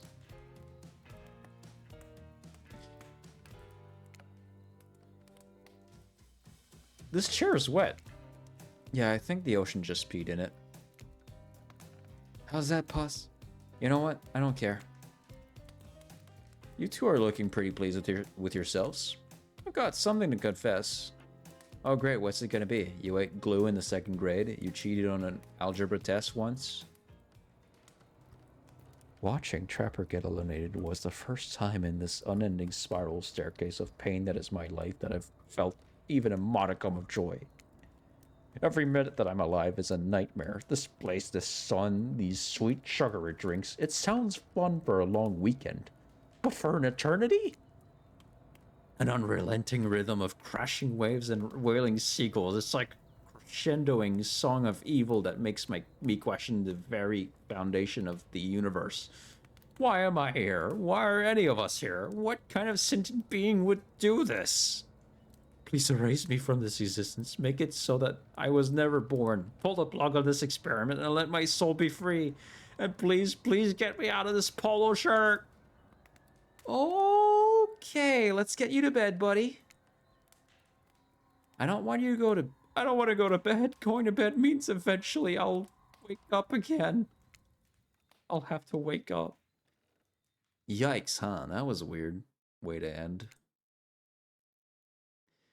Well, what are you gonna do? You let the camera roll long enough, someone is bound to say something crazy. Anyways, seems like everyone's had their shot to annoy me tonight. So hit the hay and get some rest. Tomorrow is gonna be a doozy.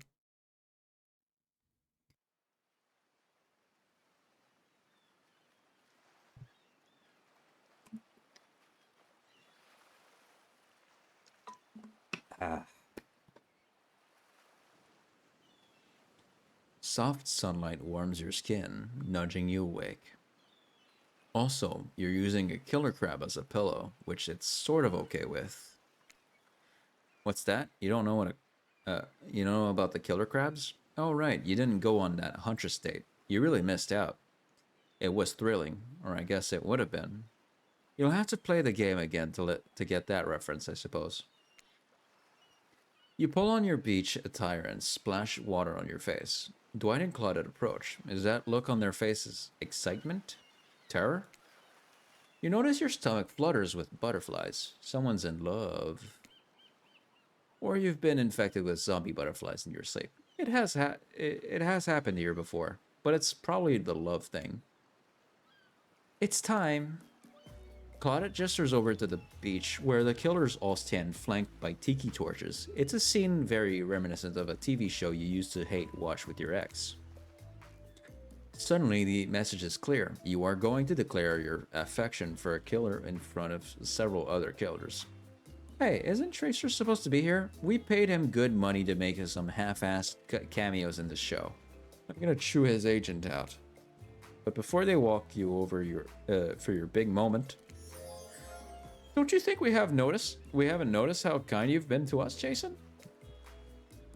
It can't be easy being thrown onto a mysterious island for seemingly no reason, surrounded by terrifying killers, trying to manage your most primal impulses. Murder and make out. And you've kept a cool head and treated us, your friendly island hosts, with dignity and respect. So don't tell anyone we told you this, but... Claudette and Dwight look around conspiratorially. Just a little hint for you. Going forward, don't try to go all the way with a killer who isn't into you. Relationships are two-way streets, and if you don't have a green light in the other direction, you might end up in the friend zone. The friend zone? That doesn't sound so bad. What do you think you are exactly? Dead by Daylight doesn't do friends. There are killers and there are survivors, and I'm afraid we can't say more. Okay, so who's into me? Claudette and Dwight look around conspiratorially again. Well, you and Wraith sure were awkwardly hanging it out yesterday, huh? Not many people can get him to open up, but you somehow managed it. So are you ready? Of course you're not. But too bad, we're on a schedule.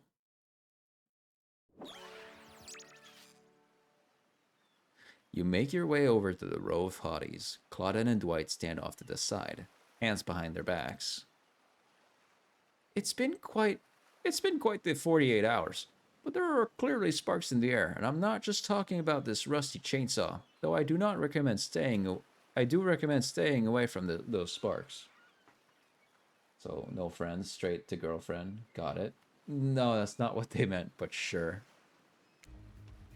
It's time for our newcomer to confess their love. Wait, I have to do a drum roll for this. No, you don't, but who cares? Jason, who do you choose for your solo date? Can we at least do the flower thing? Wait, I thought we agreed to keep that between us. No, not that flower thing. The thing where the suitor gets a flower as a symbol of the contestant's love and affection. Oh, right. I suppose, but no roses. They're such a cliche at this point. Well, that's good, because I tried to pick a rose, but I got an ouchie, so I settled for these. But my Twinkie Dwight said... He said... So, what I understand from what he said is... Being friend-zoned by a killer means they're probably going to try to kill you.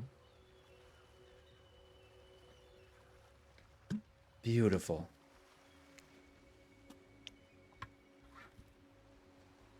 You've done good, Dwight. This is a lovely bouquet.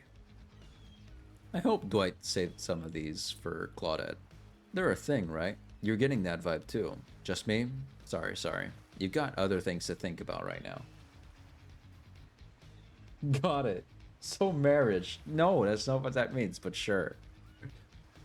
Whatever, you beautiful princess with a disorder. Jason, who do you select to receive these flowers and spend the day with you today? Yes, we're going with Wraith, so... Stop killing my dreams. Hey, man. I'm not trying to downplay your delusions. I'm just saying. Maybe you're right, wink wink. I try to blink, but yeah, there you go. It happened behind my hair, so you're not seeing much of it.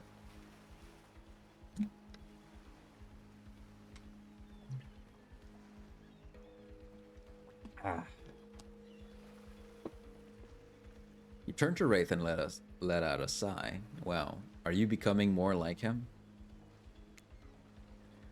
Wraith, since I got to this island, I have been drawn to your quiet nature, your unassuming good looks, the nervous energy you bring to every situation, no matter how normal and mundane. I love the way your brain works, I love the way your body moves, and I love how we are together. Wraith looks like he just watched the Earth explode from an orbiting space shuttle.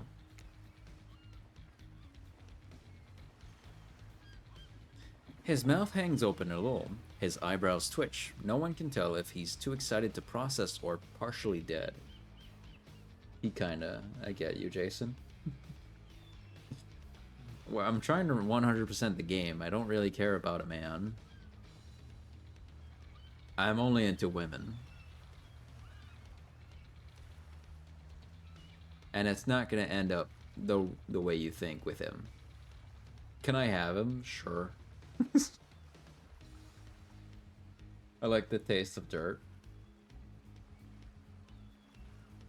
So you think he's made of dirt?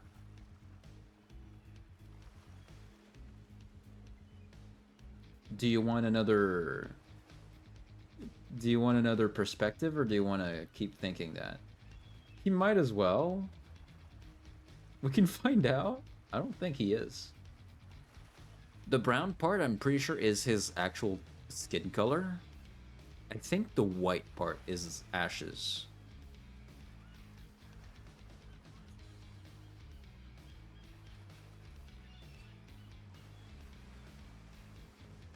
Oh, Darcy.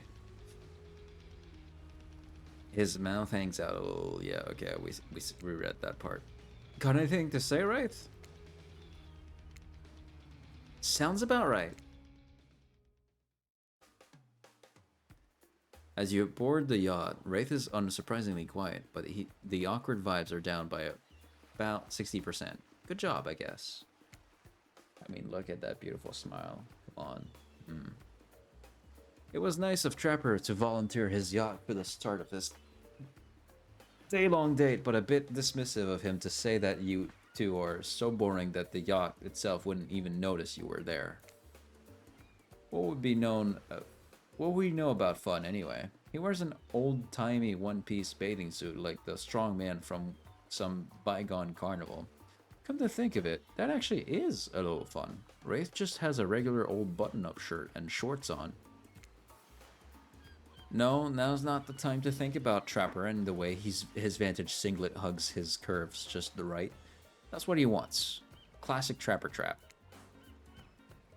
You're here with Wraith, remember? Who you chose for some very good reasons you must have, I'm sure.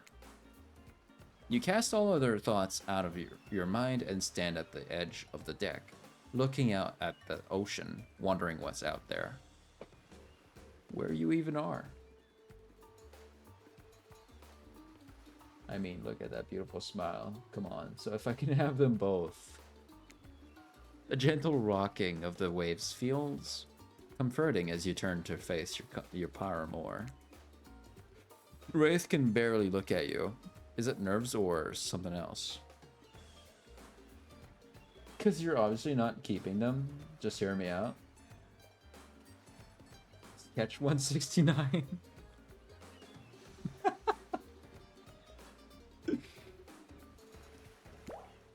Can't believe after spending so much time with me, you'd still want to do it more. I'm only going to disappoint you. You could never disappoint me. Well, we'll see about that. We still have a full day ahead of us. Speaking of which, what exactly do you have planned for me today? Before we get into that, I need to tell you something. It's about me, but ultimately more about you. We spend a lot of time together. You know me pretty well. You know how easily I get flustered, how introverted I am in my head. and in my head I am. You know I'm awkward around other people, triggered by the sight or talk of money, weird about intimacy. But you are incredible and kind and patient. You've put up with my quirks. And after spending so much time with you, I feel like I've changed. Something about you puts me at ease. I feel different. And that's good. I had to change in order to spend this day with you the way I want. Because I love... Almost there. He still can't say it. That's okay though. You smile at him warmly. See, there it is. You always know how to comfort me. I haven't had that in a long time. Anyone I've been close to has abandoned me. Usually against their will, but it still hurts. So why bother trying to connect with anyone? They're just going to be brutally murdered while I watch or overhear or sleep through it. You put your hand on his shoulder. All I want is someone to love, a family to care for, not touched by evil or greed or power. A small house in the middle of nowhere, never bothered by anyone. You're the first person in forever I felt like I could see a future with. Wraith holds up Azeroth's skull. My story about the man who pulled out his boss's skull and spine, that was about me. You almost tell him that you know. Everyone knows. But decide against it. Too long I have been attached to Azeroth's skull. I have let it define me. No more. Wraith tosses the skull into the water. Wraith tosses... Okay, thanks for changing the text. Thank you. As he watches it sink, you notice the gold coin on the ground that dislodged from it. You know how Wraith is with gold coins. What do?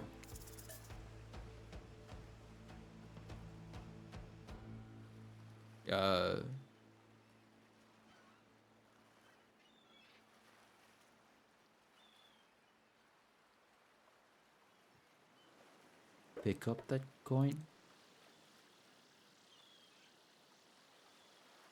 Good call. Never know when this might come in handy. Wraith turns to you, smiling. He seems like a new man. Let's go back to the dump.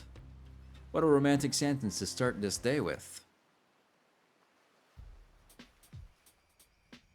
Really? Yeah, I don't know, man. As you walk into the cosmic dump, Wraith oozes a nervous excitement. Oh gosh, do I have something incredible planned for tonight? He even tries to wink. It's kind of grotesque, but hey, this sad boy is definitely opening up. He pulls out some lotions and oils. Sensual. You ready? That's odd. What's wrong? No, it's just you're holding Azeroth's skull again. You just made a whole big thing about how you feel like you've changed and you're not defined by it, and you threw it away? Yeah, I did. Azeroth was terrible and I am no longer using his skull as my security blanket. This is his brother, Paul. Also a really bad guy I took care of. I have 20 of these things, all real bad guys. Oh well, guess you can't really change some people. Anyways, back to our exciting night to end all nights. I'll stay here and prepare. If you want to go find my bell. He takes a step closer and whispers. And when you come back, we can ring it. Wow, what does that even mean? I don't know, but it seems very exciting. And look what you've done to this anxious shy boy. He's losing his ambition, his inhibitions. And maybe soon he'll be losing his clothes. Hey, narrator, no. Bad boy. Sit. Shut the fuck up. To get there, though, you have to find the bell. It's gotta be somewhere on this island, right? Where do you start looking? It's not a dog. None of the above. You take another look at Wraith's hot bod. I think I found all I'm looking for right here. Sigh. I told I told the writers not to give you the ability to choose what to do. Because then you choose dumb things like this, and I have to give you a game over. Bitch, that's not what I was going for. I'm back here. Oh. What you mean, sit?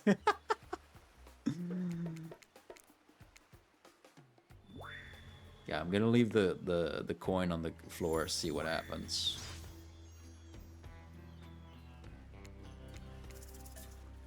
Leave the coin alone.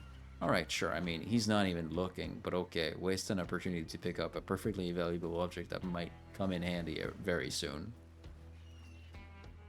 There's many paths where you get to pick up a gold coin and they never come in handy. You never get to use them for anything.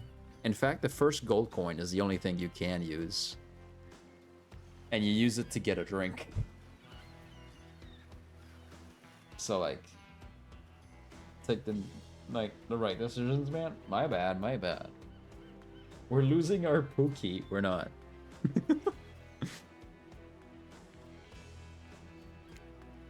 Wraith turns to you, smiling. He seems like a new man. Okay. Yeah. I'll save at this part. So I don't have to go back.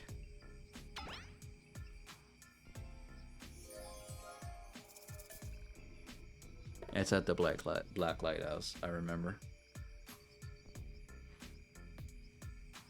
So I can buy him with coins. I don't think that's it. I suppose I could check out that creepy Black Lighthouse on the edge of the island. Lighthouses usually only have one big room at the top. Should be easy enough to search. You turn to leave and catch Wraith winking at you again as you exit. You know what? Maybe that wasn't a wink at all. Some of the mud he uses to cover up his face is probably dripping while he sweats anxiously. Right. The white stuff is mud. Okay. You arrive at the Black Lighthouse, optimistic and full of purpose. You don't see a bell anywhere. Spirit? Hello? Nothing. She's nowhere to be found. Let's be honest. Her heart was never really in this process, was it?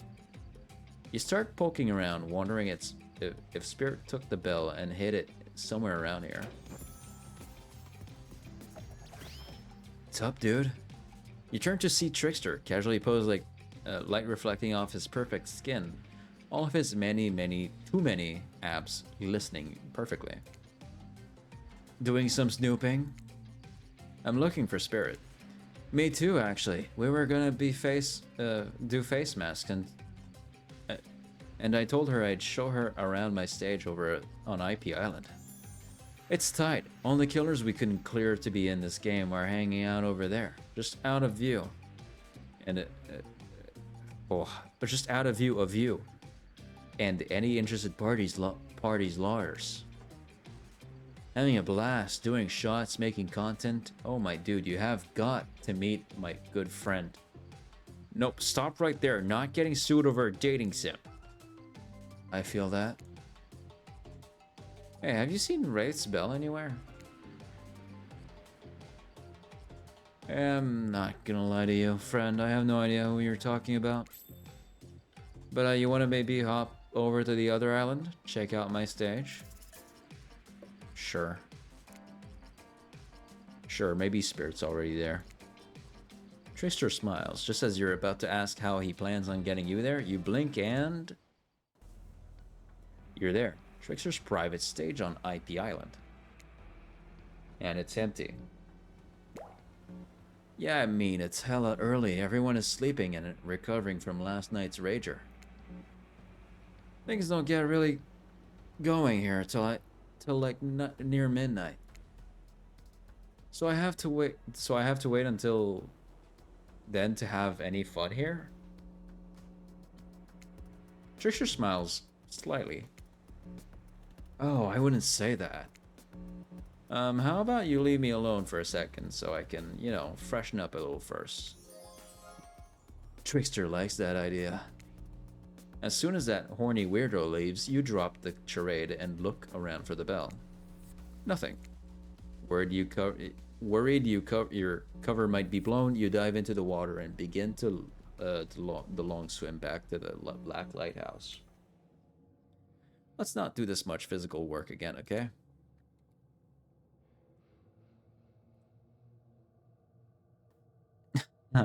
This tickles.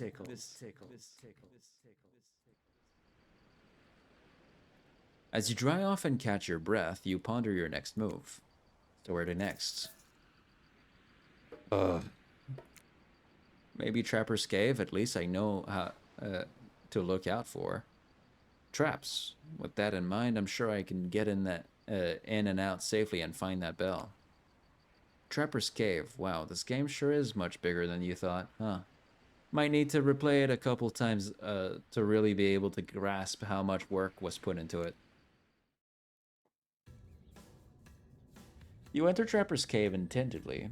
Tentated to fuck you. You enter Trapper's Cave tentatively. He is called Trapper. It stands to reason there may be some traps.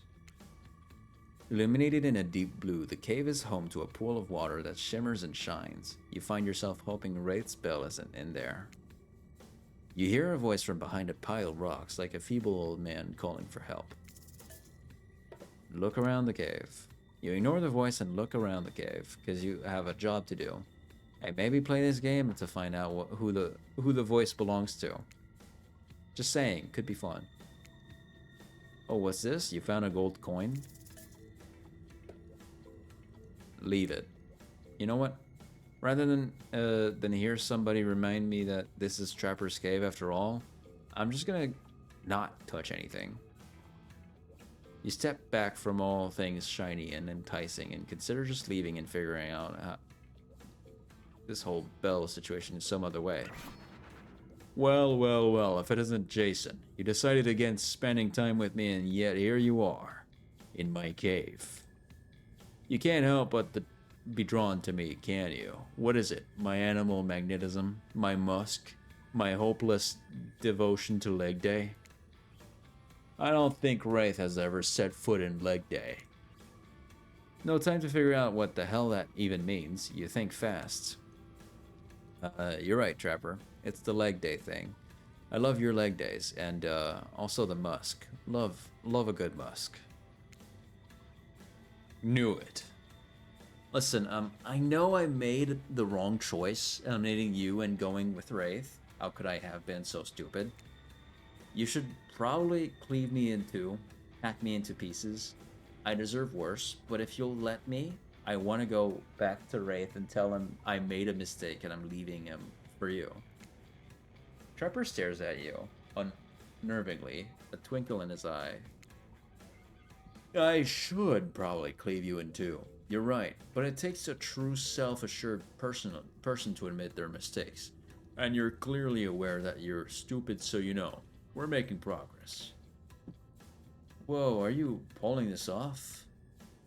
I'll let you go on one condition. When you break the news that you're leaving him for me, tell him he has skinny chicken legs.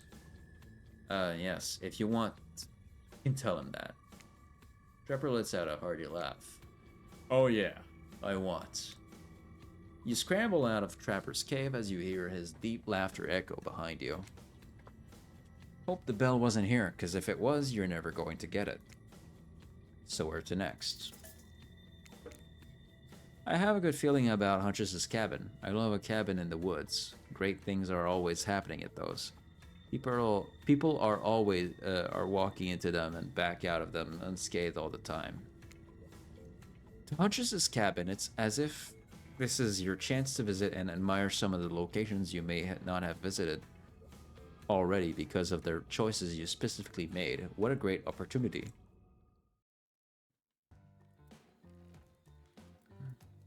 You enter Huntress's cabin and relax. It's disarmingly cozy with a warm, quirky vibe. You feel like you could live here if a cookie killer didn't already. You spot something shiny. Is it the bell? You reach out for it, but you're tackled from behind. It's Huntress. She holds an axe to your throat. I found you. Now I get to kill you. say you're pranking Wraith. I'm running a very complicated long con on Wraith. I'm trying to find his bell so he can do something. I don't know, but I'll probably use it to play a joke on him instead. Huntress's eyes sparkle. This sounds like a fun game. I want to play another one. Sure. Great, I've got the perfect game in mind. Hide and seek, bet you can't find me. Ready or not, here I come.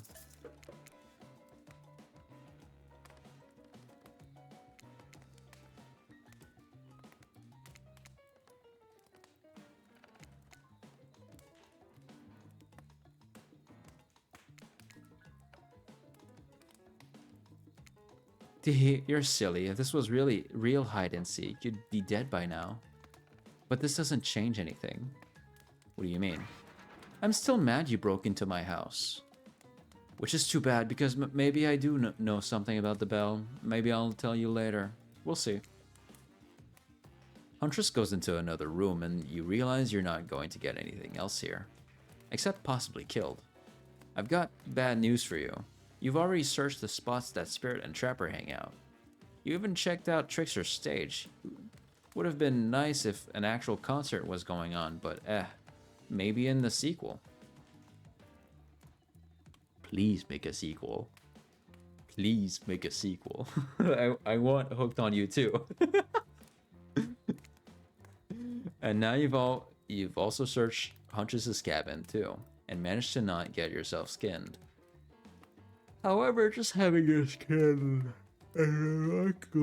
sun-kissed as it is, isn't as good as having your skin and Wraith's bell. Looks like you're just going to have to admit defeat on this one and head back to Wraith empty-handed. You tried hard, you really did. If you were a game, I'd give you a good review. That being said, Wraith is, well, I don't know what's, I don't want to say unkind, because he has been really nice this whole time, but there is that whole spine-ripping thing. You enter the ruins of the Cosmic Dump, prepared to deliver Wraith the bad news. I know he seems sweet and shy, like he's not a killer, but he totally is. Is there a chance he could kill you? But the place is empty. Phew, Wraith must be off somewhere, still preparing. What are you gonna do? You still don't have the bell. I don't know, I'm trying to figure it out. Who are you talking to?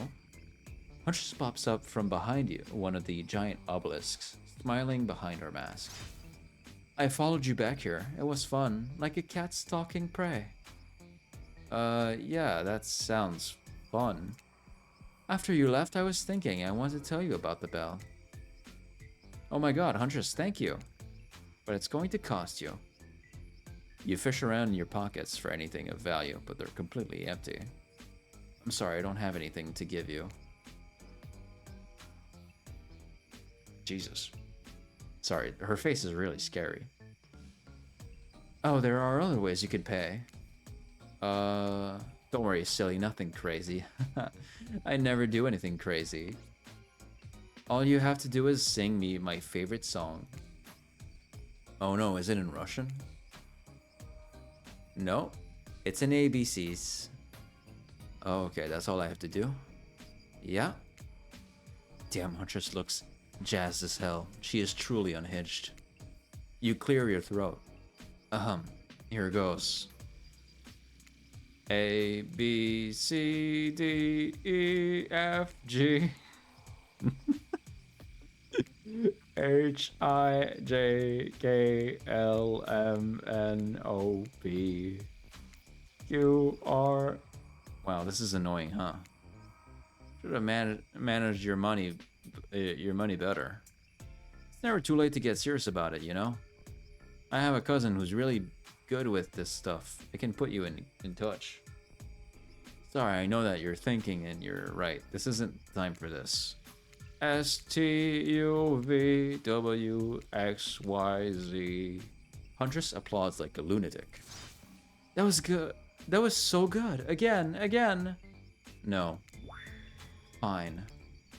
Okay, so Wraith's bell. Whoa. I saw Spirit with it yesterday. She was walking back from here and says she was eavesdropping on your date.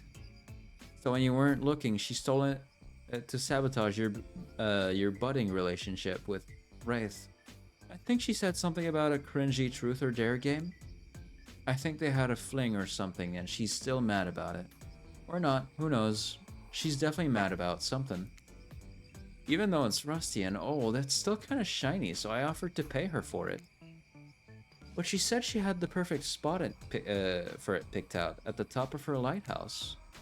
Oh great, I need to go back to the lighthouse and deal with Spirit. Tell her I'll still buy it from her. Oh great, I need to go back to the lighthouse and deal with Spirit. You return to the lighthouse and head right upstairs. No more messing around. I think the second time, oh great, I need to deal with Spirit thing shows up. I don't think that's supposed to be there. Next time it shows up, I won't say it. But it won't happen because this is the last time I go with Wraith. You return to the lighthouse and head right upstairs. No more messing around. And this time Spirit is waiting for you. Word on the street is you're looking for me. Did you have Trickster distract me? Spirit rolls her eyes. You're really piecing it together, huh, Sherlock? Alright, whatever. I messed with Wraith a little. I'm so sorry. It does not sound like she's actually sorry. So you want Wraith's spell? How about we play a little game? I call it Don't Look Into the Light, or Die. You can only open your eyes when I'm blocking the light if you look directly at it. I'll die? Precisely. You're much smarter than you look. No offense. Stop on Spirit and don't look straight into the light. If you look directly at it, your brain probably won't survive the stress. Damn. Oh shit. Damn. Oh boy. Fuck. Oh boy. The light isn't completely fatal, I guess. Only half of your brain and portion of your soul was damaged. The rest seems to be mostly okay. As far as I can tell. Spirit hands over the bell. Now please leave me alone. Gladly. And with that, you march triumphantly back to Wraith. You excitedly walk in to see Wraith in his sexiest outfit yet. Oh, jeez. Your eyes do that cartooning thing where they bug out of your skull. A wooga. In true Wraith fashion, his reaction is a little more subdued. He just looks at you and sort of smiles. Hope you have something for me that's gonna make me as happy as I just made you. Look at this guy, so open and comfortable in his own skin cloak painted burnt flesh thing. Beaming, you hold up the bell. It took me all over this island, but I found it. Spirit stole it because it's a log story. Now you want to tell me what you will be doing with it? Wraith holds the bell and tears up. Kisses it. Weird. Only one more thing until we can finish this. Another thing? You can barely hide your annoyance. We need another thing. Am I going to return to be running errands all night, or are we gonna get it on? Wraith wraps his arm around you. I can imagine how it must feel. All the mystery and intrigue. I hope at this point you can just trust me. Tonight is going to be incredible. You sigh and nod. Wraith hands you a super sexy outfit. Outfit is maybe a strong of a word. This is barely even more than a tiny bit of cloth connected by various tiny elastic bits. You look at it and bite your lip. Should I change? You'd better. You duck behind one of the obelisks and take off your clothes, slipping into your new sheer. Barely their collection of straps. It is incredibly revealing. Somehow you look more naked with this on than you would if you were actually naked. It's really something. Eyes up here. Sorry, it's impressive. You return to Wraith and model your new outfit. I'm wearing basically nothing. Oh, just you wait. The lights dim.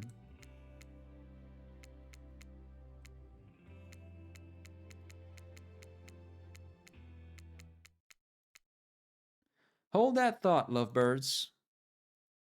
Wraith, your special guest is here a little early. Wow, I didn't know human bodies could fit that way together. Sure they can. I'll show you when we're done tonight. The lights pop back on. You and Wraith are still wearing virtually nothing. No time to get dressed. No time to get dressed. We've got to go immediately. That's right. It's secret hatch reveal time. And no, that's not some double entendre. Follow us. Dwight and Claudette disappear into an open hatch in the ground. Wraith throws on some clothes and you both follow. It's even colder down here. Well, have fun. Our job pretty much stops at getting you here. Contrary to what you may have heard, we don't like to watch. Not this. See you later. They climb back up the ladder as you turn around. Across from you stands a very old Nigerian woman. Grandma Abi? Philip. They embrace. You are suddenly very aware of how exposed your skin is and how chilly you are. Forgive me, Jason. This is my grandmother. Abigail, pleased to meet you, Jason. So you're the one with my little Philip has chosen. Interesting. Interesting? What does that mean? Do you need to earn the respect of Grandma Abi now? I can't wait to get to know the person my Philip has decided to give his heart to. Come help me make drinks. You go with Grandma Abi. I have to prepare the bell. Happy to, Philip. Wraith looks sheepish, like he's reverted a little back to his old self.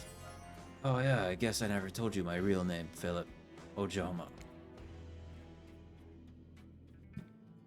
You bow deeply.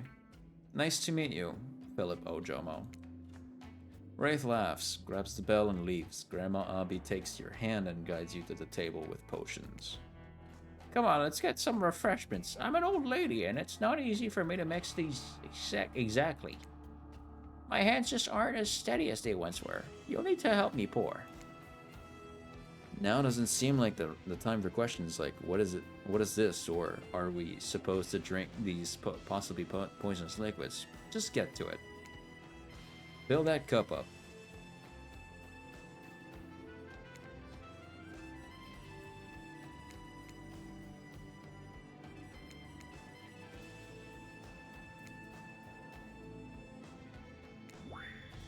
That could have been better, but I certainly wouldn't be able to manage it.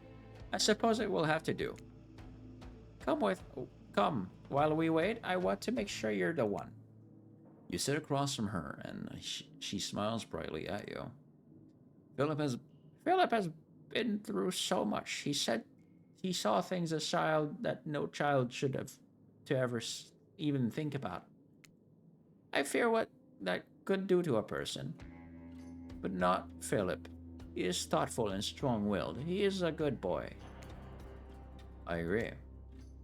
Although thinking back to what you were getting up to before this, maybe you don't agree. Tell me, Jason, Philip's birthday is coming up. What would you get him as a gift? A statue of a horse. I don't know, something big and bold. Maybe a statue, maybe of a horse. You have no idea why you said that. You immediately regret it. But Grandma Abi's face lights up. Wonderful. That would remind him of the knight. His favorite chess piece. Yes, I know. You liar. I did know. Okay, tell me this. If Philip could be a tree, what kind of tree would it be? Cactus. A cactus. A true survivor, prickly on the outside but warm on the inside. You can be alone and thrive in any climate, like Wraith. Grandma Abi nods, content. Then she calls out, Philip, we are ready. Give you a couple more minutes. She turns back to you. Well then, how about a game to lighten up the mood before our big event? Maybe we can do some constellation trivia, or play cornhole. Wow, how convenient. You may have played one of these before. Never mind the fact that they were in a different location, and it makes no sense that you could do them here, underground in a completely different area. We had plenty of money to make some other mini games, okay? This is Dead by Daylight. Just have some goddamn fun for once in your life. Since one of these games may be familiar to you, who knows, you might get an extra relationship status boost if you try the one you haven't before. But what do I know? I'm just an omniscient narrator. Cornhole coming right up. Toss that little skull.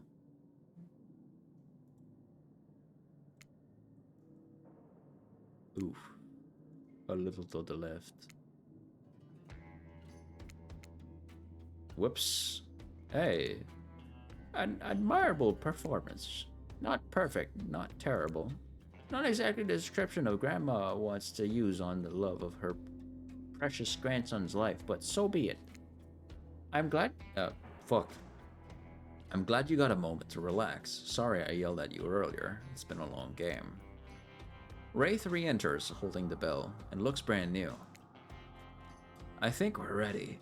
Time to drink up. Grandma Abby hands out the potions, or, drinks you made. First to Wraith, then herself, then you. She stops and looks at you. She stares you down, intensely, with a sweet smile on her face. No matter what you do, you cannot abandon my Philip. Do you understand? He has been abandoned his whole life. I regret leaving that bunker. His parents regret leaving our village. But he is here and now, and he has opened up to you, of all people. You cannot betray him. I got news for you, lady. Or I will haunt you from my grave. And my spectral form is not always as nice as this one before you right now. Oh, thank you for that advice. Of course, dear. Now, where were you two before I arrived? We were about to play a board game, fully clothed, of course. It's okay, she knows. She does? Of course I do, it's a requirement of the ritual. The what? Grandma Abby and Wraith stand up and walk to the wall with hanging chains and locks. Are you ready? Yes, I am finally ready to leave this place. As Grandma Abby places the Wraith in chains, your jaw drops. What is happening? This is what we've been working towards. This is how we consummate our relationship. The cult of the Black Veil would do this ritual to leave and return to the island. One lover would be sacrificed and the other would be do the sacrificing. So here I am, ready to move on, to be sacrificed. No, this is crazy. I don't even know what to do. That's why Grandma Abby's ghost was summoned to help. Philip's heart must be removed, lit on fire, and the bell rung. Everything you've done here has been building up to this. In shock, you look up at Wraith, arms and legs splayed against the cold, mossy stone. You have to do the ritual. You have to carve out my heart.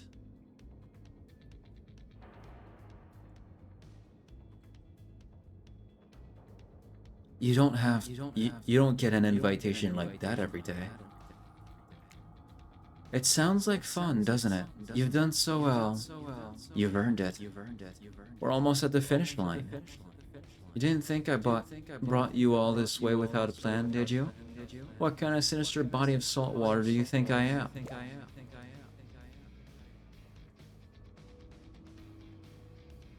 Sorry I didn't tell you before. I couldn't.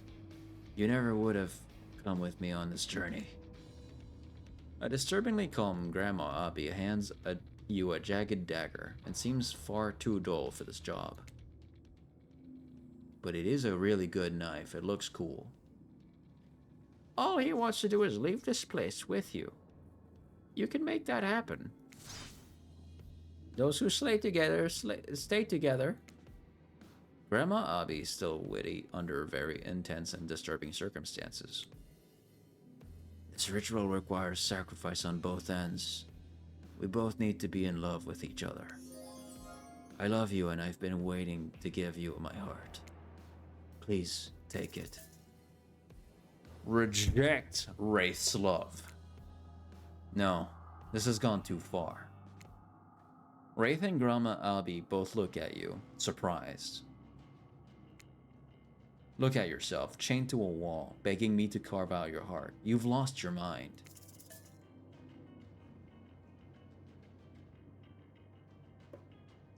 Tell him the others were right about him. The others were right about you this whole time. How did I not see it before?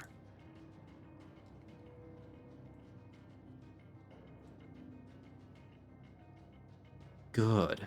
More.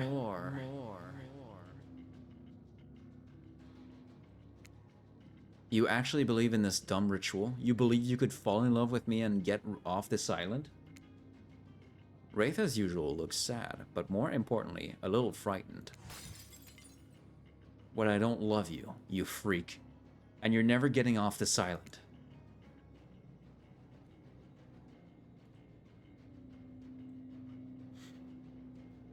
Yes, do it. Do it. Sorry. Pull up the voice mod every time. But I am, because I won. I am the truest, most ultimatist, deadiest by daylightiest evil in the world. I could take this dagger and stab you, but I'm doing something even worse. No, please. I'm breaking your stupid heart. Damn, Jason, you're the worst. Oh shit. What the fuck? You smile proudly, psychopathically, as the entity itself enters and stands by your side, like a proud parent. So that's how it's decrypted. So that's how the entity looks in this game. It comes with the flowers. That's interesting. The entity. The ocean, my ass. It's been the entity the entire time. This world I've created for you all just keeps getting more interesting. It's the entity, you know, the cosmic being who created all of this. You, this island, me even, I assume. It has come to bask in the glow of another evil bulb lit up by suffering and malice. Wraith and Grandma Abby are in shock. Tears well up in Wraith's eyes. You monster. But it's me. It's Philip. I love you. And I love how easy you made this for me. You're pathetic.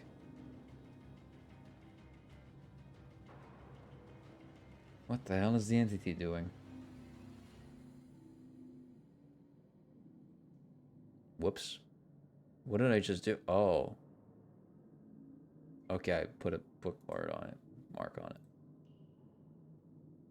Now, Jason. Entity loves all its precious killers equally, but I tell you what, you can have the closing remarks. You've earned it. Oh, it's back to voice change. Hold on. And you're the only new killer on the island once.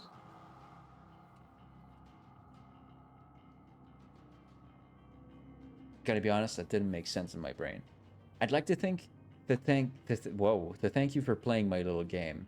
I had so much fun manipulating you. I could ascend now to some place better, but maybe I'll stick around and see if I can break some other hearts. I can't tell what's going on with the entity here. Is the entity in a towel? What is going on?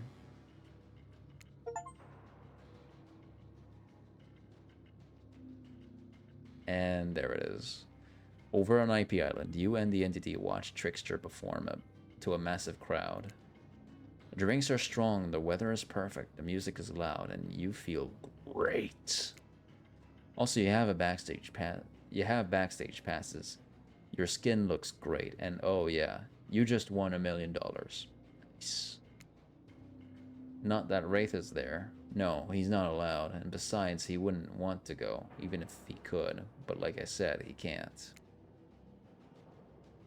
No, all Wraith can do is wander the beach alone, clutching the freshly sewn hole in his chest where his heart once was, before you ripped it out.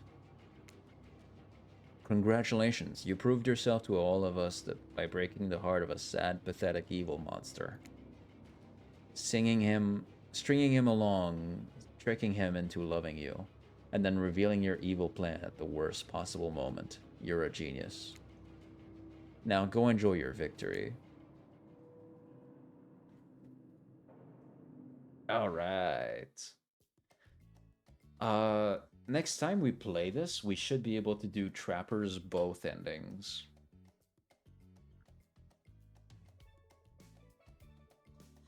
And we're also gonna we're gonna go through Spirit and Huntress's endings as well. Because I have their saves. They are there, and I can just load in and do the wrong choice. But again, I've said this many times. I'm gonna feel really bad. I know these are game characters, so they're not real, quote unquote. So, but still. So after I break Huntress and Spirit's heart, I'm gonna go on 1,000 dates with them. Because I want to find out all of the other possibilities to have fun with these two.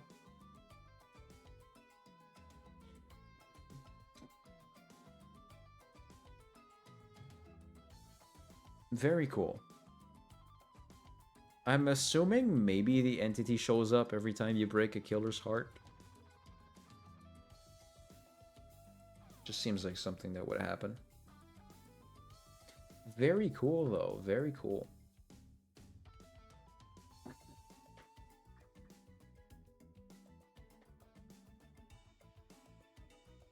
Long...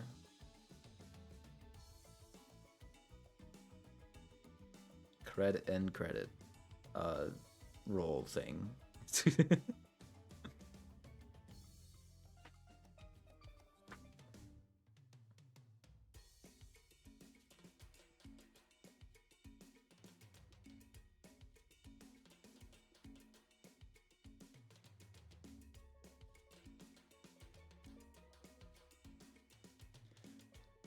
They teased hooked on you too in this game, but I think that's just gonna be a passing joke. I doubt that they're gonna actually make a second game.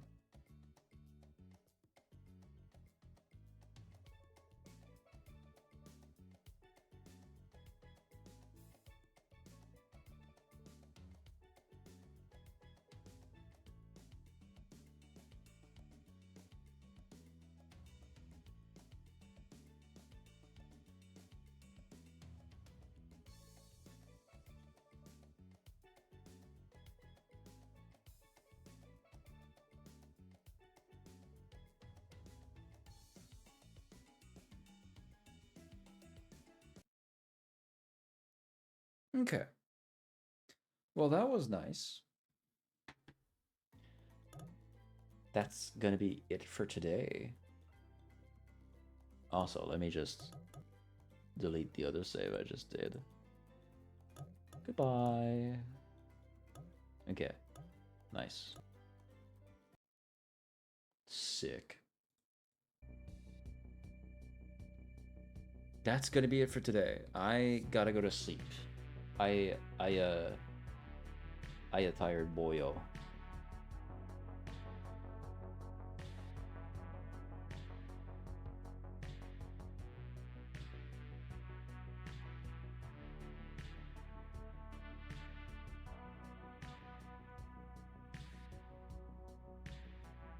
Okay. But I am above tired, hungry, so I'm gonna eat something and then go to sleep. So,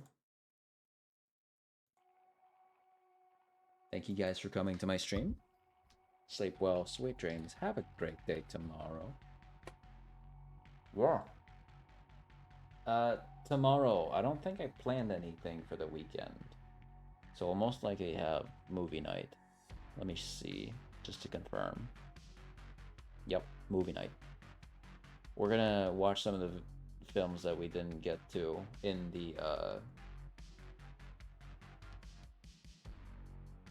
from the horror movie marathon that I wanted to do. Thank you for Ginger, yeah, no problem. So gorgeous, she is, she is. Alright, bye Darcy, bye Chaotic Bean, River, Roxanne, Analia, Rose, Xenix, Chaotic Bean, if I didn't say so already. I think I did. And anyone else who may or may not have shown up. I'll see you guys tomorrow. Bye.